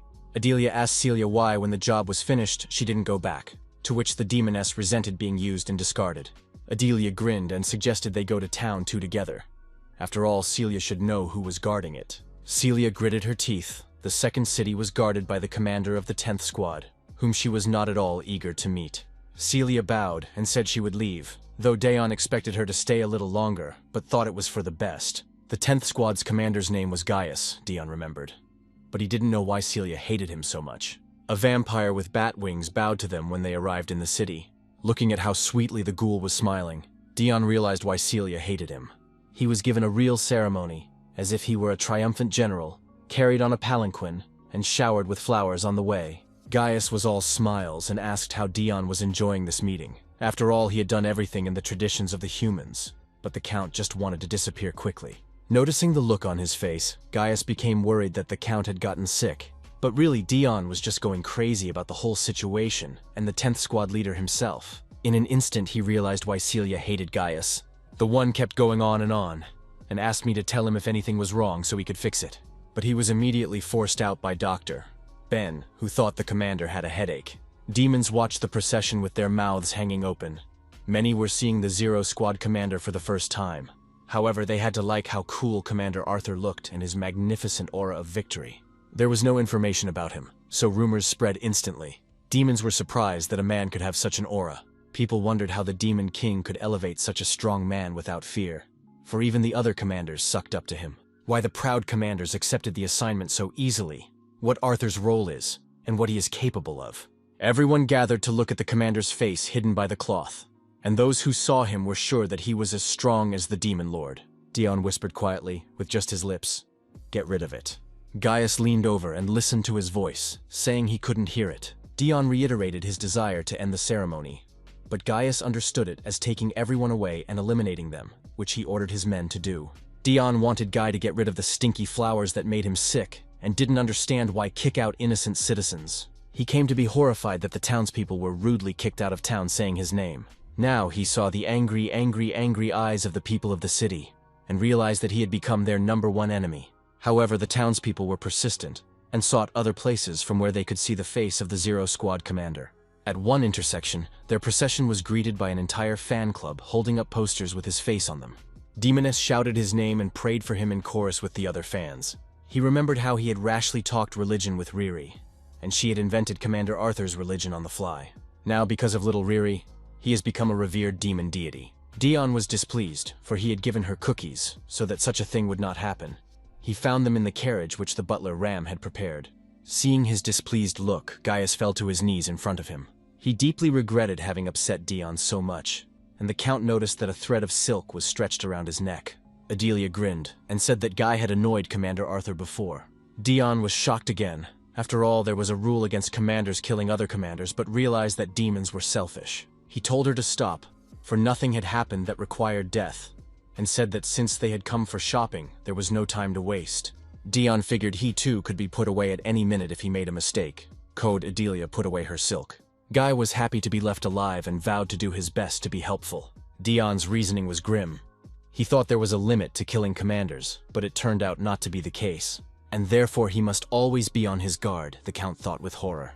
Adelia waved her hands contentedly. She had bought a lot of nice clothes today. Dion felt like a fitting mannequin again, but was glad to change his soiled clothes. As they walked through the markets, Guy kept trying to placate the commander, this time bringing ripe mangoes. Adelia told him to stop interfering with their date, and demanded her purchases. But Guy had already given them to his men. The Count wanted them all to shut up sooner, but suddenly a rider blocked their path so they wouldn't collide. Ben stepped forward and closed it. Dion turned his attention to the horse, and the doctor asked him what was the matter. The Count was surprised that the gates of the city were still open, although the monster attacks had increased. He noticed that the city had many things similar to the southern part of the human world, and wondering if there was a border that ran close by, Gaius dropped his mangoes. He was terrified that he had been exposed so easily, and asked the commander how he knew. On their way here, they saw that the entire road was littered with monster bodies, Gaius told them, because the border with the human world was discovered here. A place where day and night are neighboring but still separated. A real border between the world of humans and the world of demons. Dr. Ben shouted at Guy because he was hiding this fact. The latter began to justify that the demons that went to the human world were still here. He just wanted to have a little fun, Guy said, and Dion grabbed his head. Guy assured them that he did his best not to be seen by people, since they use camouflage and don't stay there for long. They killed monsters to keep them from breaking through to the human world. There was nothing dangerous about it for Earl, but he was still human. He had no choice but to report it to the Demon King, Dion said, and Gaius slumped his shoulders. But before that, he decided to check things out for himself to find out what region of people were on the other side of the border. At the same time, in a small region to the south, there was a commotion, the guards had learned, of the intrusion of strangers into their lands. The local governor, the Zarek, became despondent, and the servants said they would immediately bring the strangers to the palace. But the king was inconsolable. None of this would lead to anything good, even if the strangers showed up, he said. He himself hid the border with the demons, so as not to agitate minds. He had enough problems with the Empire, so to mess with the Demon Kingdom as well. A servant reported that there was another matter, and the king asked what could be worse. He reported that the second corps commander, Idelia, and a second more honored one, most likely the commander of the Zero Squad, had shown up at their door. The Tsar was horrified at such news. There were various terrible rumors about Zero. It took him a few minutes to deal with this news. He told everyone to hide this information, no matter what the demons were up to. No one was to know of their presence. The trio of demons moved forward. Dr. Ben insisted the commander pull his robe tighter. The sun was more aggressive here. The sun was really scorching, so Dion pulled his hood up tighter. What he didn't understand was why the others were following him. He didn't need help in the human world, especially not in the form of demons. They decided to go to the market and scout things out when a man appeared on the way. They apologized for blocking the way of travelers. Dion assumed they were local knights. Their head said that they had come to send greetings to the mercenaries for stopping the monster's invasion of the human world. They had managed to survive the crisis, and on behalf of all the knights were thanking the outsiders. Dion was glad they were taken for mercenaries as well. They were given a small bounty in Mania. The knights prepared them knowing the mercenaries would get dirty. And it seems for good reason. Adelia and Dr. Ben examined their soiled clothes. The Count was the only one who was clean. He had completely forgotten that he was the only one who had changed clothes unlike the others. Dion wondered. His companions didn't even bother to cover themselves, so anyone would have realized they were demons. But they were being treated kindly. With trembling hands, the knight held out a purse of money to him.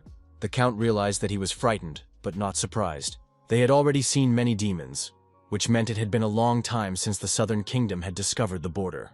The Count also realized from their reactions that the Emperor had not been informed of the existence of the secret wicket between worlds. Obviously, the Southerners want to cover up the fact that demons walk back and forth across their lands. Dion laughed quietly. He was relieved that the Emperor didn't know about this place, but his laughter only scared the knights more. The knights wanted them to leave as soon as possible without making a fuss. The Count was in a good mood, having unexpectedly received a generous reward. The knights noted that only one demon was not stained with blood, and also possessed an unusual aura, meaning he was the Zero Squad leader. The knights sighed heavily. They had done the best they could with what they had. The demons entered the city to look around. Dion immediately grabbed some street food. The city was a busy trading place. The Count was happy to just walk around like this. But right now he needed to gather information about what this place was. He was pondering this when someone bumped into him, accidentally or intentionally. Dion grabbed his wounded shoulder. Adelia asked him what was wrong and supported him. She was surprised that the commander flinched so much when confronted by the man. The Count immediately sensed her suspicious gaze, and hurriedly excused himself that his recent wounds still hurt. Dion had already thought to gloss over the whole incident, since Adelia had remained calm. But this time Dr. Ben lost his temper and started to get into a relationship with the man. Realizing that they had switched roles, he castled again. And now Adelia wanted to smash the man's face in, and the doctor was holding the Count. Dion got nervous that they were attracting too much attention when the guards showed up. The soldier told them to stop fighting immediately, and his men surrounded the neighborhood. The Count realized that the knights in front of him, he knew this would happen, so he hurriedly apologized. But instead of grabbing the strangers, the local authorities grabbed the poor guy who was just down on his luck. He was immediately accused publicly of picking a fight in the marketplace and ordered to be taken away. The poor man began to plead pitifully and beg to be let go, for they had just run into each other, but the knights would not listen to him. Dion was surprised. Security in the human world was top-notch, but he didn't realize if it should be. But even after that, it wasn't over. A petty thief tried to steal his wallet at the market, and Dr. Ben managed to grab it. The knights immediately grabbed the lad and led him away, apologizing to the wanderers. As soon as some incident started, they would immediately intervene. This time, Dion didn't like the strange, overripe fruit. The merchant was accused of poisoning the merchandise, and immediately led away, the count not understanding why grabbing for rotten fruit. All day, the royal knights had been appearing out of nowhere and deciding everything, so it made Dion uncomfortable. The knights tried to scuttle all contact before it attracted public attention, and the townspeople began to shun outsiders, fearing the knights. The count sighed and grabbed his head, trying not to attract attention. The knights only made matters worse. There was no point in staying here anymore. Dion overheard two merchants arguing about Deus tea leaves. Someone wanted to open a whole chain selling divine tea. The merchant was outraged. An entire shopping center could have been a serious competitor. He wondered just what the authorities were up to when he saw the stranger that approached him. Dion stated that he would like to buy Deus tea, and the merchant was pleased that the strange stranger was his customer. He noticed that the stranger had outlandish clothes and thought it was an aristocrat hiding his identity. The stranger was intimidating, a strange, ominous aura emanating from him. Deus tea leaves don't grow much anywhere, so they are difficult to obtain. Among the aristocrats, they are very prized. There's a lot of this tea here, so it is sold just in the market. The merchant handed him a box. Dion now realized that it was a small kingdom that made money by selling tea. He found out where they are. It's the kingdom of Tekon, with access to the sea. The guards were glad the outsiders were gone, one of them noting that the one spitting blood was too weak to be a Zero Squad leader. They didn't know who it could be, but they hoped that such powerful demons would not appear in their lands again. The Emperor was surprised that Duke Luther had asked for an audience, and was now saying this. The Duke asked if the Emperor remembered the death of the first prince, who was the father of the current heir, and the Emperor's older brother. The Emperor ordered everyone out. Of all the family members, the first prince was the only one who cared about Desiree, a man with a good heart, and the one who killed him was Duke Gratis. Luther grinned caustically, glad that the Emperor remembered those events. The Emperor responded in the same way, calling Luther a madman since he had come here for this. Only after the death of Duke Gratis, who had killed the first prince, did the Emperor learn that Luther was behind everything. But because of the danger of revolt among the nobles, the Emperor had withheld this information from them. But now Luther himself came to tell the truth. The Duke stated that he got rid of the first prince because it was his way up. He was well aware that if the most important heir suddenly died, the other princes would go crazy to climb the throne. Luther wanted to choose someone he could control on the throne, but someone unheard of showed up and killed everything. The Emperor sank into reminiscence. Then the first prince told him he would be back soon.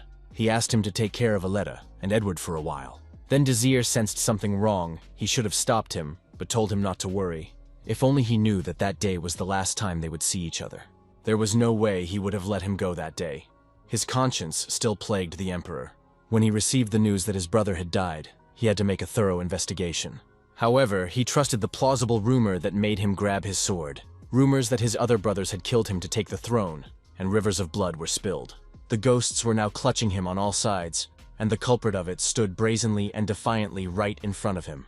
The Duke has pretty much admitted that the assassination of the first prince, Dion Harath's involvement in the 8 Years' War, and even the Salvation Church, are all his doing.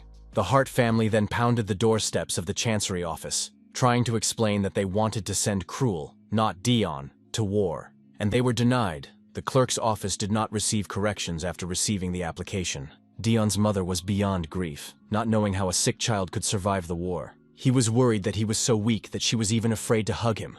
That woman was crying. Head Hart demanded to be allowed to meet with the Emperor, but they were again refused. He went there almost every day, but they kept getting turned down. The father asked to at least give the letter to his son, and this conversation was overheard by Duke Luther. He was the reason these letters did not reach the Emperor and Dion, as well as the request to replace the youngest with the eldest son. The Emperor found out through a post-war investigation and still watched Dion murder his family. The Duke couldn't wait for Dion's reaction when he was told the truth. The Emperor frowned hearing this. He looked angrily at the Duke and asked if he really wanted to die so badly. The Duke smugly declared that the Emperor could not kill him, for the Duke's honor would be clear, and Desire himself would be branded as a mad tyrant. But Desire was not afraid of labels. They could even be used, and the Duke understood that. But it was impossible to protect his heirs from this negativity. Edward and Aletta would lose their authority. And the Duke understood that the Emperor would definitely want to avoid it, because he was thinking about the Empire. Besides, he was aware of everything, but pretended not to know anything, which meant he was now the Duke's accomplice in Dion's case. Desire had sent him away, the Duke talked too much, and the Emperor was looking forward to dealing with him himself. For Luther to achieve what he wants, the Emperor must not die. Desire thought exactly the same thing, that he wouldn't die until he destroyed Luther. The Duke came to the Emperor to cheer him up, and also gave orders to Aaron that he was working in the army of revolutionaries. Everything has already been prepared. They just waited until the Emperor was alone. Desire noticed their presence. He stepped out to clear his head as the pesky gnats were right there. He grinned when they all popped out of the bushes like a roving troupe of performers. The leader of the revolutionary army, Daniel, arrived at his mother's house and called out to her. The woman was knitting a scarf and was happy to see her son alive. He was injured because they had encountered demons on their way to the kingdom of Irion, but reassured his mother that it was nothing serious. He took her hands gently and told her there was no way he would cheat her. His mother didn't care what he was fighting for, just to see him healthy. He believed in his son who fought in the name of egalitarianism, a world without estates. One man had united them all for the sake of killing the Emperor, Daniel thought. His mother insisted to himself. It was she who inspired them to rebel, suggested they create a world where all would be equal. She was a noble lady who ran away to marry a commoner. But even in exile, she could enjoy a simple life. But then his father was captured by some aristocrat's mistake and killed. Mother's body weakened and an ailment felled her, but she did not give up. Even in this state, she told him of her dreams, of a world without kings or nobles, where everyone was their own master. She dreamed that Daniel would one day see such a world, and the boy collected those dreams and kept them deep in his heart. Seeing his mother getting weaker by the day, he made a decision. Since then, he has fought in the name of the revolution. Because of his orders, many people are dying, Daniel said, pressing himself against his mother's lap. Besides, in the future they will start a battle from which the lives of many will be in danger, he said.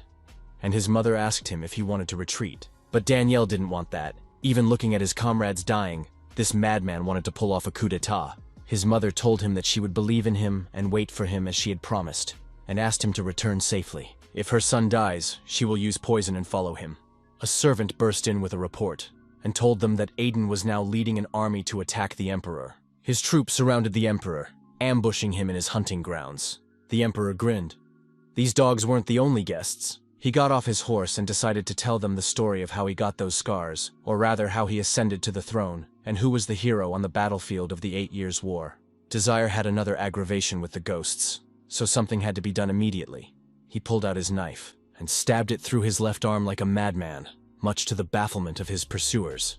This way, he managed to ward off a little of the hallucinations of ghosts that were blocking his vision a lot. He waved his hand and smiled. It was much better that way. He kept asking his pursuers who was the hero with no name, with the fragment in his heart, and why the Emperor had no guards.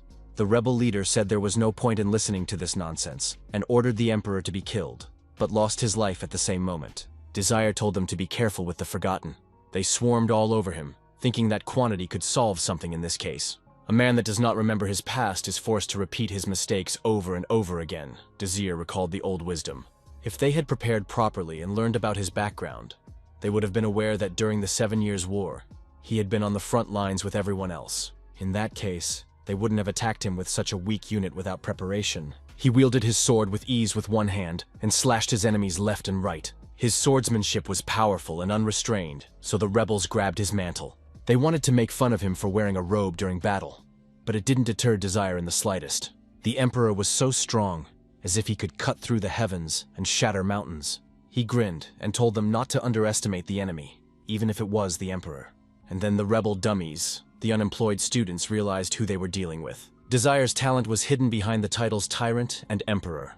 He killed all but one to interrogate. His robes and the symbol of a bird on his arm were well known. But as far as he could remember, the rebel leader wasn't so stupid, Desire asked. Now he could no longer fear their gang, for he had just defeated many of them. There were many people that carried a fragment of the hero, but among them, Desire stood out for his strength. He bandaged his arm. It was clear that these goons had been sent by the Duke, who knew they were no threat to him. Used the revolutionaries to kill the Emperor, but didn't really want to get rid of him. The goal of the revolution is equal rights for all citizens, but the Duke's goal is the highest title. which means he will abolish them sooner or later, Desire thought. There was confusion at the headquarters of the revolutionaries. They lost 1/9 of their forces, the Duke skillfully strangling his enemies among themselves. Daniel praised Paul for gathering information and said he could leave. The revolution had taken so long to gain momentum and was back to what it was. Ever since the Emperor himself began to enter the battlefield, it had become difficult to keep track of his position. But Aiden had somehow managed to find out the exact location. Daniel had a hunch. The only one who could know such things was Duke Luther, who helped them with one hand and punished them with the other. The last person who saw them was a witness who contacted Aaron. Duke and Aaron broodingly mouthed Daniel, and realized that they could have planned the whole thing from the beginning. The Emperor calmly made his way to his stake all alone. The Chancellor was surprised that he had blood on him. It meant he had been attacked on the way, to which Desire condescendingly stated that if one died over such nonsense, such would be his fate. The Chancellor objected that he was the light of the Empire and could not speak of himself in that way. The Emperor laughed, his servant taking the simple joke too hard, and the Chancellor huffed. Desire was once again immersed in memories of times past. His sister wanted the kingdom to be rich, to make everyone happy. His brother wanted the kingdom to be reckoned with. In other words, he wanted to turn it into an empire. They could talk all day long about their ambitions and plans. However, because of what he accomplished, neither his sister nor his brothers were able to accomplish their goals, and Desire was taking responsibility for their wishes going unrealized. He never got off the path he chose, all thanks to the Hart brothers. But he himself still has a lot of things to do. "Who would think of death when there is so much to do?" said the Emperor. And the Chancellor remarked that his wounds had ceased to heal, and surely there were new ones. The Emperor is the heart of the Empire, even though the Chancellor told him to watch himself. Desire no longer placed value on a body that had no soul. If he were to die, he hoped to at least not waste a lot of people for his body. He told the Chancellor not to worry too much, because he intended to stand firmly on his feet until the very end. Besides now, he didn't even want to die. A new demon had taken over, the vacant position of Squadron 9 commander, and was being interviewed. His name was Trower, and he knew how to use an earthquake. He looked tough. Despite the fact that demons consider magic out of specialization, they fight using their trained bodies. The powerful attack nearly crushed the long-eared demon, but it managed to bounce back. He struck the redhead with his claws, and he had to defend himself. Jaikar and Asild watched the fight, their ranks far beyond mere demons. The second squad leader also returned to the castle to observe the battle. Dion couldn't understand why everyone was shouting spells if they weren't using magic. But more than that, he couldn't grasp why he was sitting here with everyone else. Trover had challenged him to a fight barely Dion had arrived, but was able to refuse, citing fatigue. But then the demon had asked him to be the arbiter this time. Trower told his rival to be more restrained when he interacted with his boss. The commander of the 5th Corps asked him to dedicate the victory to her, like in that novel she was reading. Her assistant didn't take his eyes off her, and promised he'd win. Trower shouted that it was fight time, and demanded that Commander Arthur quickly give the go-ahead for the fight to begin. The Count wondered what words to use to start a duel in the Demon Kingdom. Nothing he remembered was suitable for the ferocious demons. So he said in a creepy voice, so they wouldn't kill each other. A strange atmosphere prevailed. Everyone fell silent and looked at the Zero Squad commander. The Count already thought that he had made a mistake because he thought that this was an appropriate phrase for harsh demons. When he was approached by the commander of the 12th Squad, Merce. This demon was rumored to be taciturn and moody, and it seems that was true, Dion thought. But instead of saying what he wanted to say, he hid behind his aide and put it on his shoulders. The aide bowed, introduced himself, and said he would pass on the Lord's words. Turns out they were thrilled with Arthur's suggestion. Fight as long as at least one could stand on his feet so the fight wouldn't be easy. None of the commanders were this brutal, but it was worthy of a Zero Squad, the aide said. Again the demons got it wrong, Dion thought. Then the aide uncoiled like a spring, as if he had been impersonating his master all this time and could now relax. Dion was at a loss for words at what was going on. It was as if the commanders were being recruited in a circle of psychological help for the poor. Asild was pleased thanks to Commander Arthur. The demons couldn't just give up like before. Since Trower had been given the title of commander, his abilities with his aide had to be equal. Quite a few demons had declined the king's offer to become commanders. The first was Ed, Adelia recalled. Dion was surprised that his aide was given the opportunity, but turned it down to remain deputy commander. The second was Durnovan, the third Trover, who were now fighting amongst themselves. Many wondered why Dern turned down the promotion, but it was simple. He didn't want to be separated from his love. The Count was surprised that the commander of the 7th Squad had appeared so suddenly beside him. The Demoness touched her belly, and asked him if a baby appears in her belly if she falls hard in love with someone. The Count realized she was talking about pregnancy, but it seemed the demoness knew about it solely from novels and children's fairy tales. She had heard somewhere that a child who came into being in this way was a blessing. Trover, meanwhile, had picked up a huge boulder from the floor and was ready to drop it on Dern's head. But the man calmly waited for this blow, as if he was planning something. His commander, meanwhile, shared with everyone that she would like to receive a blessing. Riri noticed Dion's hands clenched and tried to figure out what had caused that reaction. But the topic of family was the trigger for Dion's difficult memories, who suffers from post-traumatic stress disorder. The words of blessing were in stark contrast to the way his family treated him, which drove him to the brink of insanity. Asild quickly gagged the amorous demoness, noticing how upset Dion was at her words. Riri didn't understand why Commander Arthur was so upset. After all, the duel was supposed to amuse him a bit. She decided to tell him about Trover using magic, but noticed he wasn't interested. But Dion was distracted from his heavy thoughts and asked why. A cheerful Riri explained that Trover had already used up everything. Since the magic power consumed by magic doesn't regenerate, you have to be careful when using it, Riri explained. The problem is that Trover is unbridled and subject to excitement. That's why he's already used everything rashly. That's how stupid he is. Now the demon could not use any magic for the rest of his life, except that which could only be used once, the demon's power. Since all demons are descended from the Demon King, their bodies are also shaped by his power. Their bodies can be described as the most powerful force of pure magic imaginable. Such is the magician's life, Dion realized. It was an important secret about demons. The Count wondered if Trover would use this power for fun. Demons are crazy after all. Trover praised the werewolf for dodging well. The wolf motioned for Trover to surrender and rubbed his arm. But the giant wasn't going to give up so easily, and jumped back into the attack. He applied many skills at once and further destroyed the castle floor. Dion covered himself from the dust and the countless stream of phrases before he struck.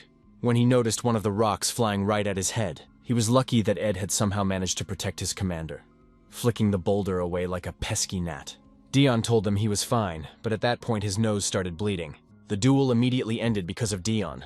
Trover was now worried that the Zero squad leader would finish him off. Ed dropped to his knee and apologized for not keeping the commander safe. He apologized for not thinking that this dusty place was unworthy of a lord. He also didn't think there would be a fool to attack him.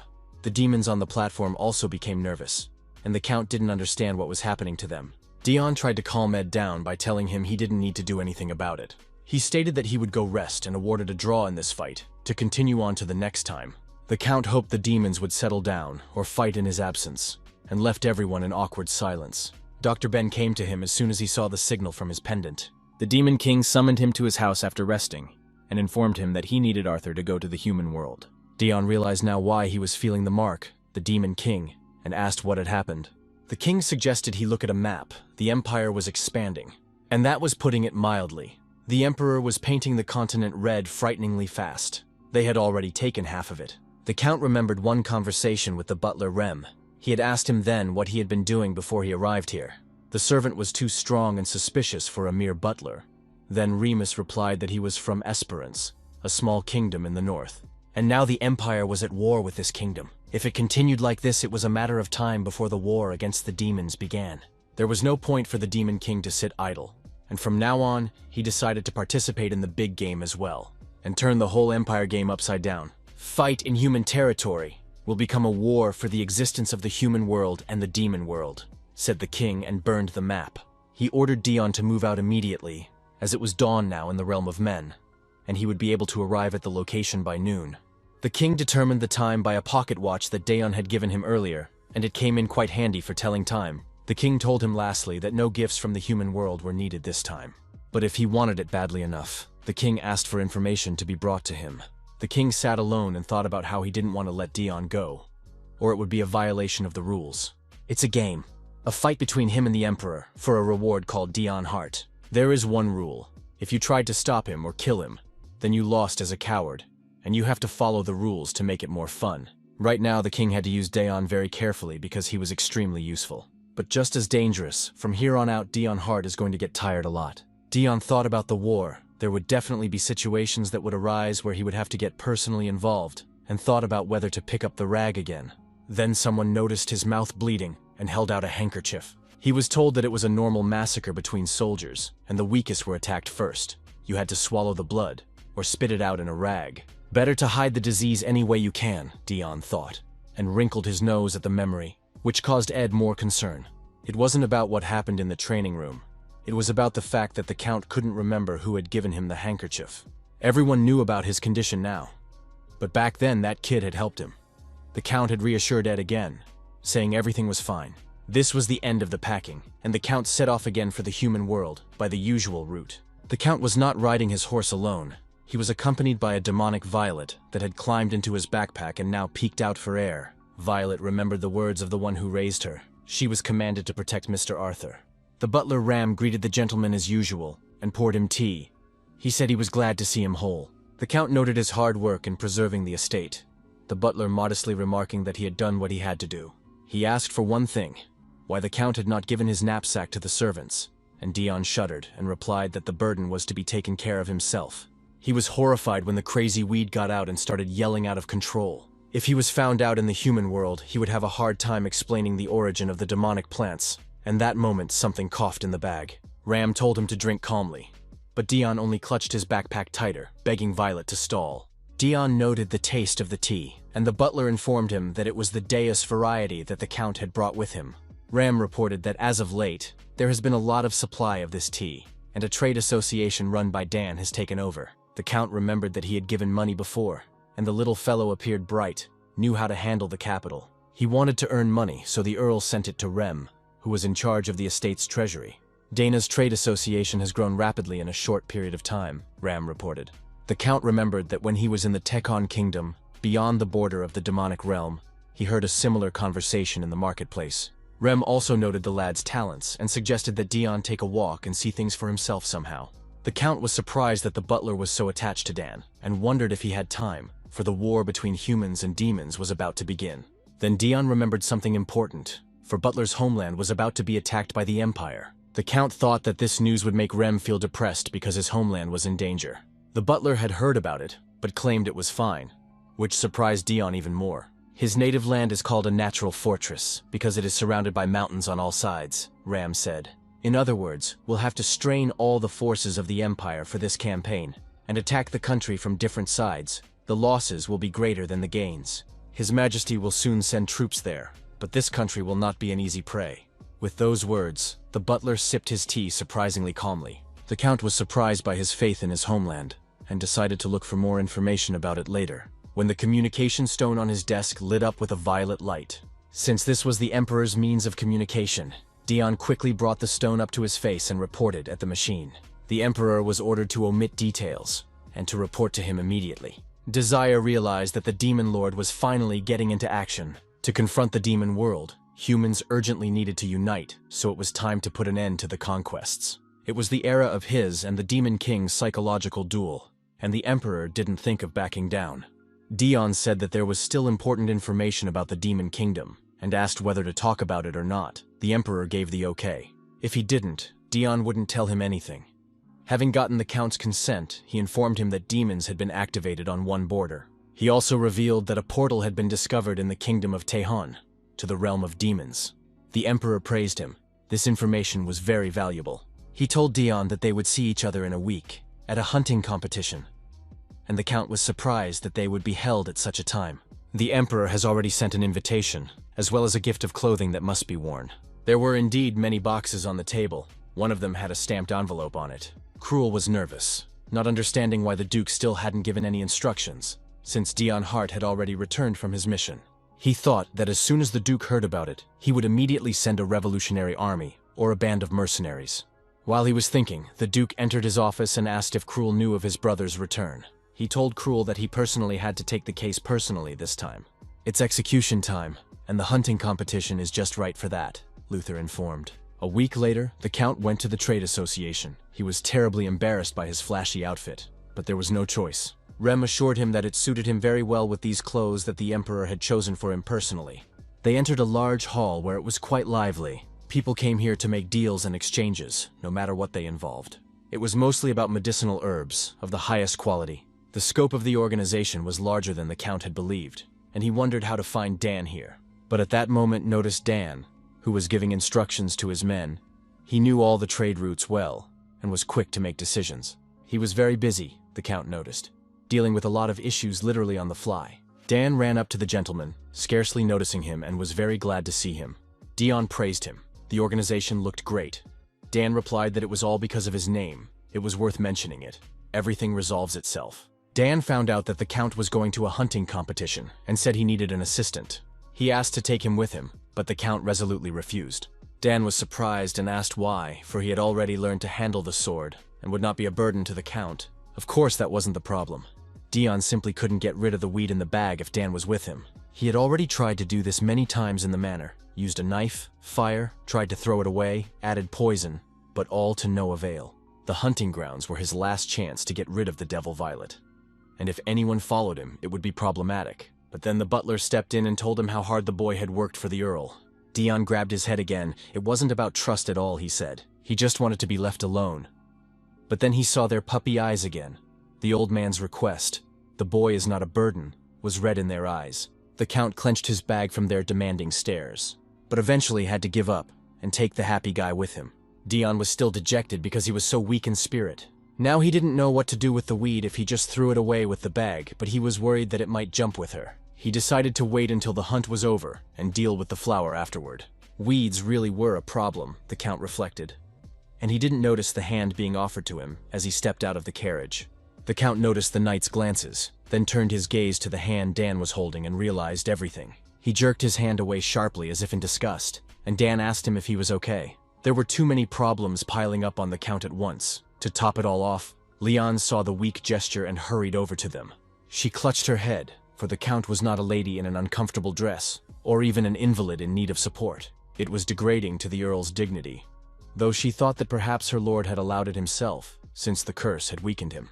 But still, Dan, in addition to insulting his master, tarnished his honor as a hero. Though the lord was patient, Leanne doubted he would leave it that way. Dion glanced at Dan and noticed he had a keen eye.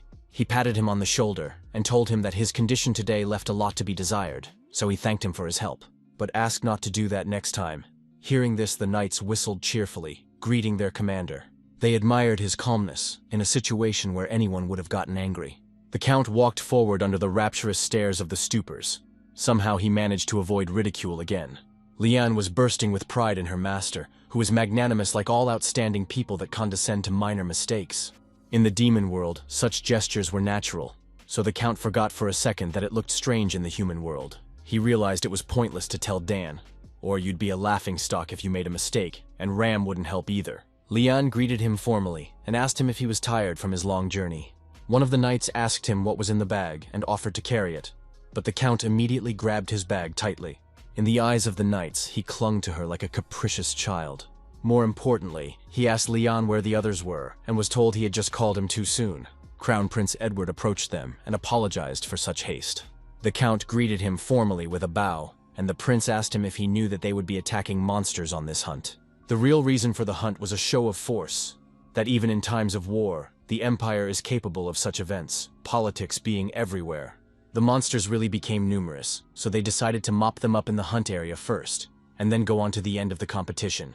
The heir hoped for the help of the Order of Rofteg and the Imperial Knights in this endeavor. Of course, it wasn't an obligation, so the knights themselves could take care of everything, Edward reported. During the night, the knights made a debauch so that they did not show up in full, for which they earned Dion's scornful and angry look. The Count bowed and gladly handed over to the prince the command of his mad dogs, which he had long dreamed of getting rid of. He himself wasn't sure if the heir could handle it, but thought it wasn't his problem, and said he could do whatever he wanted with them. But the heir was of a different opinion, and said that it was the Earl who should lead the hunting team. The Imperial Knights marched into battle in tight formation and attacked the hordes of monsters. But Dion's mad dogs went into battle fiercely and without any plan, just to kill everyone. Everyone knew how peculiar this squad was, just like its commander. The commander of the Imperial Knights was horrified at the contempt with which the dogs regarded the fighting order. He glanced at the Earl, and the latter caught his glance, but could do nothing, for he himself was shuddering at the sight of them. Dion pondered. Not that this was the first misunderstanding that had happened to him. The situation wasn't that bad. He thought he'd be able to go home soon anyway. After many mistakes, he decided to hurt himself quickly, and so go home. The Count laughed at his cunning, and his men mistook it for battle excitement. Just at this opportune moment, a werewolf burst through their orders and leapt at the Count. He was about to set himself up for a hit, but Leanne defended him. She instantly and violently shredded all the monsters around the Count. Dion strained a smile and admired her abilities, giving her a thumbs up. Lian thanked her for the praise, and the Count thought with annoyance that no one had asked her to do that. She promised that she would see to the Earl's safety in this battle. Therefore, he need not bear his sword. It wasn't bad, but there were still a lot of monsters. If this continued, Dion would have to continuously participate in these hunts. And to hurt yourself, you have to fall off your horse on purpose, the Count decided. But in that instant, the horse stopped listening to the Count, as if it had read his thoughts about the fall. Dan apologized and said he tripped in the mud and touched the horse, causing it to spook. Though in words Dan was apologizing, he looked strange and frowning and held his hands behind his back as if he were plotting something. The Count noticed Dan's strange mood, but decided not to touch him. He sat down on the ground and started to check his bag because the flower had gone quiet. Dion had hoped the violet was dead, but it wasn't. Of course, such nonsense certainly wouldn't have finished this monster off. Dion told the flower to stay put and slammed his mouth shut the moment Dan approached him. It wasn't until the Count turned around that he realized there was no one near them, and Dan must have taken it all personally. Dan asked him why the Count wasn't angry.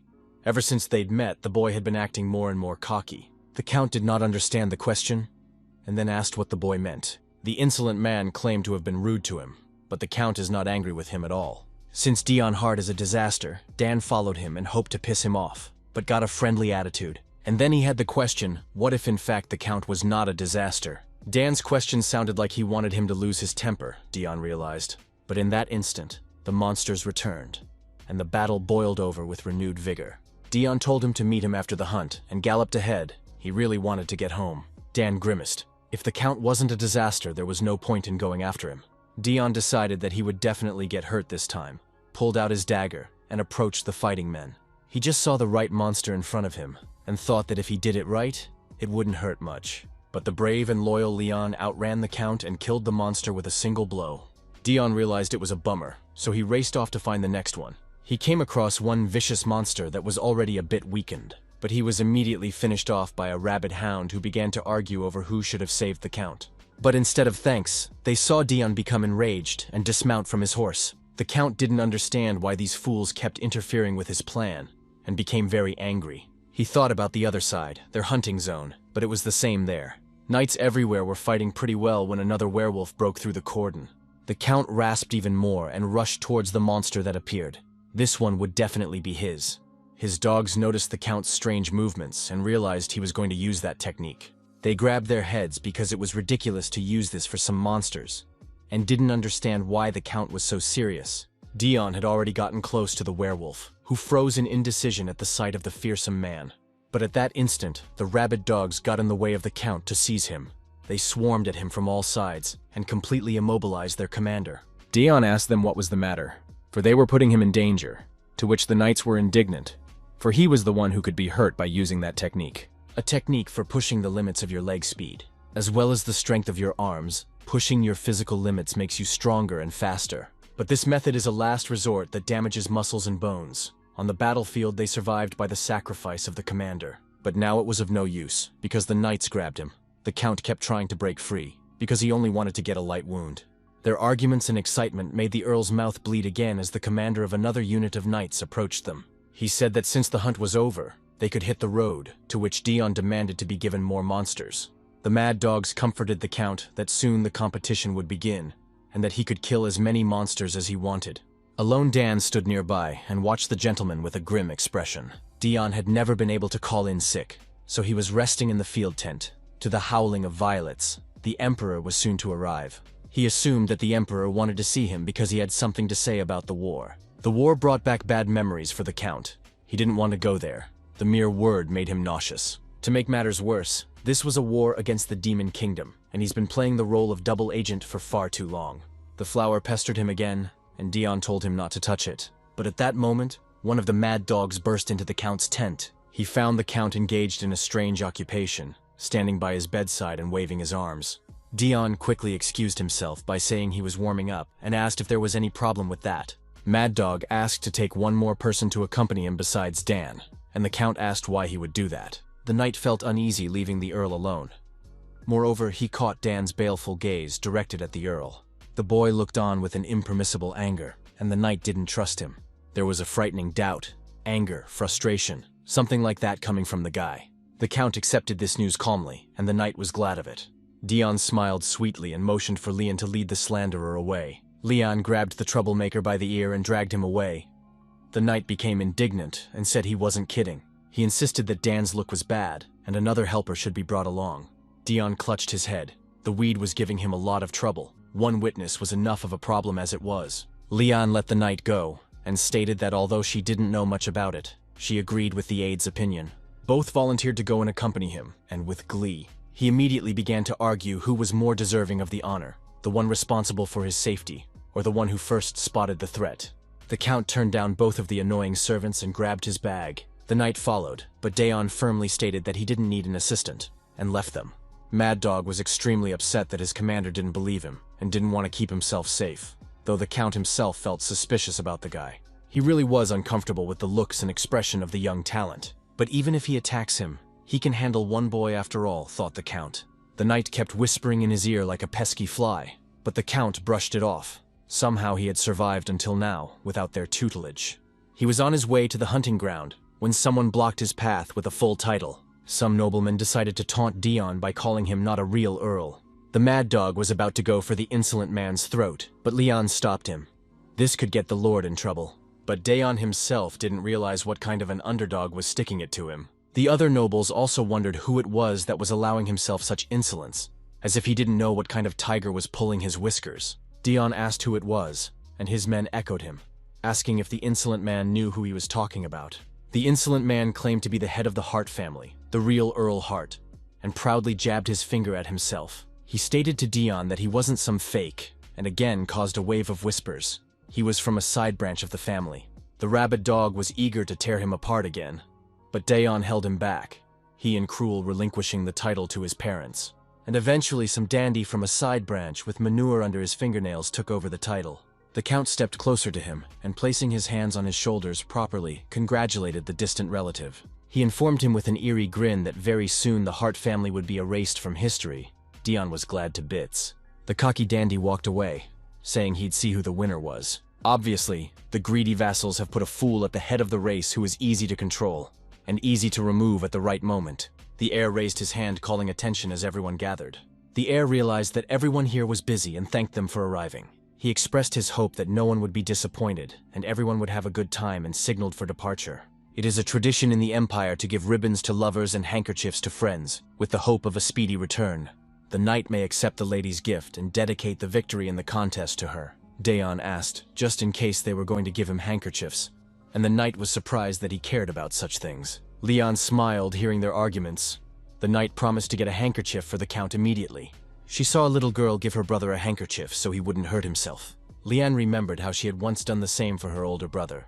She gave her brother a handkerchief before he went off to the 8-year war. The Count was surprised that her brother was in the war. Leanne wanted to go too, but her parents wouldn't let her. She was healthier and stronger than he was, therefore she felt anxious for her brother. She couldn't accept the fact that her sick brother was gone. So she became a knight herself, so her parents couldn't stop her. The Count thought about it. This story sounded painfully familiar, but had its nuances. The ending of the story was quite different in their families, grimaced the Count. Daniel stood next to Cruel, and noted the perfect preparation of their forces for the operation. They had many weapons and assassins, each with a heavy crossbow that pierced even armor. Even Dion Hart couldn't handle one of those, Daniel said. This was the best moment for them to kill him. The Duke had informed him of the plans before the hunt, in case the assassins failed again. Cruel was to take care of it. Dion Hart doesn't like crowded places. If you go away from the others in the direction of the monsters, he can easily be found, Duke said. He knew him well, Cruel noted to himself. His brother, on the other hand, did not know the Duke at all. Not knowing who the prey was, Daon took part in a hunting competition, and just as he did, a dummy from a side branch followed him. Once they were on the border, he needed to pretend to catch monsters and deal with the weed, Dion thought. Dan lunged at the Count and pushed him to the side. At that instant, several crossbow bolts pierced the ground. They tumbled across the grass, the Count losing his bag. Before they knew it, another arrow fell from above from the forest, aimed at the Count. But Dion reacted in time. The assassins realized that arrows were useless, and came out of their hiding place with their swords at full draw. They swarmed on the Earl, and the Earl began to fend off a slew of assassins. There were many enemies, and Daon barely fought back, gritting his teeth. He was already regretting not taking more escorts, and he ducked under the assassin's kick. The Count resented it. He had to fight to the death again. The goofy dandy hid in the bushes with his pants wet and weighed down, completely useless. Dan had only recently started wielding a sword, though he was pretty good. He lacked stamina and strength. The Count realized he was surrounded by enemies. Those had no problem attacking sneakily from the back. He himself also lacked the ability and stamina to handle everyone. He pressed himself against a tree so that no one else would come in from the rear. But at that moment, the gunners gave several volleys and raised a shower of arrows into the sky.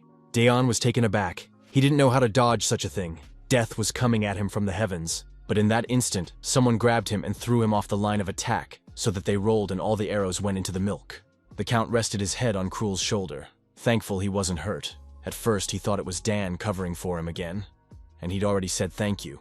But then he saw the face of his hated brother. Daeon grabbed his brother's hand and squeezed it with force. He recognized him even in the silly Robin Hood robe. The Count asked him what he was here for and how his presence could be construed, but Cruel only looked sadly back. Someone struck the assassins with their spiked tentacles and they died instantly. They didn't realize where the huge flower came from and started waving its cuttings. The aggressive plant quickly killed all the assassins that were nearby. It had tremendous power. Seeing his master, the violet waved happily at him. The Count was glad the assassins were dead, but now he felt even more threatened. At the cries for help and sounds of battle, other knights rushed to the scene of the battle. When they came to an open clearing, they were horrified, for they had never seen such a monstrous plant. Squinty Heart came out of the bushes and immediately began to stink that a flower had come out of the Count's bag and saved him from the assassins. They were greatly surprised that Daeon Hart was capable of controlling such a monster. The knight thought it was as the Count calmly approached him. Daeon glared angrily at the goofy relative. Regardless of the truth, this underdog must have been aware of the rumors that were going around the Count. Apparently, due to his stupidity, he had become fearless. Turning back, he saw that Cruel had already fled, both relatives annoying the hell out of him. The situation was not in his favor, so he had to deal with the demonic flower first, the Count decided. This time he had to really finish him off, though it was difficult. As if hearing his thoughts, the flower attacked. He grabbed it firmly with his vines and slammed it to the ground with a deafening thud. Daeon lay senseless and able to breathe, Violet still holding him tightly. The knight looked incredulously at the chirpy man who had said that he and the Count were on the same side. Daeon couldn't understand why the flower was acting this way. Not so long ago, it was waving at him in a friendly manner. The Count began to gasp, and the monster approached him with its mouth open. He swung his hand and with a dagger demanding the plant let him go. The demonic Violet immediately shrank and snickered, and Daeon was able to crawl away. Shouts erupted. Everyone rejoiced that the Count had defeated a new kind of monster. Dan immediately rushed to the Lord.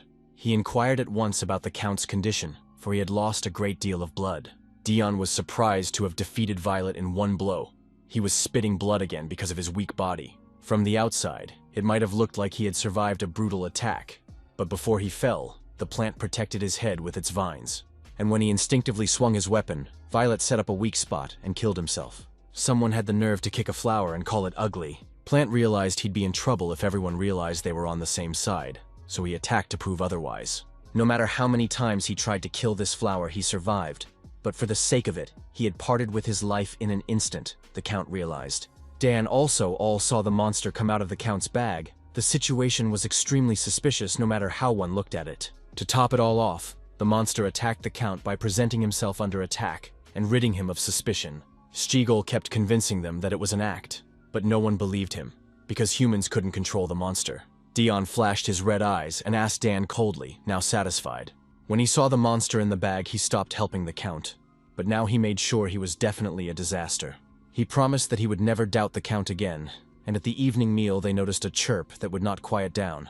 Mad Dog asked the Earl what was wrong with this deranged man from the side branch, for he was the first to hide in the bushes. The true Count himself thought that he should leave this place as soon as possible because the rumors were true. He was resenting the whole thing being set up when Daeon grabbed him by the shoulder and asked if the dandy was staying at the Hart estate.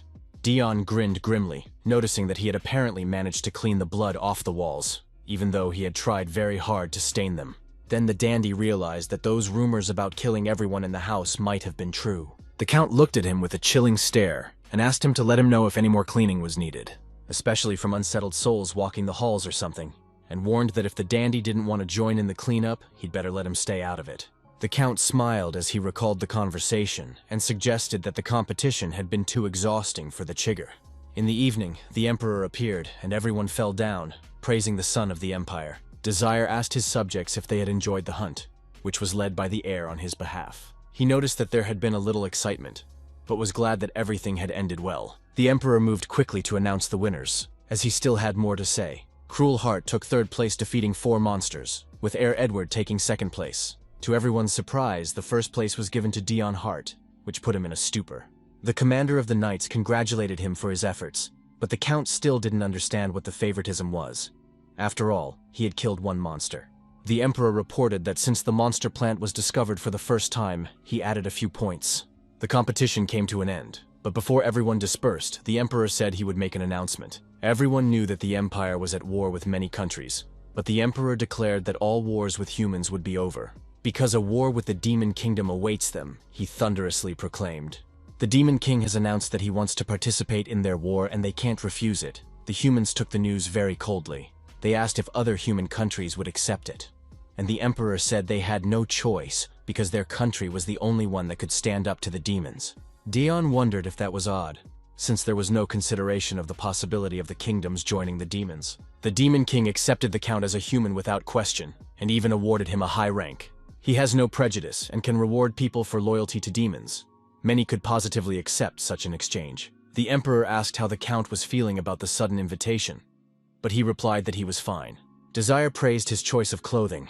In the eyes of the nobles, his servant in blood-red robes was meant to inspire fear. He promised an extra reward for that unfortunate assault incident, though Dion didn't need the money. At these words, the count noticed that the emperor was wearing a glove on his left hand, which he had not done before. The emperor called out to him, noticing the excessive thoughtfulness in the conversation before him. The emperor wanted to say something to him, but he stopped talking and frowned.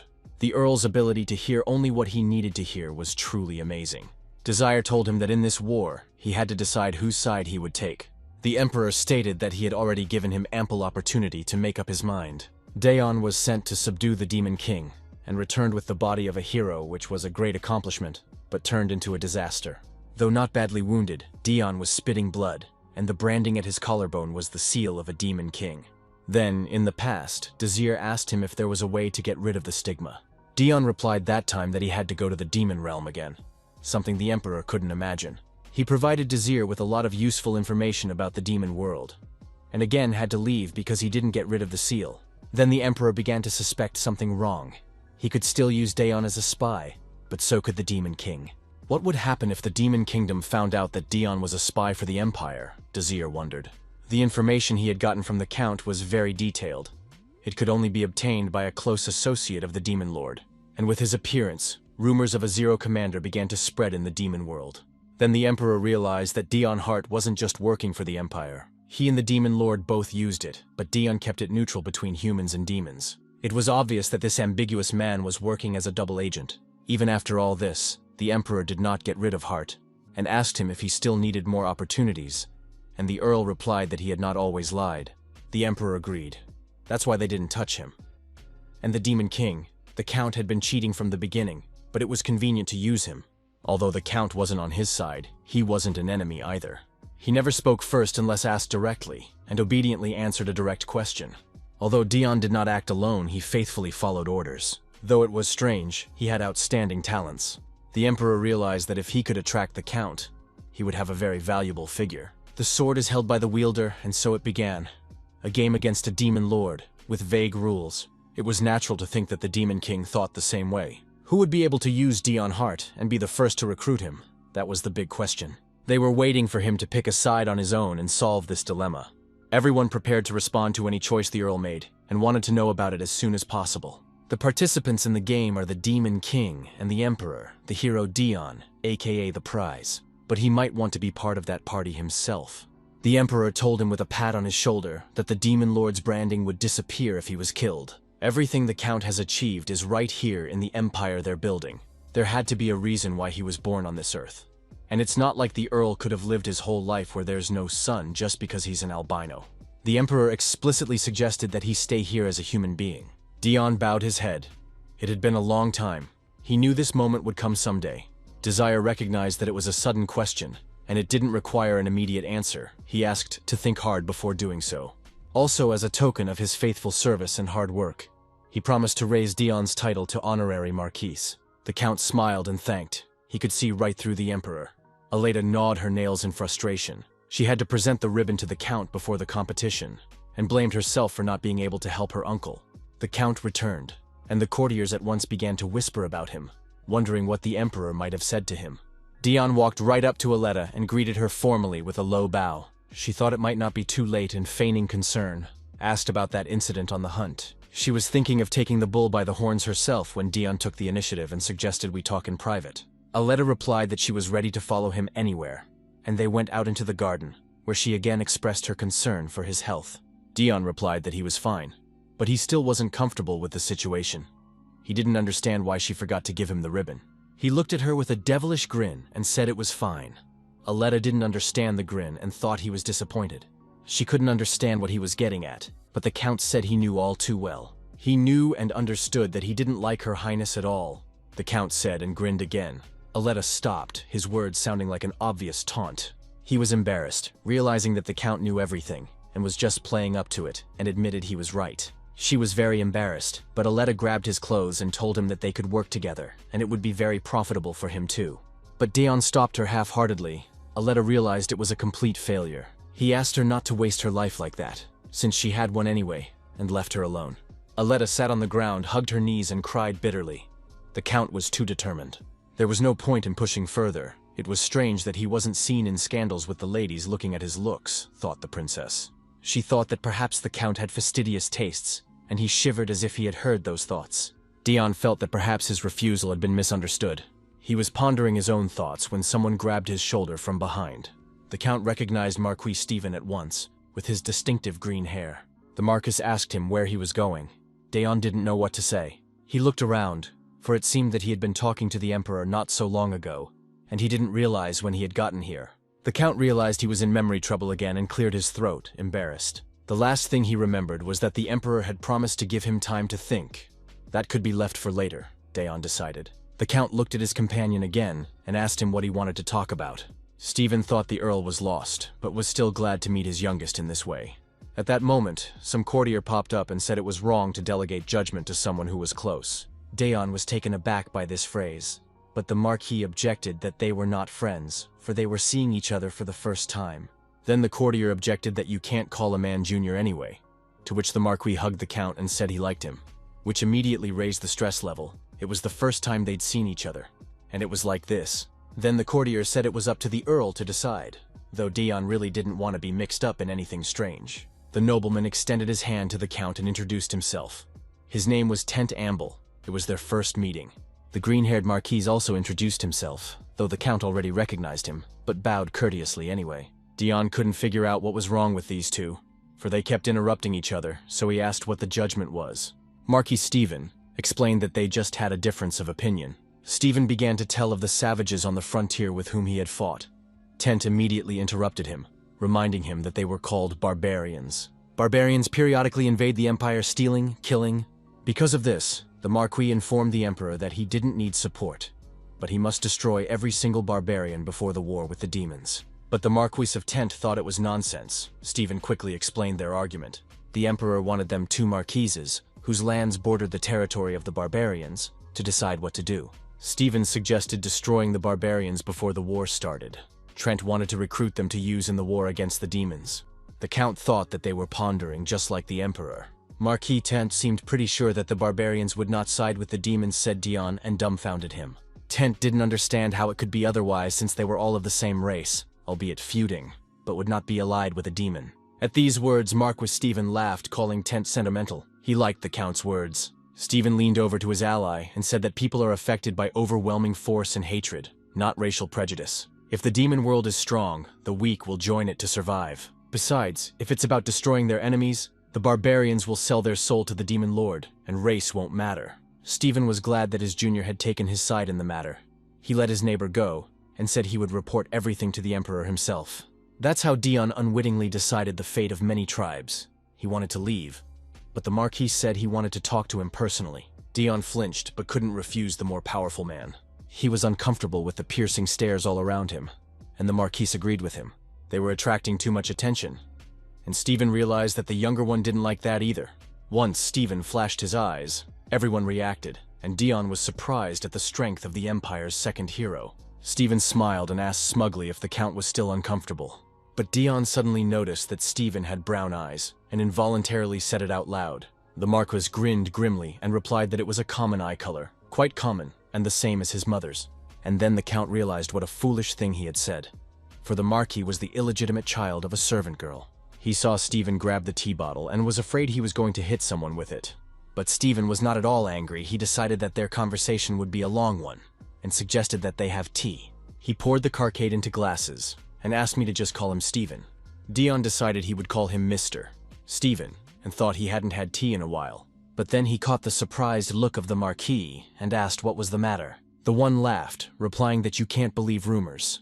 He thought that the Count was a cold-blooded man, and couldn't think that he had a naive side as well. Steve was glad to have such a junior in his life and said he understood why His Majesty loved him so much. The Marquis stated that the Emperor values those who have risen by their own strength, those who are like him, whose status is unrecognized and in need of proof. And of course he appreciates the man who killed his family with his own hands. For this he liked the younger one very much. So the Marquis asked how he had come up with such a brilliant idea. Marquis said that after an 8-year war his youngest asked him. Dion sank into reminiscing. Then he came to study with his brother. He remembered how his father had changed, and told him to sit in his room and think about his behavior when Dion was the victim. Remembered a mother who only pretended to love him and thought he was a monster. The Count had barely escaped the abyss of depression, so that even the Marquis had grown uneasy on his account. Stephen realized that a man with such a request to the Emperor could not be normal, and offered another kind of tea that he had brought from the south.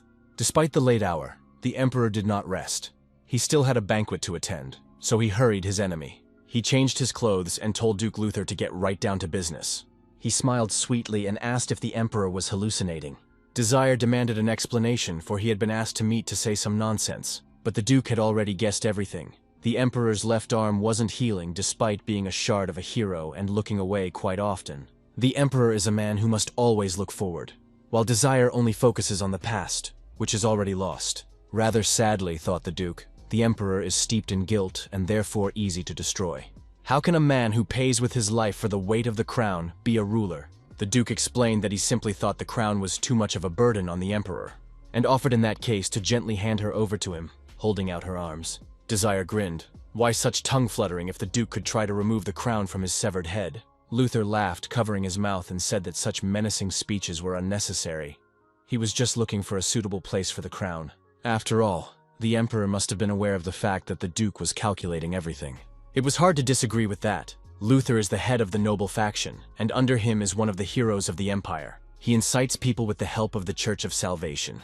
He also has ties to the rebel army of revolutionaries.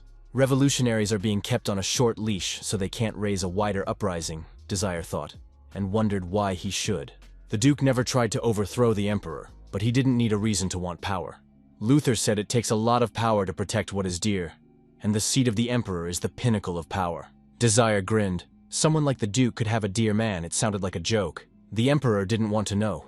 He didn't care. He declared that he would not give the crown lip service. A heavy and gloomy silence fell between them, whereupon the Duke declared that the psychotherapy session with the exchange of pleasantries was over for the day. The Duke noticed that Desire didn't feel a crisis in this war, and even the bells that were ringing didn't make him think of betrayal. Lots of possibilities. He could be betrayed by his own nobles or allied kingdoms, not to mention enemies. All of these possibilities, Desire didn't even consider them as such. Luther realized that he had no other choice, and ordered him to give Aaron the order to spread bad rumors about demons. Any rumor would do. Betrayal, cruelty, cannibalism, whatever. As long as people couldn't trust demons. Luther decided to help the Emperor enjoy a game of demon warfare. All because he didn't want to rule over a fragment of the Empire after the Emperor was overthrown. The silence and boredom of the stuffy feast was interrupted by the clanking of weapons. Dion and Stephen were in a duel. The Count was panting and staring like a madman, his red eyes seeming to be hidden by a veil. Stephen offered to stop before the banquet turned into a disaster, but Dion replied that the man had called himself an enemy. Stephen wiped his cheek and claimed he was just kidding to see not his reaction. But the Count did not relent, for he had clearly heard that they were enemies, and again attacked the careless Marquis. Stephen was pleased with this reaction after all. He was only joking a little. After they had emptied a couple bottles of tea, Dion suddenly hung his head. Stephen then decided that this was the perfect opportunity to get the Count into an honest conversation. However, Daeon couldn't even speak properly. All he could do was ask him if he was an enemy or not. Stephen replied that anything could be, and he was immediately jumped on. If it wasn't for the hero's reaction, he could have been badly hurt. Had he known of the Count's quirks beforehand, he would not have made such a rash joke. Stephen was a little confused at first, but now realized that these were not the attacks of a man with a hero shard, but the riot of a strong tea drinker. So he felt there was no way he was going to lose and easily kept his distance between them. But the Count's madness knew no bounds. His hands were trembling, but he didn't even think of stopping. However, without the tea, the Count would definitely attack faster. Stephen realized then he would be in trouble. Stephen yelled that it was going to hurt a little and swung his sword. The Count stumbled back, and then someone covered him from Stephen's blow. Then an imperious voice told them to stop, and turning around they saw the Emperor, who had come to the noise. But Daeon wasn't stopping, and quickly pinned his defender to the floor. He was the enemy, the Count told him, and nearly slit Cruel's throat. "All enemies must be slain," said the Count in a frenzy, and swung his arm, but his hand was intercepted by the Emperor, who again told him to stop. The Emperor told him to surrender, for the Count couldn't do anything about his hand anyway. But Daeon didn't stop resisting, and forced his wrist to break. Then Desire anxiously released his hand and recoiled from the Count's madness. Daeon broke his wrist with his own weight, and dropped the dagger from his palm. But his madness did not go away. He kept saying that the enemy must be killed and glared at his brother. He had to kill all enemies, and kept saying "die" over and over, clutching his brother's throat with his left hand. Then Desire quickly prescribed a sedative with his muzzle on the floor to his servant. Daeon angered the Emperor by taking advantage of his weakness. He knew that Desire would not be able to hold him off for long lest he hurt him even more. He reminded him that he had already told him to take better care of his body, but the madman kept insisting that he be allowed to kill all his enemies. Cruel stood up and touched his throat. It was sore, but he was more worried about his brother who had broken his arm. Desire called the Count a fool. He used his subconscious personalities as an advantage. The Emperor told him this was not a battlefield and let go of his broken wrist. "Welcome to reality," the Count heard, and a piercing pain hit him so that he shrank back and fell. Desire patted him on the back thoughtfully, reminding him to breathe to get through the pain faster. The Emperor set Daeon's wrist, but the man still needed to see a doctor. A servant approached Cruel and asked if he was all right. Since the Count was still out of it, the hero asked permission to leave. He saddled his horse and thought about the mistake he had made, his body reacting before he realized. But Cruel could not forgive the Marquis for daring to swing his sword like that, next to his brother. Because it was his dear little brother he couldn't hate. The hero told his servant to stay, and to give the message to Daeon when he woke up. "No wandering the streets today and going straight home," the servant heard, and frowned. The Count woke up in the tent. They put him on a bed and let him sleep. The doctor examined his injuries. Daeon, as usual, couldn't figure out what he was doing here and why the doctor was examining him. He told him his wrist was fine, but it needed to be taken care of. The Emperor reprimanded the Marquis for giving Daeon tea, for at the banquet, any tea was forbidden. Because the Earl was weak before the tea and the hardening pills. Then they noticed Daeon had come to his senses. He got out of bed and apologized for causing a disturbance and said he was fine. But Stephen apologized too for giving the Earl too much tea. Daeon replied that it was no big deal and hoped he hadn't caused too much trouble, to which Stephen said it had been fun. According to the Emperor, Stephen realized that the incident was no ordinary oddity caused by strong tea. It is a phenomenon in which a person suffers from visual, verbal, and auditory hallucinations, depression, or aggression when everyone is the enemy. It's post-traumatic stress disorder, which is common among those who have been injured or killed others. Stephen had heard that Daeon had been sent to war at the age of 14, but he was still human despite the foul rumors about him. In that case, he delighted the Marquis even more than before. The fact that his hidden personality only shows up when he's had tea suggests that without it, he suppresses it with great effort. The Marquis realized that he had a terrific junior. However, the Count's nose was bleeding dramatically, and the doctor rushed to him again. He looked pityingly at Daeon, and mentally asked him to stop hurting. Besides the sprained wrist, the Count was badly beaten, but that couldn't have caused the nosebleed. Then Stephen asked what it was. The doctor wanted to reply that the Count was born that way, but the Emperor beat him to it and told them about the Demon King's curse. Desire looked glumly at the doctor and said that he had done enough and could go now. The doctor bowed and so left, and Daeon rose to dress. They saw his branding under his collarbone. Seeing the effort the Earl made to not look weak, Stephen admired him even more. Cruel appeared before the Duke, and the latter met him coldly, saying that the hero was late. The Grim Duke was playing a chess game with himself. Cruel asked what was the matter, And the Duke replied, tapping his piece on the board ringingly, that he had to kneel first. Cruel flinched at such an order. Normally the Duke didn't show his anger. The dagger that stabbed the hero in the leg made him fall to his knee.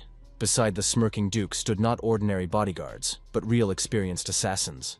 The Duke said he'd heard an interesting story, and his tone didn't bode well. Cruel already realized what this was about to be about, but he didn't care. Luther said he was a busy man and offered to get right to the point. He threw a horse figurine at the hero and said he knew everything. It was reported to Duke that Cruel had twice defended Dion Hart, whom he was supposed to eliminate. Dion was outraged at the message he had received. His brother telling him not to roam the streets was unheard of. The servant confirmed that it was. Dion only hummed and climbed onto his horse. Naturally, he thought nothing of listening to his brother's advice and galloped off into the deep night. The servant thought about why Cruel had given him such a strange order. The hero looked at him thoughtfully, thinking what to answer. Cruel said that his brother, like a child, would not listen to anyone and would stagger around, then only hurt himself. Dion was riding and resentful. He didn't understand what it meant to go nowhere or why. A carriage was waiting for him at the right place, Dan and Leon meeting him. Leon obligingly opened the carriage doors and offered a ride inside. But it was as if Dion didn't hear her, just skipped past out of spite. They both decided to accompany the Count and move toward him. But Dion coldly told them he would go alone. If he went home now, he would definitely lose because he said he wanted to get some fresh air. The caring Dan handed him his cloak and said that since he had decided to go for a ride, it would be better if no one recognized him. He asked to take it in payment for his boldness and desire to test the Lord, and as well as not to burden himself with trouble. Grinning his face, the Count still accepted the robe. Dano's face reminded him of someone, the same obliging guy, only in the demon world. Dion ended up in the nearest town where the festival was held, despite the country's involvement in the war. The streets were busy with townspeople, so the Count left his horse at the gate of the town. Just like the Imperial Hunt, the festival was meant to show that all was well in the Empire. The Count usually avoided crowded places, especially when he was tired. But Cruel had told him not to wander the streets and to go straight home, so now he couldn't ignore it. Dion pondered on why his brother would do this. It's a trap, a scheme. Maybe this is what his brother was expecting him to do. He remembered how they played chess. Dion took up the White King and thought about where to go, but his brother cautioned him. Dion was confused then, and his brother noticed it immediately. His brother often praised his moves, but was the phrase really a bait or a true warning? If it was just imagination, bad, he was only wasting his time. If bait, also bad, putting himself in danger. Now the Count really wasn't in the best physical shape, and was already thinking of going home, for he had already failed to return home as he had been told to. While he was doing some self-digging, someone shoved him in the crowd. The Count immediately bumped into the next man ahead of him, and the man asked if he was all right. He saw a passerby who bumped into him bleeding from the mouth. Cruel thought back to their last conversation with the Duke, when they were still trying to use the Revolutionary Army. He had promised to send assassins for money, and now the Duke was asking him if he had really made this one. The Duke learned that Cruel had changed the terms of the order, and paid for any wound inflicted on the Earl, half the sum. Moreover, at this competition, Cruel personally saved his brother from assassins, and then protected him from the Marquise. Luther demanded an explanation as to whether Cruel really wanted to kill his brother. The hero said something out of line. He said he didn't want to give Dion to the others, and he wanted to kill him himself. The Duke stood up and asked why Cruel hadn't talked about it before, since they had wasted a lot of money. Luther understood his motivation, but said he would no longer trust him as before, and offered to make a wager. As he wished, the Duke will give him the opportunity to kill Dion with his own hands. He can do it any way he wants, but with Luther involved. Whoever can kill the Count first wins the bet, said the Duke. As a reward, the winner will ask anything he wants from the defeated. Before Luther left, Cruel asked him why he was so eager to kill Dion. His younger brother was born albino, red eyes, white hair. Plus he was born before his due date, was tiny, looked like a white rabbit. Cruel often came to babysit the boy as he grew up. Despite his weakness, he remembered very well how his parents had glowed with happiness that they had a child. However, it turned out that my brother coughs up blood when stressed. His body was very weak and needs to avoid sunlight. My parents didn't understand how this was possible or why it was so, but Cruel supported his brother as best he could. He told him not to worry about anything. All he had to do was stay home, the boy said. He was walking with his parents at the time, and they were worried that the boy's unusualness would reflect on him. He would have to face this attitude all the time. His father suggested treating Dion as normal. If you treat him like a weakling, then the boy would then think he was useless. That meant he had to maintain a certain distance with him so no one would suspect anything. His parents asked him to take care of his brother, and he gladly agreed. But in an aloof family, a special child from birth got it all wrong, which eventually instilled in the boy insecurity and anxiety, mistrust of his family, and misunderstandings. While they tried to keep him out of trouble and hide his weakness, ignore his peculiarities, they only exacerbated his unloved complex. Cruel blamed himself for not noticing it sooner, as his brother became detached as well.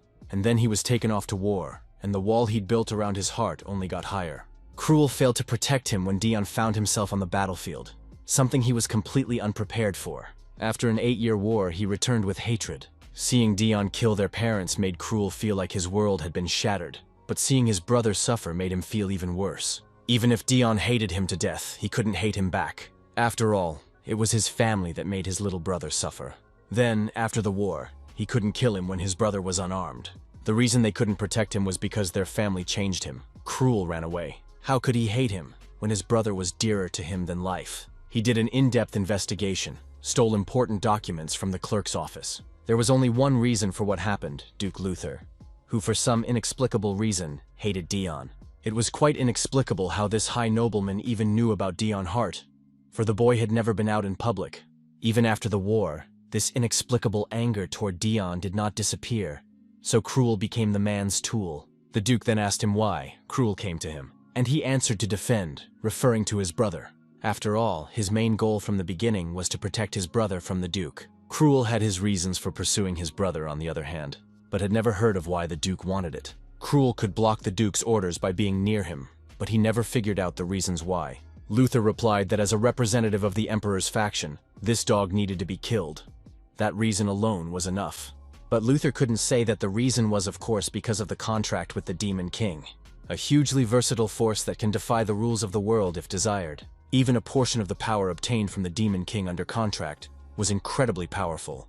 Back then, the Duke was young and greedy with a desire to rule the Empire. He obtained a forbidden book, made a generous sacrifice to summon the Demon King and make a contract with him, but he said he wasn't interested.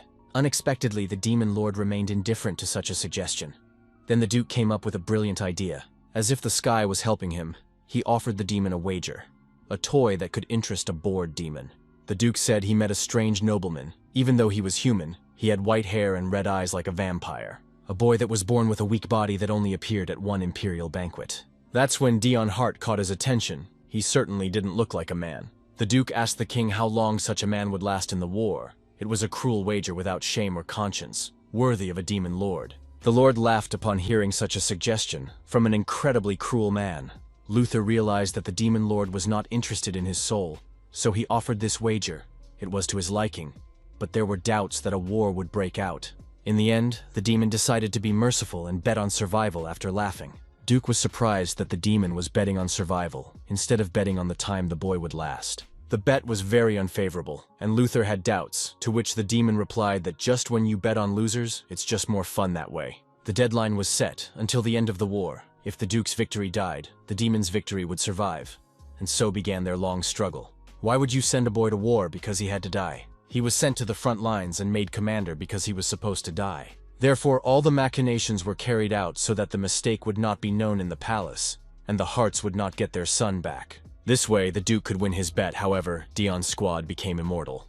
And leading them into battle was the master who led the brutal assassins, and became a hero of the Empire. Dion Hart survived, and saved up the Emperor's rewards, and the Duke risked losing the bet.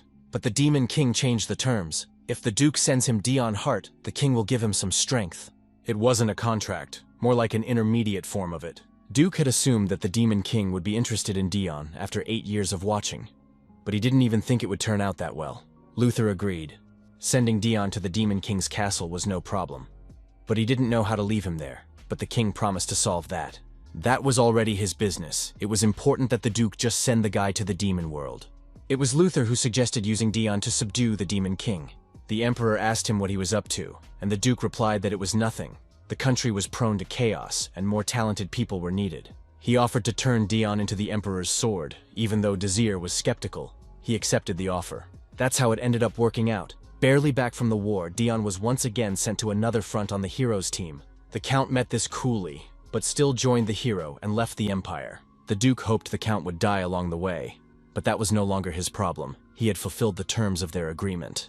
He hoped never to see Hart again. But then he got word that Dion was back. Taking the hero's body, the man he hated managed to return from the demon world. The Duke became furious. He tore more than one wig before he took all the anger away. The Demon King let go so easily the one who belongs to him. The Duke decided to find out what was behind it and asked Cruel if he knew anything. He told Cruel to sort things out and see where his brother was headed. But the future hero replied that he hadn't seen anything. The Duke didn't know if Cruel was telling the truth or pretending, but he said Dion's death was something that couldn't be avoided. With that, Luther was gone. There was no place in the human world his eyes could reach, and so he had already guessed where Dion Hart was. The commander of the Zero Corps that appeared in the demon world, the hero of the Empire in the human world. That meant they were both the same person, Luther realized, which made him despondent. A double agent, how is it possible to have two high titles in hostile countries, thought the Duke. One day, Dion needs to choose a side, and it would be bad if he chooses the Demon King, because Duke should have killed him before then. The doctor examined Dion and said his life was not in any danger. He was just weak and needed rest. He asked Daniel if he knew who he was leading into their hideout. He denied it with embarrassment. He was too distraught about what had happened. Because of the robe, Daniel didn't immediately see the Count's face, and all he thought was that the poor man needed a healer's help. The doctor promised to keep it a secret anyway. His memory wasn't good lately. Daniel thanked him and stood over his mortal enemy. This man he had to destroy in the name of his great goal as the leader of the Revolutionary Army, and right now he could easily kill him. All he had to do was reach his hands to his throat. Daniel kept saying to himself that he wanted the hated Earl of Hart to die, but still he could not clench his hands. For some reason he thought of his sick and weak mother. Horrified at the abomination of his act, Daniel jerked back. He was breathing heavily. In a way, Dion was very lucky because they had a meeting today. They discussed the possibility of a coup, but a war with demons was looming. Daniel tried to reassure them, for they had prepared for this long and carefully. But his counselors would not relent and argued with him. Then Daniel pounded his fist on the table. The leader of the rebellion insisted that the survival of their world depended on it now, and they could not recklessly go to their deaths. Their raison d'etre and the legitimacy of their actions derives from the people. Daniel rattled off propaganda. Without the people, they cannot exist as a movement. Paul immediately agreed with him. Otherwise they would exist as a collection of traitors, he said. Convincing the people that they are fighting for a world of equality for all, they kill nobles with dignity, and thus exist as a revolutionary army. Daniel smiled. It was exactly like that. They should reach the imperial palace through the main gate, and asked his counselors if they had enough power for this plan. Then they told me that someone acting arbitrarily had severely reduced the rebel forces. Someone knew about the plan and didn't prevent it, despite willful failure. This man was helping the cause of the revolution, as they all were. But Daniel advised those who felt it was right to step down. Most of the council left without saying anything. Only the loyal Paul remained. He asked the leader of the rebellion if he was all right. Daniel shrank back as if from a blow. He gave the guy a flick and told him he had to go too. Daniel praised the boy for growing up and staying at his side. Paul was annoyed at being treated like a child. He already knew that when a leader is upset, he goes to his mother. Daniel laughed. The boy had really grown up. He promised him that very soon he would show him the world his mother had dreamed of. But when he lashed out at his mother, the world showed him its cruel side. The mother that had long suffered from an incurable disease was lying on the floor. He picked her up in his arms and asked how long ago this happened to her. And not realizing what those who were watching her were doing, the guards flinched. His co-workers knew everything, but kept it a secret from him. And his mother asked him not to be angry with them. After all, they did it because she asked them to, Daniel cried. With his mind, he understood it. The vicissitudes of fate, the inexorability of time. She didn't want to hurt her son. You couldn't undermine the spirit of the leader of the rebellion, the mother said. And Daniel walked forward without taking the road. Because it was worth keeping it from him, she said. And he realized that his mother was really going to die soon. Never having gotten a glimpse of a world where there is equality and freedom, Daniel thought as another passerby came upon him. He immediately recognized him as the same unfortunate man with a weak body. It wasn't his mother. Daniel demanded of himself to calm down. He grabbed Dion and dragged him to the shelter where he would be assisted to save someone. He was overreacting emotionally at that moment because his mother's condition was superimposed on the event. But even now he couldn't kill his enemy, the rebel leader thought and rubbed his arm. Dion Hart never realized how lucky he was. Before, Daniel would have gotten rid of him, barely revealing his identity. But he couldn't do that now. Seeing the seal on Dion's body, he realized that it was the same Demon King's curse that had been rumored so much. The Count was cursed, spitting blood from every sneeze. There was no point in killing him, for he was soon to go to the next world. As he left, Daniel said that if Dion was cursed by the Demon King, his mother was cursed by the whole world. The world that had always been cruel to this woman, and at least before she died, he had to show her utopia. Dion was left alone afterward, and rested quietly after all the tumultuous events of the day. But it turned out he was only pretending, and waiting for Daniel to leave, or finish him off already. Dion distinctly remembered that they had tried to strangle him, and had spared him for some reason. He realized he had to leave before the crazy person who brought him here came back. Except he had no idea where he was. The room looked like a hospital. Just as suddenly the doors opened and he came face to face with some mustachioed man. The Count did not see the face of the one who was strangling him, so he did not know whether it was he or the healer returned, and said he had no intention of running away at all. But the man handed him a cloak and a blindfold, and told him to put them on as he was about to leave. This way he wouldn't be able to memorize the route. He needed to wear a blindfold even if it was uncomfortable, said the mustachioed man, and promised to lead him out of the building. Dion realized that this was no ordinary place at all since he was being hidden. The Duke met Daniel and asked what he was doing at such an hour at his place. Without warning and out of plan, he noticed at once the unusual mood of the revolutionary. Daniel reported that they need to do some serious planning for the coup they are going to pull off. He demanded an answer from the Duke when they had already gotten underway. Luther stated that as the war with the demons approaches, the strength of the empire is important, and internal dissension is poison to the state. But Daniel's advice every day required him to be active, and the Duke noted this change in the revolutionary's demeanor. Daniel stated that he didn't think it was acceptable to sit around and do nothing, but that was exactly what Luther was demanding. He suggested that the revolutionary put everything on hold and get some proper rest. For now, Daniel was behaving within expectations, though he was quite shocked. The Duke had told him he was in too much of a hurry, and that was a mistake. Now on the brink of war, it was better for Daniel to focus only on her. Luther patted the revolutionary on the shoulder and asked him what he thought about it. Albeit surreptitiously, the latter agreed. Thanks to the Duke's words, Daniel was actually able to calm down and understand the whole situation. The Duke used to tell them to wait until the Empire had taken over half the continent. Luther then ordered one of his generals to attack the Emperor. The rebels lost troops. The Duke and Aaron, who ran the Church of Salvation, were conspiring to pit the Emperor and the revolutionaries against each other. Of course, the Duke didn't want the fall of the Empire, because it was sinful to give up such a high status. Then Daniel realized that from the beginning, the Duke had supported the revolutionaries just to keep them in line. He was a fool to trust a nobleman to wage war against class society. Daniel noticed that Paul had not yet left and was approaching him. The boy recognized that the leader was bringing Dion Hart with him, and Daniel was startled to ask him how he knew, for the Earl was supposed to be wearing a robe. He immediately pinned the boy against the wall and asked if anyone else had seen it. Paul swore he was the only one who noticed. He saw the Count walk away in his robe and blindfold, but it was hard not to recognize his white hair. The old doctor had done enough as it was, but he still could have wrapped the Earl more tightly, Daniel thought.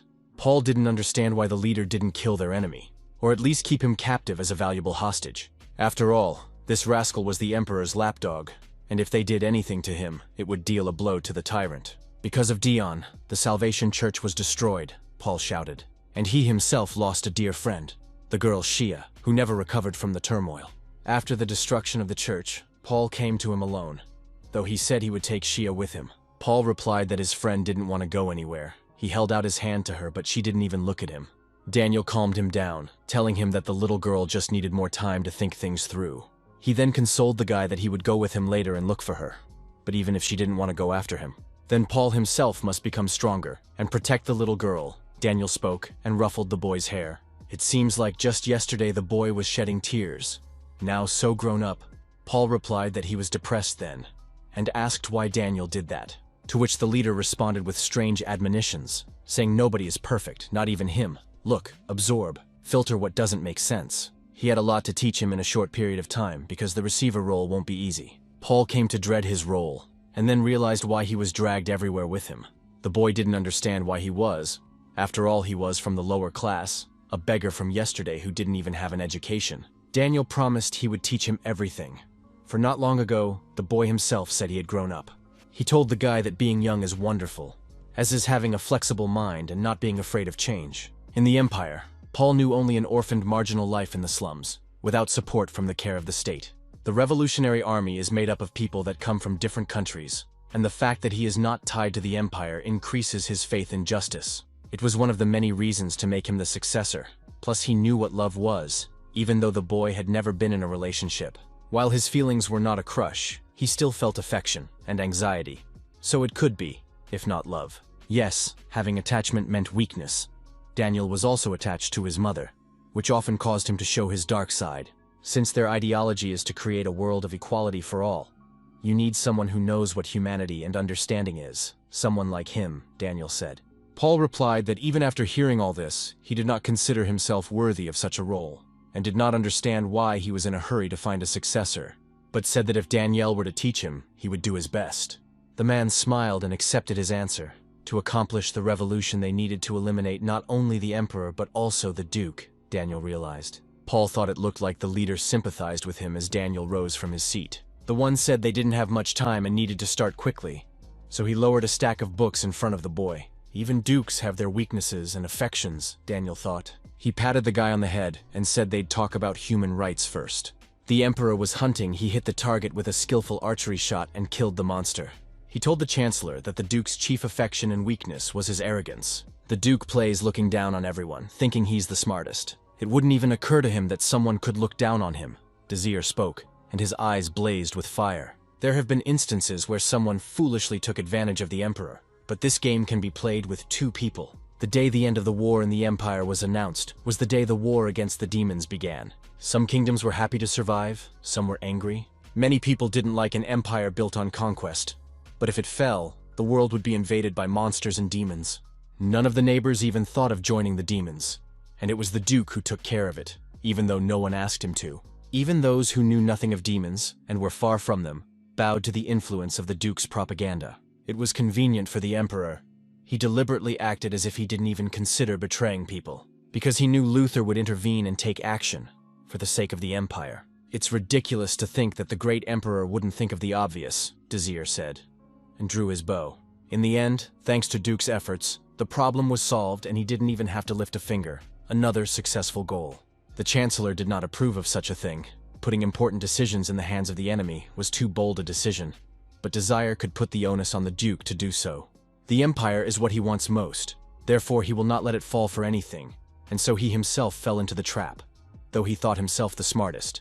One thing was clear, the duke's arrogance would catch up with him one day. The emperor really wanted to see his face at this moment. The heir holding a dazzlingly gorgeous bouquet of blue roses, and then passed it to Dion Hart, who accepted without hesitation.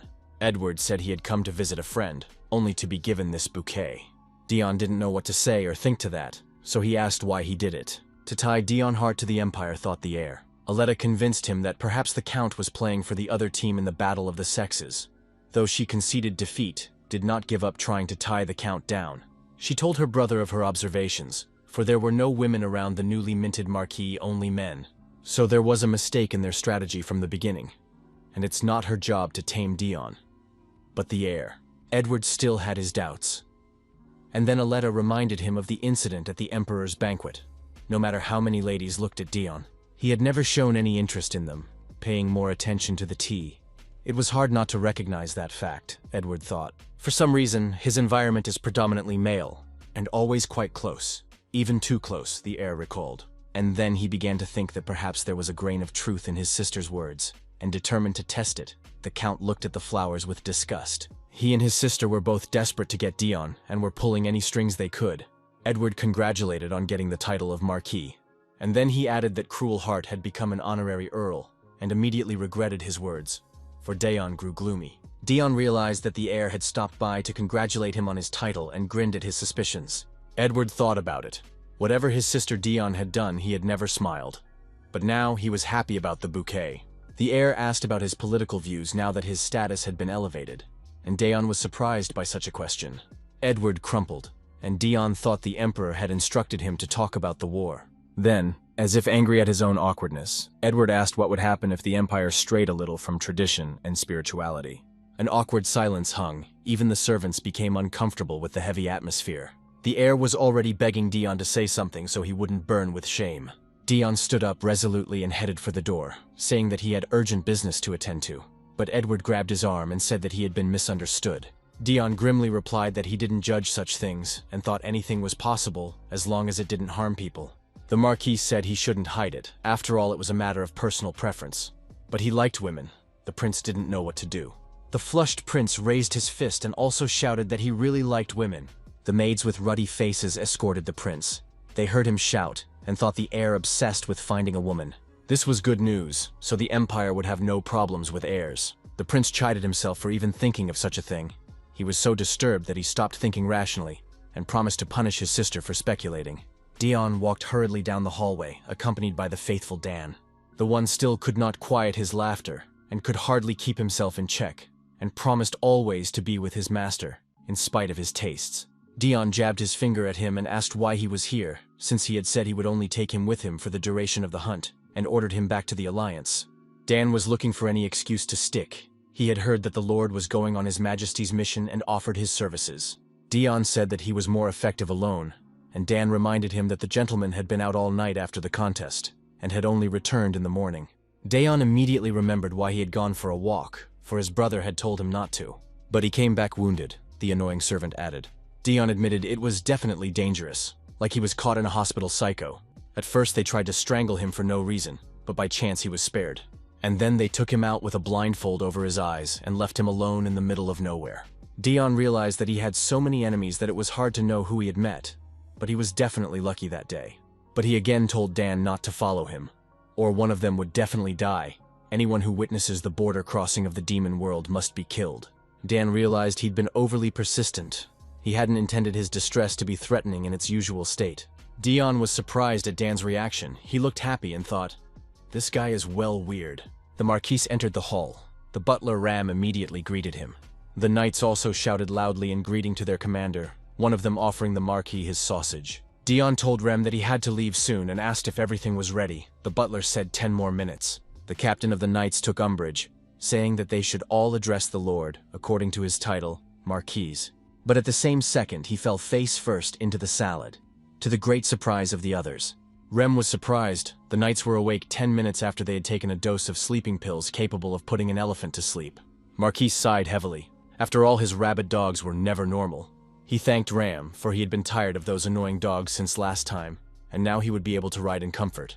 Dion arrived at the border that existed, only for one person, who even then could hardly enter the demon world. Until he determined his place, the two absolute monarchs decided not to divulge the location, for his safety. So even the not numerous chaperones don't follow him up the mountain. Who knows how the demon lord would react if he found out that the emperor had decided to win. Dion pictured the face of the demon who would learn of the emperor's decisive action. Now was really the time to make a decision, thought he. Even his 9 lives had come to an end. But a strange sight awaited him at the entrance. He saw Cruel kill 2 masked and dark-clothed men who were easily mistaken for assassins. Dion didn't understand how Cruel knew about this place, but it was definitely impossible to let him know about the border. The Marquis told his brother that he was just in time, for a witness must be eliminated. To top it all off, his brother was a subordinate of the leader of the noble opposition, making them natural enemies. Dion attacked first. A no-joke duel broke out between them with an exchange of deadly blows. Cruel fended off all attacks and broke the distance with his brother. But Dion noticed that the hero wasn't even trying and told him so. Despite his anger, Dion felt confused. Cruel should have hated him with all his soul. All his life, Dion had been a useless and troublesome little brother to him. Cruel must hate him, since Dion killed his entire family. But instead continued to defend time after time, so obviously and uncovered. One of the half-dead assassins grabbed the Marquis's leg with an iron grip. Dion wondered why his brother was acting like he was trying to protect. In one move, he finished off the masked man. But while he was distracted, Cruel ran off, again leaving him without answers. Dion was once again visited by a feeling as if a large piece of the painting was missing. The Duke was furious that Dion had decided to leave right now, the moment he and Cruel had made a bet on who could kill him the fastest. The Duke had to destroy Dion before the war started. The Marquis had gotten lucky again. Luther felt like he was getting pretty hung up on it. It felt like the world itself was protecting Dion. Obviously it was impossible, but the Marquis possessed infinite luck. Dion was surprised to see the Twilight World horse. Apparently the Demon Lord had been watching him through the seal, and took care of it. It felt awful to be watched, Dion thought, and remembered the medicine Ram had packed for him. He regularly threw these bags of herbs and powders into the gorge when he arrived at the Demon World, and there was already a hefty pile of them. Dion was relieved to be rid of someone else's prying eyes. He had no idea that the doctor had been working on the flavor of the herbs for a long time for his sake.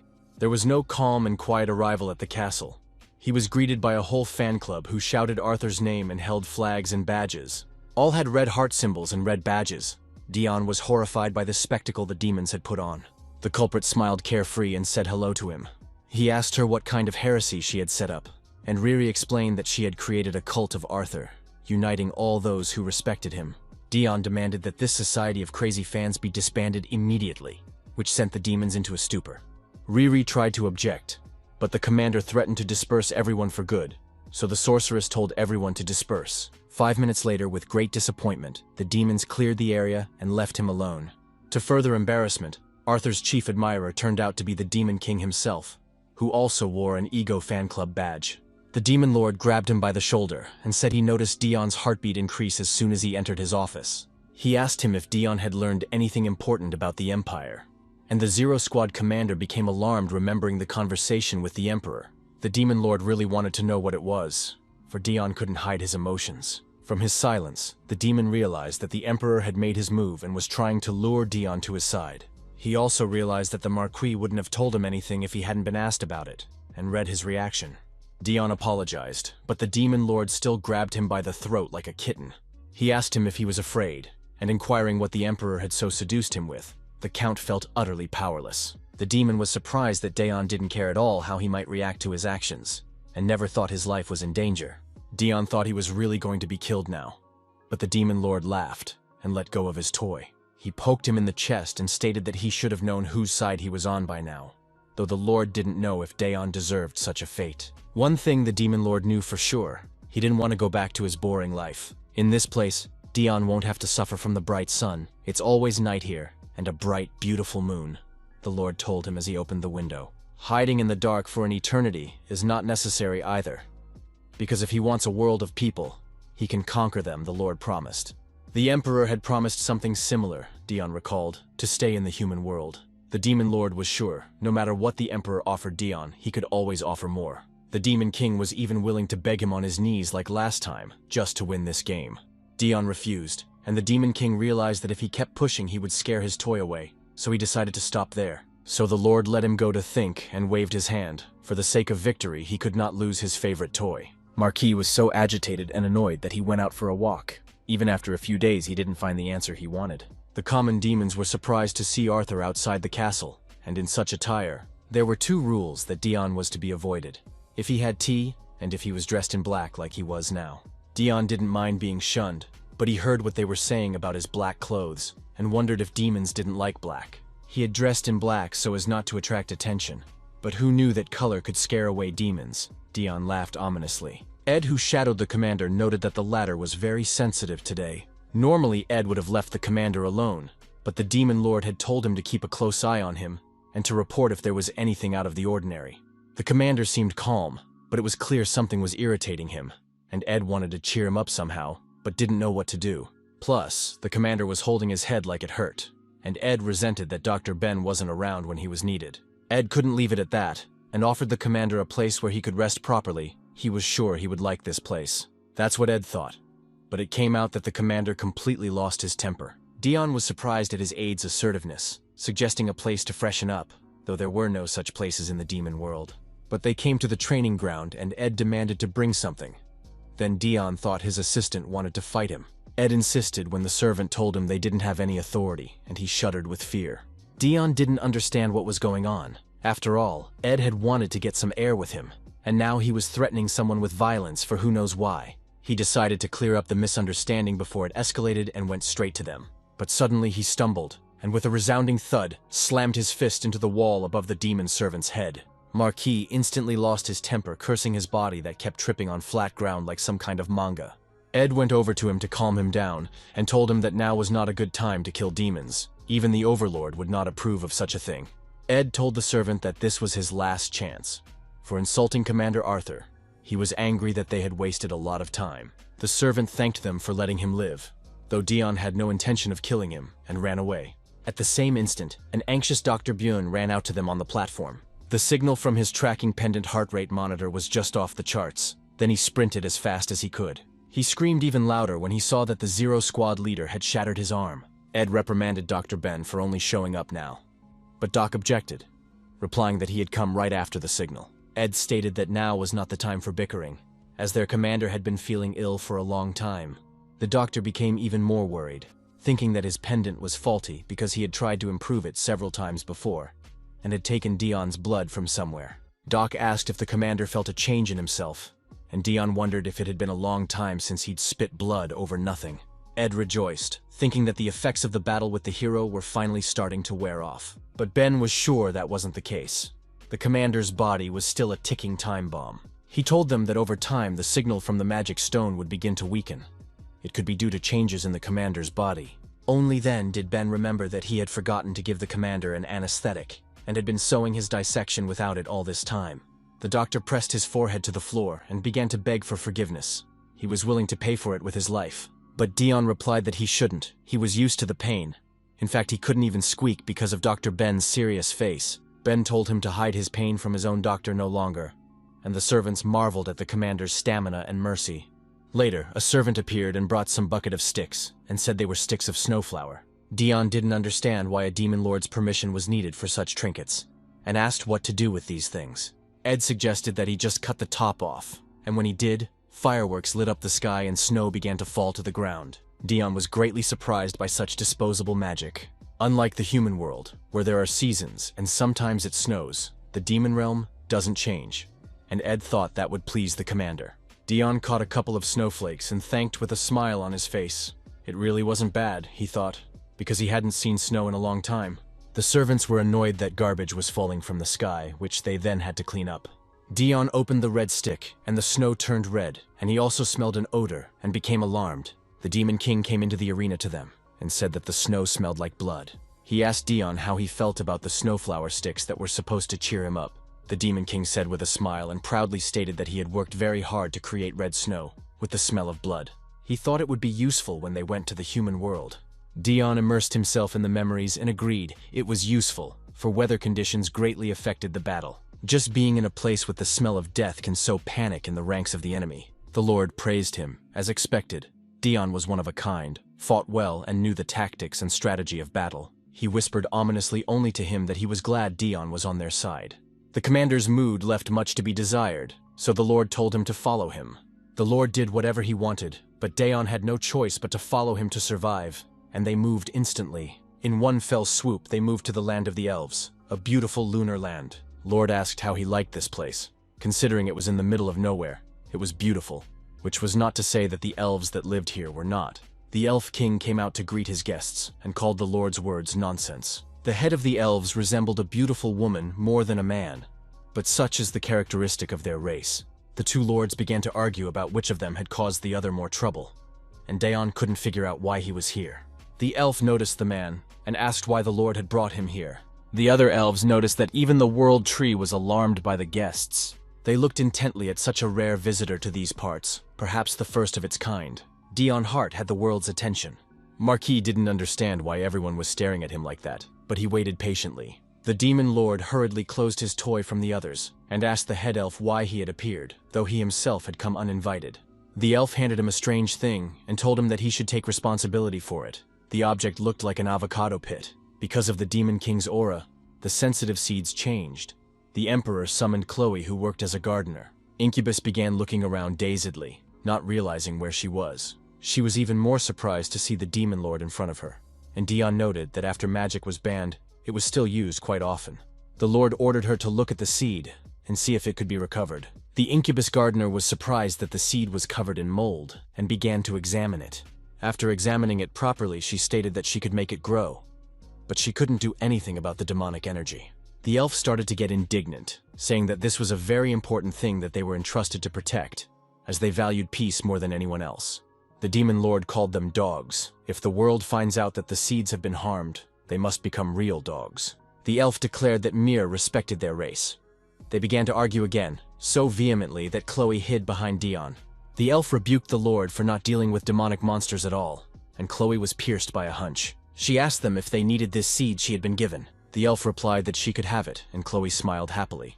After all, she was a gardener obsessed with plants. Another creature emerged from the watery surface of the lake that was nearby. It was the Mermaid Queen proper, so important that she as well as the head elf had no name. The fishtail turned to evening dress, and she walked over to Dion to greet him. for they had met again. The last time they had seen each other was at a reception for the Demon Lord, and the mermaid had stated that she had wanted to talk to him for a long time. Daeon didn't understand why she was looking at him so good-naturedly. Wanted to take his hands away. But the girl grabbed him again and said she foresaw the future. The prediction said that a new hero would be born, and he would be much stronger than the previous one. And this hero will decide the fate of the Demon Lord, said the fish holding Daeon's hands.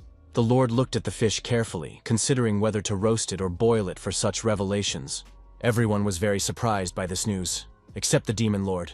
Although the mermaid told him that the world didn't like him, he took it indifferently. From the beginning, the demon race was disliked by the world. Not even a drop of hate could hurt them yet.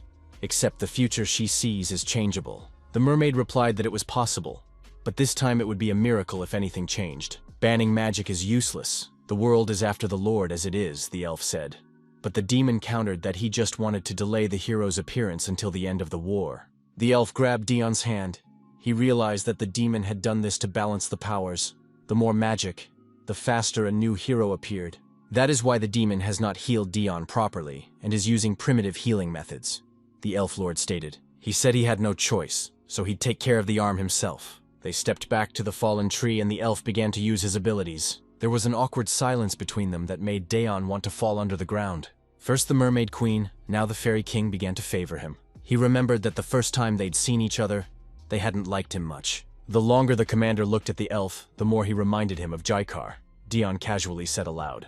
Daeon was horrified at his foolishness in comparing the elf king to a demon, but the latter suddenly asked how the first squad leader was doing. Even though Jaikar was infected with the aura of demons, he was still a warrior of the elven tribe. Daeon was even more surprised by this reversal. The elf smiled and gently announced that the treatment was over. He noticed that Daeon was burdened with this unwarranted kindness. The elf realized that if he offered to give his guest a tour of the elven lands, he would most likely decline. But the elf didn't show this attitude to just anyone. The reason was because the whole world was paying attention to him. Daeon felt the strange feeling again, and questioned the elf what he meant. And he explained that as the leader of the elves, he understood the will of the world better than anyone else. The world was definitely expecting something from this man. But there were more questions than answers. What was so special about him? The elf didn't understand. Red eyes, sensitivity to the sun, very weak body, were immediately noticeable. At first the elf thought there was nothing special about this man. He asked Daeon if he often got lucky. A man who was constantly on the brink of life and death, in war, being a double agent, all the while surviving. The elf grabbed him by the collar. Things happened to Daeon all the time when he should have been killed or badly hurt, but he got off lightly, because the world that normally doesn't interfere in the chain of events protected him, giving him immense powers for nothing. The ability to take a huge hit, or his body exceeded its limits at opportune times. But if you then look at the body and see if it has changed, it turns out that nothing has changed. Daeon remembered Ben's words that his body was a time bomb because it had changed what it was made of. The elf spoke of the reasons why he was able to survive, and it is a blessing of peace. Daeon began to realize something. In the not-too-distant past, there was a hero who worried about his companions. Even on the brink of his death, he asked to save his friend, and in exchange gave his soul, and the world responded by granting his wish. The world told him not to worry, for it has been looking out for the man for a long time. The will of the world is adamant. The next hero is Daeon Hart. The elf shouted to his fairies and spirits to fight. The enemies were many, but they were weak. Squads of elves struggled to resist the monsters that had invaded their world. The invasion happened suddenly. They stood watching it, and Chloe asked him if he shouldn't have intervened in the fight. Daeon grimly remarked that his participation was not needed at all, and thought the monsters had lost their minds. Why bother when the Demon King and other leaders of their races were here? Because of the strange monsters, the conversation with the Elf King was betrayed. Daeon heard the elf report that the monsters had gotten stronger due to the contents in the pouch. The monsters got stronger and scarier, squeaked the fairies, while the elf looked at the very packets of medicine. The pouches were filled with a strange brown liquid that affected the monsters. The mermaid wondered who had scattered this liquid here and why. They quickly concluded that no one else could have gotten into the Twilight world and dumped this here, and looked over to where Daeon was standing. Chloe said that the commander pretended he wasn't interested, but he was actually burning with the desire to fight. Turning around, they saw the Zero Squad leader furiously chopping monsters. The elf and mermaid wondered if this was his plan. He wouldn't have fought so fiercely. They were quite uncomfortable with Daeon's suspicions. The shame of his own stupidity gave him strength. He could only wonder what kind of medicine the Empire had come up with. It was definitely the medicine he'd thrown into the gorge out of self-harm. Daeon didn't understand why monsters would eat such things, and how they got stronger from it. Now he was fighting out of his guilt. The Demon King stopped his commander because he became worried about him. He told Daeon they would talk later and stepped forward. They had to get this over with quickly and get back. The elf ordered everyone to step back, away from the monsters when the demon decided to use his ability. As soon as he waved his hand and snapped his fingers, the purple napalm instantly incinerated all the monsters. In one fell swoop, he burned them all to the ground, leaving behind only a carpet of charred bodies. Daeon was horrified at the power of the Demon Lord, that he could do such a thing with one blow. The demon turned around, and with a smirk said, "They could go back now." The Lord sighed heavily. It had been a long time since he'd had a surprise like this, and Daeon apologized. He explained that there was medicine in there to help him recover, not a dangerous substance as they first thought. The Lord was surprised that humans were capable of doing such a thing, that Doctor was supposed to do alchemy, and he wanted to meet him. The demon asked him why he threw the medicine away, and Daeon replied that it was no use, though he didn't really like the taste of it. The Lord appreciated Daeon's desperate desire to reinforce, but this time it didn't work. Somewhere far away, one doctor cried longingly. The Demon King reassured the commander that it wasn't on purpose and let him go easily, which surprised Daeon. He also warned that it was not necessary to come to the commander's meeting this time, as Daeon must have been tired from the battle with the monsters. Although the Lord said so, he still showed up to the incomplete commander's meeting. Riri was happy to see him, and Jaikar noted his diligence since he had come after the battle with the monsters. The 5th Squad commander didn't understand why he'd come if he said he hated it all, and noted that his body was more honest than he was. Her aide gagged her and told her that this wasn't the best place for such words here. The Lord was surprised that Daeon showed up, even though he had been given some rest, but the man said he would be fine. He smirked at his wits, for who knows what the Demon Lord would have decided here without him. It was the only way he could survive. The Lord thought for a moment. Daeon seemed to realize that he wanted to reduce the information leak. If the commander was brought in against his will, it would be a violation of the game. However, if he came back with no information at all, the Emperor would become suspicious of him, the Demon Lord decided, while Daeon just wanted to kill time. The 0 Squad commander pulled out his Rubik's Cube and began to put it together, and looked not at all interested. Daeon should have felt embarrassed, for it was about war with his people. But he came to the meetings and played with the cube. When the Lord asked if they knew the purpose of the gathering, Osild blurted out that it was about war, for humans had always been their goal. The Lord watched Daeon's reaction. How he would turn the die meant whether or not he agreed or disagreed with this war. They were discussing that, although the war was disadvantageous to the Empire, the Emperor wants to die. Hearing this, Daeon flinched, and something clicked in his cube. The Emperor is a stubborn man, and feels guilt over the deaths of his siblings, which overrode his responsibility. But he couldn't die even if he wanted to, for he had the entire Empire on his shoulders. An emperor who chose war because he couldn't die otherwise, and thought to spend his life taking over demon territory. On the other hand, if he died in battle, it would be seen as him doing his best for the country. To the very end, the emperor is a pathetic but selfish man, because he gave so many lives in the war, for such a ridiculous reason. They had no choice but to kill Desire as he wished, Lord said. But he understood the emperor well, and his life without the right to die. The Lord envied having an enemy to kill, which Desire had. The Demon King told him to think of this war in a simpler way and take it as a warm-up. The humans would attack then when Daeon went on a mission. Asilda resented it. People would attack then, when they didn't have the strongest weapons. The Lord grinned. The actions of the men could be seen as a rejection of Daeon Hart. It was entertaining, and he decided to leave it at that. Everyone shifted their gaze to the 0 Squad leader, who didn't seem to be listening to them at all. But he stopped moving, for he had assembled a Rubik's Cube for the first time. From his calm actions, everyone thought that he thought war with the humans was the best solution, which meant there was no turning back, everyone realized. And Daeon said he would go on the mission, right after the meeting. The fateful war between the world of men and the world of demons begins. Daeon arrived at His Majesty's house and made a report to him, confirming that this was all he could say. Only 5 demon units should take part in the war, not even half of them. First Commander Jaikar, 3rd Asilda's combat power, Sylvia, and Hel, as well as newcomer Trover. The Emperor was surprised. Even the entire demon army wouldn't be enough, and they were sending 5 units. The demons were too arrogant, which means the Emperor will have to make them regret their decision. His grim look made the Marquise shiver.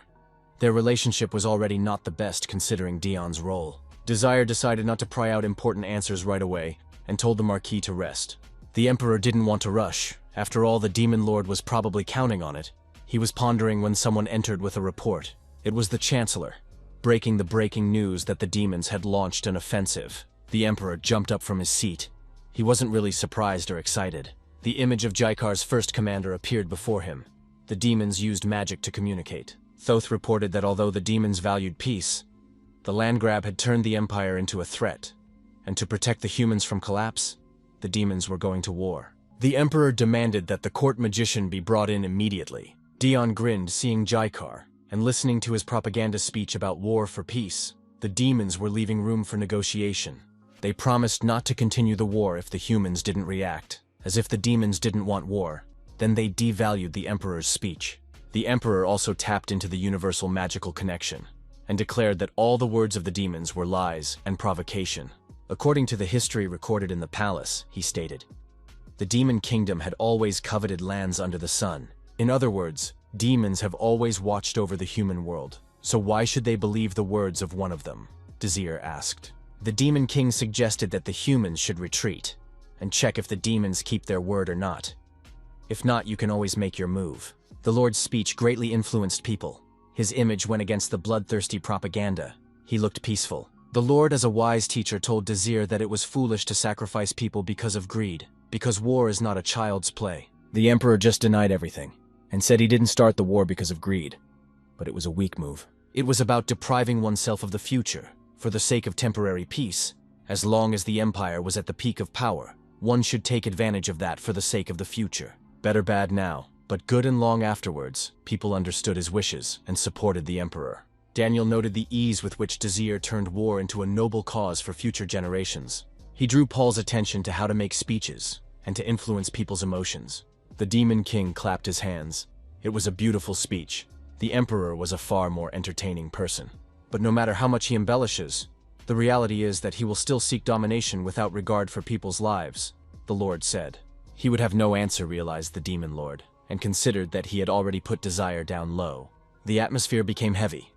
Paul watched carefully as people reacted. Since people were hesitating, the scale was on the Demon Lord's side, and if people stopped believing the Emperor during the war, chaos would ensue. If the Emperor loses this debate, Daniel said, the morale of soldiers and citizens will be damaged. But the Emperor knew the consequences and was not going to be the loser on this field. He said that the world of demons builds up righteous people, but he himself is only looking for an opportunity to invade the world of humans. Paul laughed. He realized that at this rate neither side had a reason for a just war. The Demon Lord laughed. Desir definitely took a liking to him. Not having met Dion was sure to pull him over to his side. He concluded that the negotiations had completely failed and asked to be entertained in the future. The war between the worlds had begun, with small skirmishes to test each other's strength. Dion had to go back and forth so often it was sickening. He was constantly maneuvering between the restless demons of Squad Zero, or his rabid knights. Ironically, both teams were eager to meet him in battle and kill him, so Dion nearly died of overwork. In addition, the pressure of both lords had increased. At times, Dion lost his memory in the battles. He reported to the Emperor, and the Emperor noticed that his voice sounded strange, as if Dion felt guilt for the fallen men. The Emperor pressed him more and more on the receiving end. He asked him to let go of the reins of control and promised to take all the blame. Marquis was angry and didn't understand what he was in for, what karma he was working off. He wanted to live his life in peace and quiet. It would be better if the Emperor and the Demon Lord faced off one-on-one. But when the Demon King called, he again assumed the posture of a servant dog. The Lord asked if he was rested, and Dion replied dutifully that he was, feeling like a miserable slug. The Lord asked him to deal with a group of monsters near the front lines. It was an important place, and the Lord decided it would be useful to mop it up before fighting started there. They couldn't send troops to avoid attracting attention, so the dangerous task fell to Dion. But luckily, the monsters were coming to him. The servant reported to Cruel that despite all attempts to kill or poison Dion, he had figured them all out and had managed on his own. Cruel noted that Dion was a hero after all, and thought that a couple of failures wouldn't stop the Duke. Cruel ordered the mustachioed servant to keep an eye on his brother, and to remove any threats, to continue guarding him until he received the letter. Now that Cruel has thought about it, a certain guy from the Assassin's Guild has gotten orders to kill Dion. As long as one pays to kill and the other pays to save, it becomes a battle of the wallets. It was today that Dion Hart was to leave the country, and until then, he was to be guarded by the mustachioed man. They hoped that everything would go smoothly, the Marquis would just leave the Empire. But things didn't go according to plan. It was at this moment that many monsters surrounded Dion Hart. He looked like a madman who keeps calm even in such a situation. The Marquis gloomed and promised to beat only one to death. The Emperor wanted to rid himself of the pesky visions and even pulled out a knife, but General Nemesis stopped him. The general apologized for raising his sword at the Emperor, but said that he was aiming at the back of his hand and at his wrist. Dazir sighed. It had been hard to keep a clear mind lately, and Nemesis suggested calling a doctor. However, there was something strange. The Emperor felt an unaccustomed anger. It was a hallucination not caused by his imagination. So he asked to call a shaman, not a doctor, which surprised the general. To top it all off, Desire asked him to address the rumors that the Zero Corps commander and Dion Harath's fighting style were similar. Nemesis was about to leave to sort things out quietly when they received a signal on the magical link. Desire said he had to go somewhere and the meeting with the shaman had to be postponed. Nemesis bowed, saying he would fulfill everything, but actually began to suspect that there was definitely a connection between the Zero commander and the Marquis. Dion, meanwhile, was busy with his bloody business and terrorizing the monsters. It was strange that they didn't run away as they usually did when he was butchering one of them like a butcher. Dion speculated that the monsters were so starved they might have gone insane. On the other hand, that might not have been the reason. The fact that he looked too easy prey, the Marquis thought, and jumped to the side. He fiercely attacked the monsters because he couldn't allow himself to be looked down upon. Other than that, everything else was fine. He was cutting them to pieces one by one. Even if something else is added to his infirm body, it won't change anything, the Marquis thought as he was hit. But the world still protected him. So even with such a weak body, he didn't die from the blow. But looking down on himself, Dion certainly couldn't allow himself to be looked down upon. For the first time in a long time, someone had hit a nerve with him. He threw a few punches at the monster and quickly backed away to avoid being set up. But from the constant work, his weak tendons in his wrists had torn. His legs hurt like hell, his whole body refused to move. But the Marquis couldn't stop or he would die. Because he had to kill everyone, Dion felt the monsters that were coming from behind stop. The skin in the cuts began to go numb, and he realized there was poison in their claws. They were just waiting for him to weaken. The Marquis tossed them a piece of his skin and laughed. To prevent the poison from spreading from the shallow cut, he decided the matter radically, and suggested that they end it altogether. Then the monsters realized he was a real madman and ran away, needing to get out of this filthy place as soon as possible. He collapsed to the ground without strength. It hurt so much that Dion couldn't move on his own. The monsters would quickly forget their fear and return in search of food. He pulled out a communication stone and gave a request for reinforcements to the Demon King. He should have stood up, but suddenly he felt a soft touch on his head. It felt good. His brother sat in front of him and said it was time to get up, as if he had fallen asleep somewhere in the garden outside the house. His brother gripped his shoulders tighter and shouted at him to pull himself together. He yelled for him to open his eyes, and when Marquis opened them, he realized he was asleep and the monsters were already standing over him. Dion panicked. He remembered fighting them on the orders of the Demon Lord.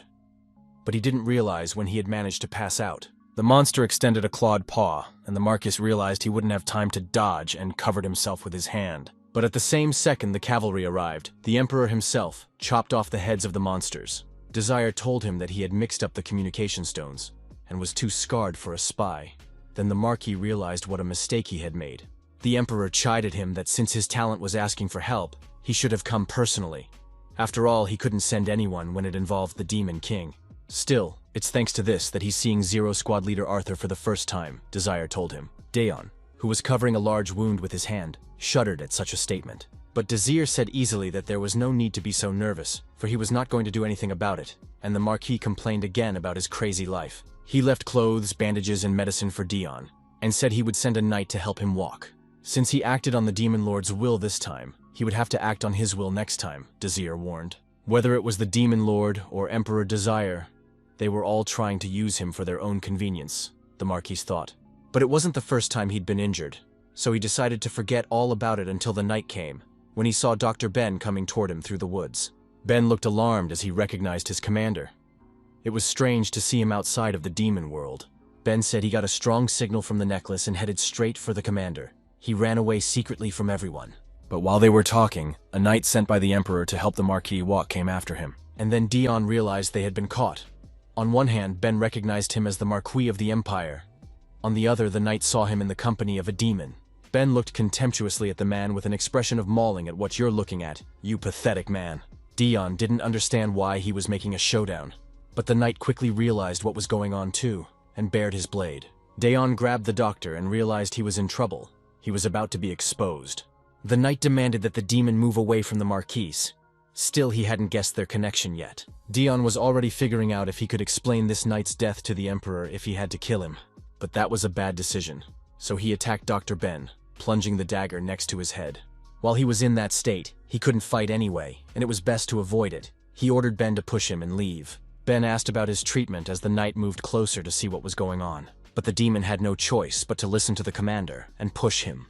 The knight yelled stop, but the demon Ben ran off with all his might. To keep the knight from chasing him, Daeon pretended to feel worse. He coughed up blood picturesquely, but when the knight came over to ask how he was, he said he was fine. Luckily, the Marquis managed to get the knight's attention. Even acting was hurting him. Lucky the Emperor gave him painkillers. The Marquis's wounds looked serious. The knight marveled that in such a state Daeon was able to kill more than 10 monsters. He marveled at the enormous responsibility which the Marquis had undertaken, and said that he had prepared a carriage by the roadside. The knight hoisted the Marquis on his back and dragged him, saying he would take him to safety. Daeon was greatly embarrassed at being taken like a child, but the knight wasn't listening. The knight realized that the Marquis would rather chase the demon than take care of himself, which meant his wounds needed to be treated first. This was the first time Dr. Ben had ever seen such a strong signal from the pendant. It had even made its way into the human world, but was only a nuisance. He realized that the commander was playing the role of a spy in the human world, and that he had nearly exposed him because of his carelessness. Ben was already thinking of how to pay with his life for such a transgression. Daeon felt uneasy, but his wounds were aching, so he couldn't help but recognize that it was comfortable to ride. At last he could rest at home, thought the Marquis, when he saw the luxurious carriage. The Emperor invited the shamaness Lan to his house, and she told him that he was cursed. The girl barely held back a bout of nausea, and covered her mouth with her hand. Nemesis told her off for her insolence, but the Emperor stopped him by saying he understood. It must have been a very powerful curse for her to react like that, but Lan stated that wasn't the point. The curses were something she could deal with. However, the karma and resentment borne by the Emperor was so great that she wondered how he had managed to still retain his sanity. Désir grinned. He had expected something like this and asked her about the curse. She explained that an evil spirit had attached itself to him, confusing his mind and sucking out his life force. This curse is cast when you want to kill, and it requires the use of a dead person. But this one was over a year old, and has only recently begun to have an effect. The Emperor replied that a man who uses not even his own hands but a corpse to kill is not worthy of even a mention, let alone a search. Curses and karma, Lan thought. Any normal person would have gone crazy over this by now. She said she would burn the repellent talisman. The perpetrator could not expect his target to have a strong will, she thought, and said he would feel better after burning the paper. But at that moment another cursed man, darker than a cloud, returned. He bowed and formally greeted the Emperor, appearing at his will. Lan saw the Marquis, could no longer hold back her gagging, and ran away. Desire grinned, and said that the Marquis must be carrying a lot of grudges. Just as Desire had warned, now it was his turn to use Daeon. The Marquis became nervous. The Emperor had been quiet lately, and he thought that he had already forgotten about him. Since Daeon has already recovered, he needs to prove that he's on the side of the humans, or there are already rumors in the troops that he's related to the Zero Squad commander. Again, the Marquis found himself on the front line and standing watch. At this moment, he was joined by the Marquis Stephen, who was looking for him. Stephen was waiting for him, though he hadn't heard Daeon arrive, for he was on a scouting trip. They hadn't seen each other since the royal hunt. Stephen pointed out that since 2 heroes were sent here at once, when there were not enough hands everywhere, it was a very important place. Daeon hated teamwork and just wanted the hard work of killing monsters, he thought. A noise came to them from below. His squad of personal guard rabid dogs were rioting again. They were fighting with the local garrison for no particular reason or sense. In the short time they'd been away from Lian, who'd gone away, the dogs had made a lot of noise. Daeon resented. He wanted to stop them, but another knight with a fancy haircut did it for him. It was Milan, the vice commander of the knights, who was supposed to subdue them. The argument was that one of Stephen's knights was a candidate for hero, and the hounds were clinging to that. The argument broke out with renewed vigor. Only now the deputy commander shouted the loudest. Stephen noticed the mess, and said that Junior should have taught the knights a lesson before letting them into battle. He said that the greatness of the head extends through his subordinates. Stephen's knights were all of a piece, completely different from his mad dogs that fought over nothing, a true elite. Stephen said this because he was worried that the younger man would be looked down upon when they left camp. Daeon glared. It seemed his knights could really use a lesson. He looked at one of the disputants and thought how a man without a fragment could be a hero. Milan accused the Steven Knights of being jealous, their commander. Though Steven's elite warriors were stronger, in terms of unrestraint, Dion's hounds outnumbered them. In the 8 Years' War, they were the advance party, a motley group assembled from all sorts of scum that everyone else had given up on. They were barely hanging on. Many had never held a sword in their hands, but had to fight to survive. They were made a convenient bargaining chip that no one hoped would survive. They didn't even think of coming back alive from the war when they saw a kid doing the bloody deed. One of them grabbed the boy and told him to stop, and he only flashed red eyes. That's when they first met Dion Hart. He was young, but he had been promoted to commander. Up close, he seemed like a child. The madmen told them that you can only stop when your arms and legs can't move. Then they realized that the boy was broken, because he was fighting a dead body. The mad commander ordered him to pull himself together. After all, they are on the battlefield. The weak will be left behind. They weren't strong enough to worry about morality, or other people anyway, the madman told them. In order for the weaklings to survive in this place, it was necessary to instill fear in the enemy. Then none of the soldiers responded because they realized it was true. It was a battle on the level of psychology. You need to make your enemies feel fear, even before the battle. The predator must remain calm for the hunt to succeed, Hart told them. Prey that gallops around is harder to hunt, so they should all be consumed by madness, the commander said. Making fun of the dead might have seemed insane, but it was those words that saved all the mad dogs. They were doing everything to survive this war. As it happened, they survived on each other. Dion Hart was not only their benefactor, he was their savior. Taking advantage of the tension on the main front, the demon army attacked the human world through a different route. But the Emperor read the Demon Lord's intentions well, so he sent the troops on time. But defense proved to be a difficult matter, so the Emperor had to gather all his forces. Thus, the two heroes found themselves together on the southern frontier. Hero candidates were assigned to them that contained fragments. Thus unfolded the battle with the demons, which was gradually coming to an end. Dion was exuberant as usual, and fought in his usual manner. Steven's knights were horrified at such cruelty. Then the hero candidates realized that they would lose to these madmen even with a hero shard. Even fighting for his life, he couldn't move as if he was a wild beast in front of him. The dogs were disappointed. The boastful knights had acted as if they were ready to fight to the death, and now they were scared as rabbits. Despite their terror, they noticed that the demons no longer rushed at them recklessly, and fighting became easier. Dion didn't stop having fun. Having entered this state, he could no longer control himself. Steven stopped him, saying that enough was enough. He was worried they would lose Junior altogether. Steven dealt with his portion of demons and showed up to see how Junior was doing. But this place too had already dealt with minor demon forces. Mad dogs were good, which isn't surprising, otherwise they wouldn't have survived the 8-Year War. Steven asked shouting "die" during battle is a habit like that. He told Dion that such barbaric outbursts were ruining his credibility, so it was best to get rid of them. Dion didn't care what others thought of him, but Steven wouldn't listen and told him to keep his back straight, as well as squaring his shoulders, lifting his chin. All over, he was teaching Dion how to walk properly. He advised him to make eye contact with his interlocutor, to walk with confidence, for simple changes could make a lot of difference. Again, Steven pestered him with inane advice, just as he had done then during the battle. As the eldest, he saw fit to keep an eye on him and worry. Some of the advice was sound, but it always ended with the same phrase, about how this advice wouldn't be useful to someone with overwhelming power. Dion averted his gaze, as if he could get the power if he just wanted to. Those words were meaningless to him. But while they were talking, the unkilled demon raised his spear and attacked Dion. They turned around at the noise at the last moment. Luckily, the stupid demon screamed before attacking, otherwise they wouldn't have noticed him. The spear pierced Dion's shoulder through and through, but a fatal wound was avoided. Even though he was weak, he was still able to stop the demon and then finish it off. But a wound in his left shoulder, dangerously close to his heart, hamstrung him. After the demons found out that Dion was knocked out of the battle, they started pestering Steven again. He asked the spy he caught who sent him. With anger, Steven pressed the neck of the fool whose employers didn't realize the importance of this war since they were sending assassins. The spy left this mortal world because of Steven's negligence. Dion had a lot of enemies, but the fact that they were coming after him in a war zone was out of the ordinary, Steven thought. On the other hand, that would mean that the one who protects the younger one would also come here, the Marquis realized. Though the second spy concealed his presence completely, Steven noticed him somehow. He questioned him as to who had sent the assassins, but the second infiltrator remained silent. Steven hoped he would do a good job on the defense, that the killer and the defender were both assigned to the same person. The knowledge that there was something not pure here kept Steven's mind at ease. The infiltrator felt sick. The mere thirst for the blood of a glorified hero He didn't understand why it was so dangerous around Dion Harath. Milan grabbed his head. His commander was in a terrible state, and was still going to go into battle with such a wound.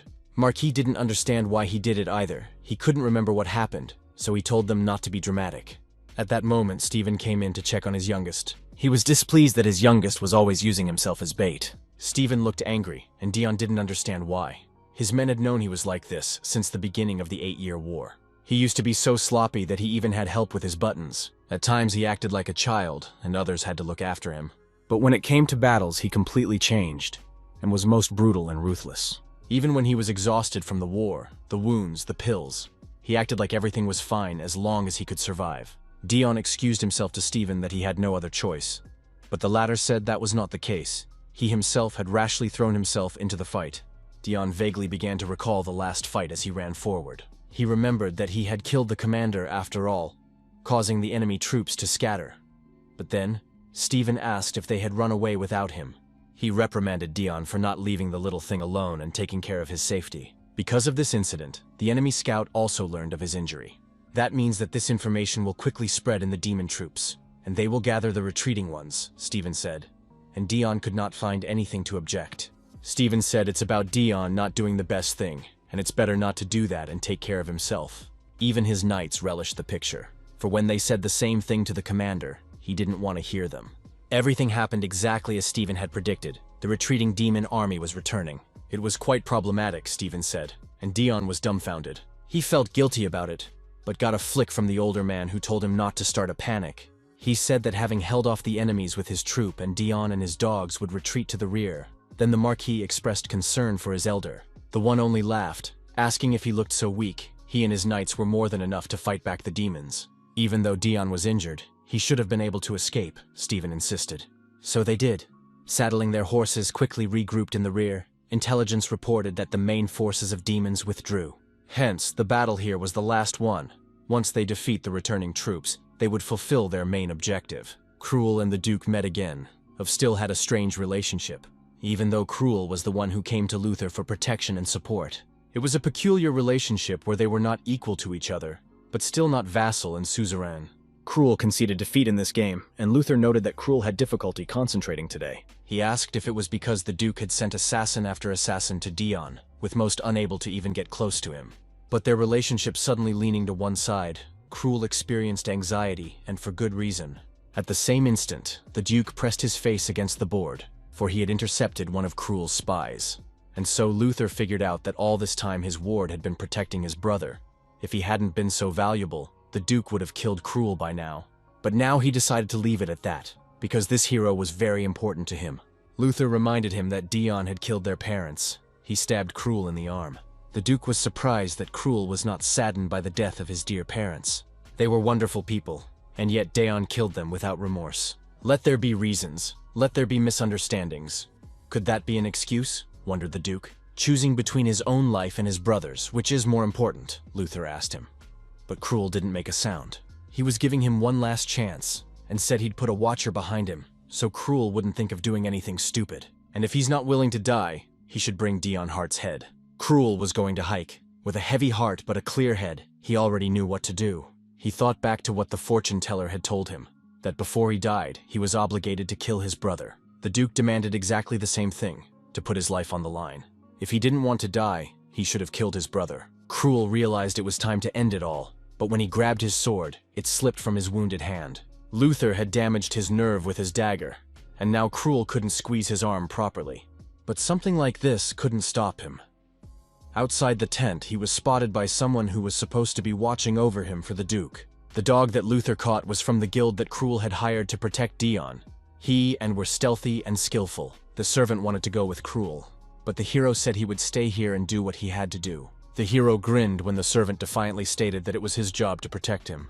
There was only one way to discover the men sent by Cruel: bribery. It was a servant who informed the Duke of them. Then the hero asked him since when did he become the eyes of a duke. At some point, this servant stopped calling him master, and Cruel asked him again how long he had been reporting everything to the Duke. A trustworthy man who had been following Cruel even before they met the Duke. It was shocking. That question didn't matter now, sighed Cruel. He said he would no longer allow himself to be followed. Because they're not kind enough to keep a traitor by their side during a mission. It was the last time, So it really didn't matter, Cruel thought. The last act would have no witnesses. That's why it's better to end it that way, so no one sees or knows anything. When he's with the demons, he's the Empire's most wanted enemy. When in the Empire, the most hated by demons because he's Dion Hart, has fallen on hard times again. He had killed so many demons, but there was no end to them. It was an ambush. They thought to quietly withdraw to the rear as so many enemies came out of nowhere, and more were arriving. In the distance they saw the demons that accompanied the laden wagons. This meant that by chance their squad went behind enemy lines and found his supply lines. Dion turned around when a poor demon screamed behind him. He started yelling like a madman and sped away, Dion rushing recklessly after him. But this was the perfect opportunity to deprive the demon army of valuable supplies. The demons blocked his way with their bodies and said he couldn't, to which Dion smiled, for he was still as good as he could be. Once the wagon was captured, the mission would be complete for good. While everyone was desperately fighting, several rocks formed a rubble pile. After the war began, the humans united, with the 4 main countries forming an alliance against the demons. During a brief lull in the Empire, a fateful storm broke out and snowed everything. Stephen returned to camp and was told that Dion had also arrived yesterday and was resting after his treatment. Rumor had it that he had looted the demon wagon. Dion caused a landslide and covered an important supply route, greatly damaging the enemy's morale. Near the tent, Stephen noticed several knights that were lying in the snow. He walked past them without paying attention. They were guarding Dion. But when Stephen went into the tent, he didn't find Junior there. Dion demanded to be let go, his cheeks red from being bitten by frost. But he didn't have the strength to break free from the arms of his brother, who was dragging him away. Dion continued to balk, saying they had nothing to talk about. But he still didn't understand why his brother suddenly appeared and clenched his mouth. He whispered for Dion to follow him, because he had something to tell him without explaining anything. Then Dion said they should talk right there, and the brother stopped. Dion felt bloodlust, and thought his brother wanted to kill him. But the latter drew his sword and covered him with it. Cruel ordered him to move on in the same direction they were going. Dion realized then that if he continued to go there, he would enter the demon lands. He wanted to question his brother about everything, but he said there just wasn't time for that and fended off the arrow flying at them. This time it was hard to escape from the assassins. Since Cruel was sent, it was a squad capable of killing heroes. Cruel patted him on the head and told him to go to the other side and never come back. The words sounded like goodbye. But after all the animosity that had been between them, it was strange. Dion was surprised that his brother knew about him going to the other side, to the demon lands. The mercenary commander was annoyed that Cruel had sided with their target, fighting 2 heroes they didn't want to fight at all. But Cruel didn't care how many assassins were in front of him. He resolutely stepped forward. The ringleader gave the order to eliminate both of them, and the assassins rushed towards them. Cruel quickly showed them what it takes to fight a hero. He fended off all attacks, even flying arrows, and those that could catch Dion. After telling the Duke he had seen nothing that day, Cruel followed Dion deeper into the woods, and ended up in the Twilight World, the world of demons where the sun never shines. Now all the pieces of the puzzle fit together, and Cruel realized who he had fought with in the last war. Cruel realized that since Dion was a Zero squad leader in the demon world, he was well taken care of there. Dion intervened and killed one of the mercenaries. There were plenty of enemies. Even if he escaped, he would still be caught up. He didn't know the reason his brother had decided to help him, but right now they had no choice but to fight together. An arrow whistled past Cruel's face, tearing him from his heavy thoughts. Unfortunately, it was not him who was shot, but his brother, so he had to cover him with his body, and he was wounded in the shoulder. Dion asked his brother what he was up to if he was acting so reckless, as if he cared about him. Dion scrolled through the whole chain of events as if in slow motion. He remembered his childhood when he told his brother about his desire to see the world outside the walls. Whether or not his brother really hid his disgust for him behind a mask of indifference, he quickly corrected himself and said he liked to stay home and read books.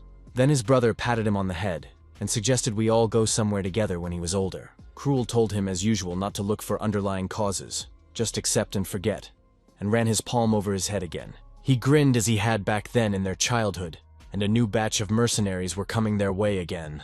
A family had died at the hands of Dion, all because of a misunderstanding, thought Cruel, nicknamed Itachi. If it wasn't for this misunderstanding, and the Duke's intervention, their family would be normal, and his affable little brother wouldn't be a monster. The day his only brother's hands were covered in his parents' blood, Cruel made a decision.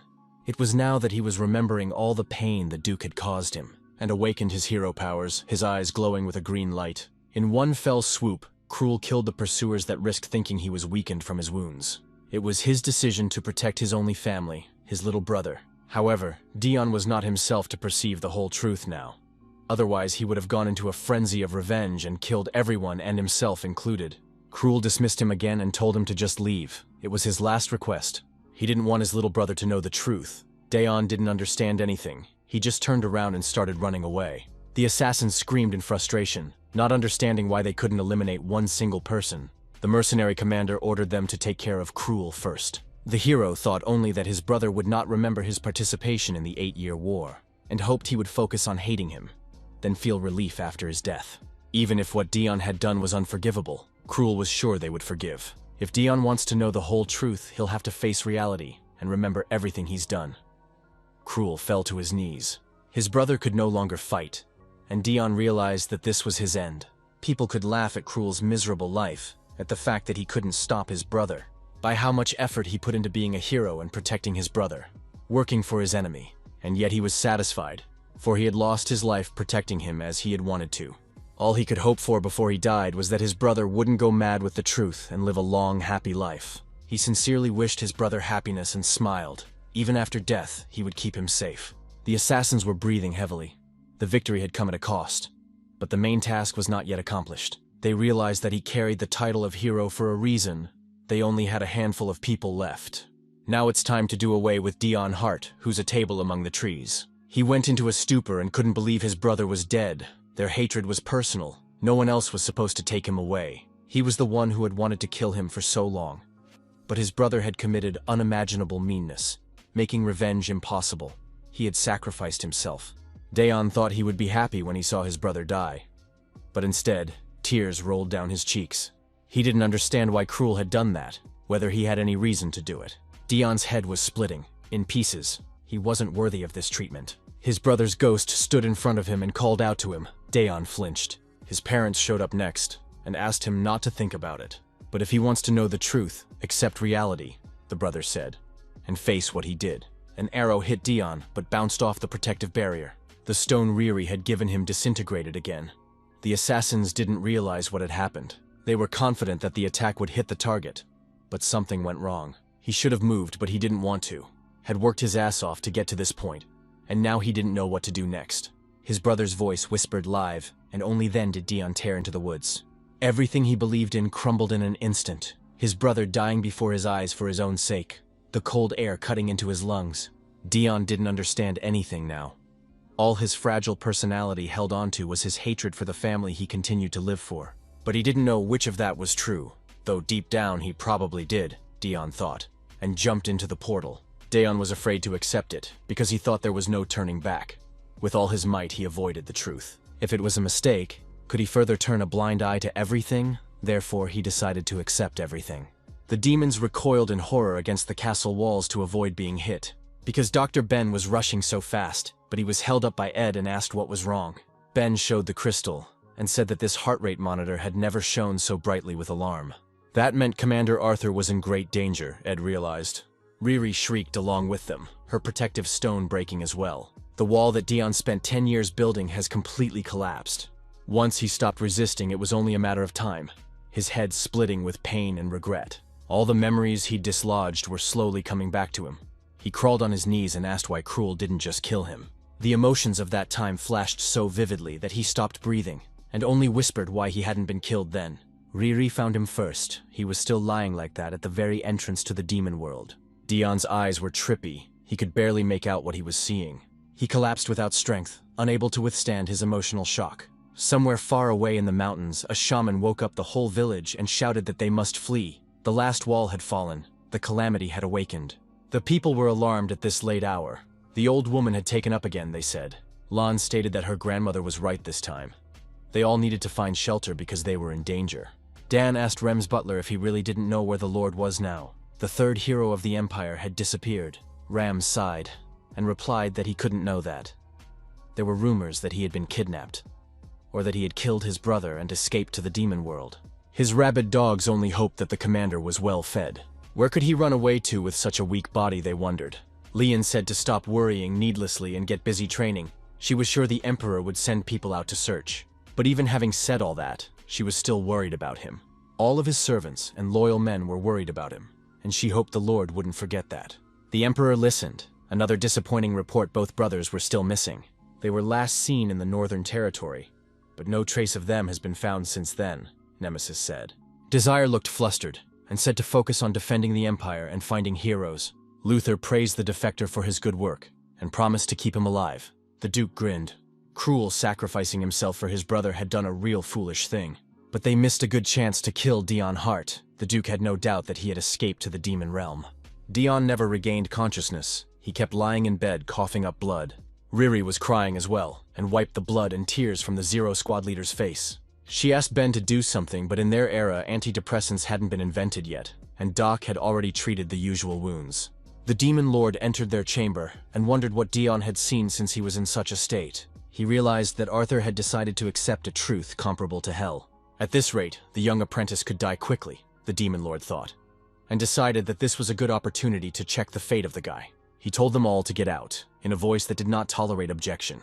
Riri was still crying, but had to leave with everything. Perhaps it will affect future life-related things and may require payment, the demon thought, and used magic. He only wondered. He couldn't let the guy die, so he cast a soporific spell on him. From the power of the magic, the entire castle glowed with purple light like a huge candle.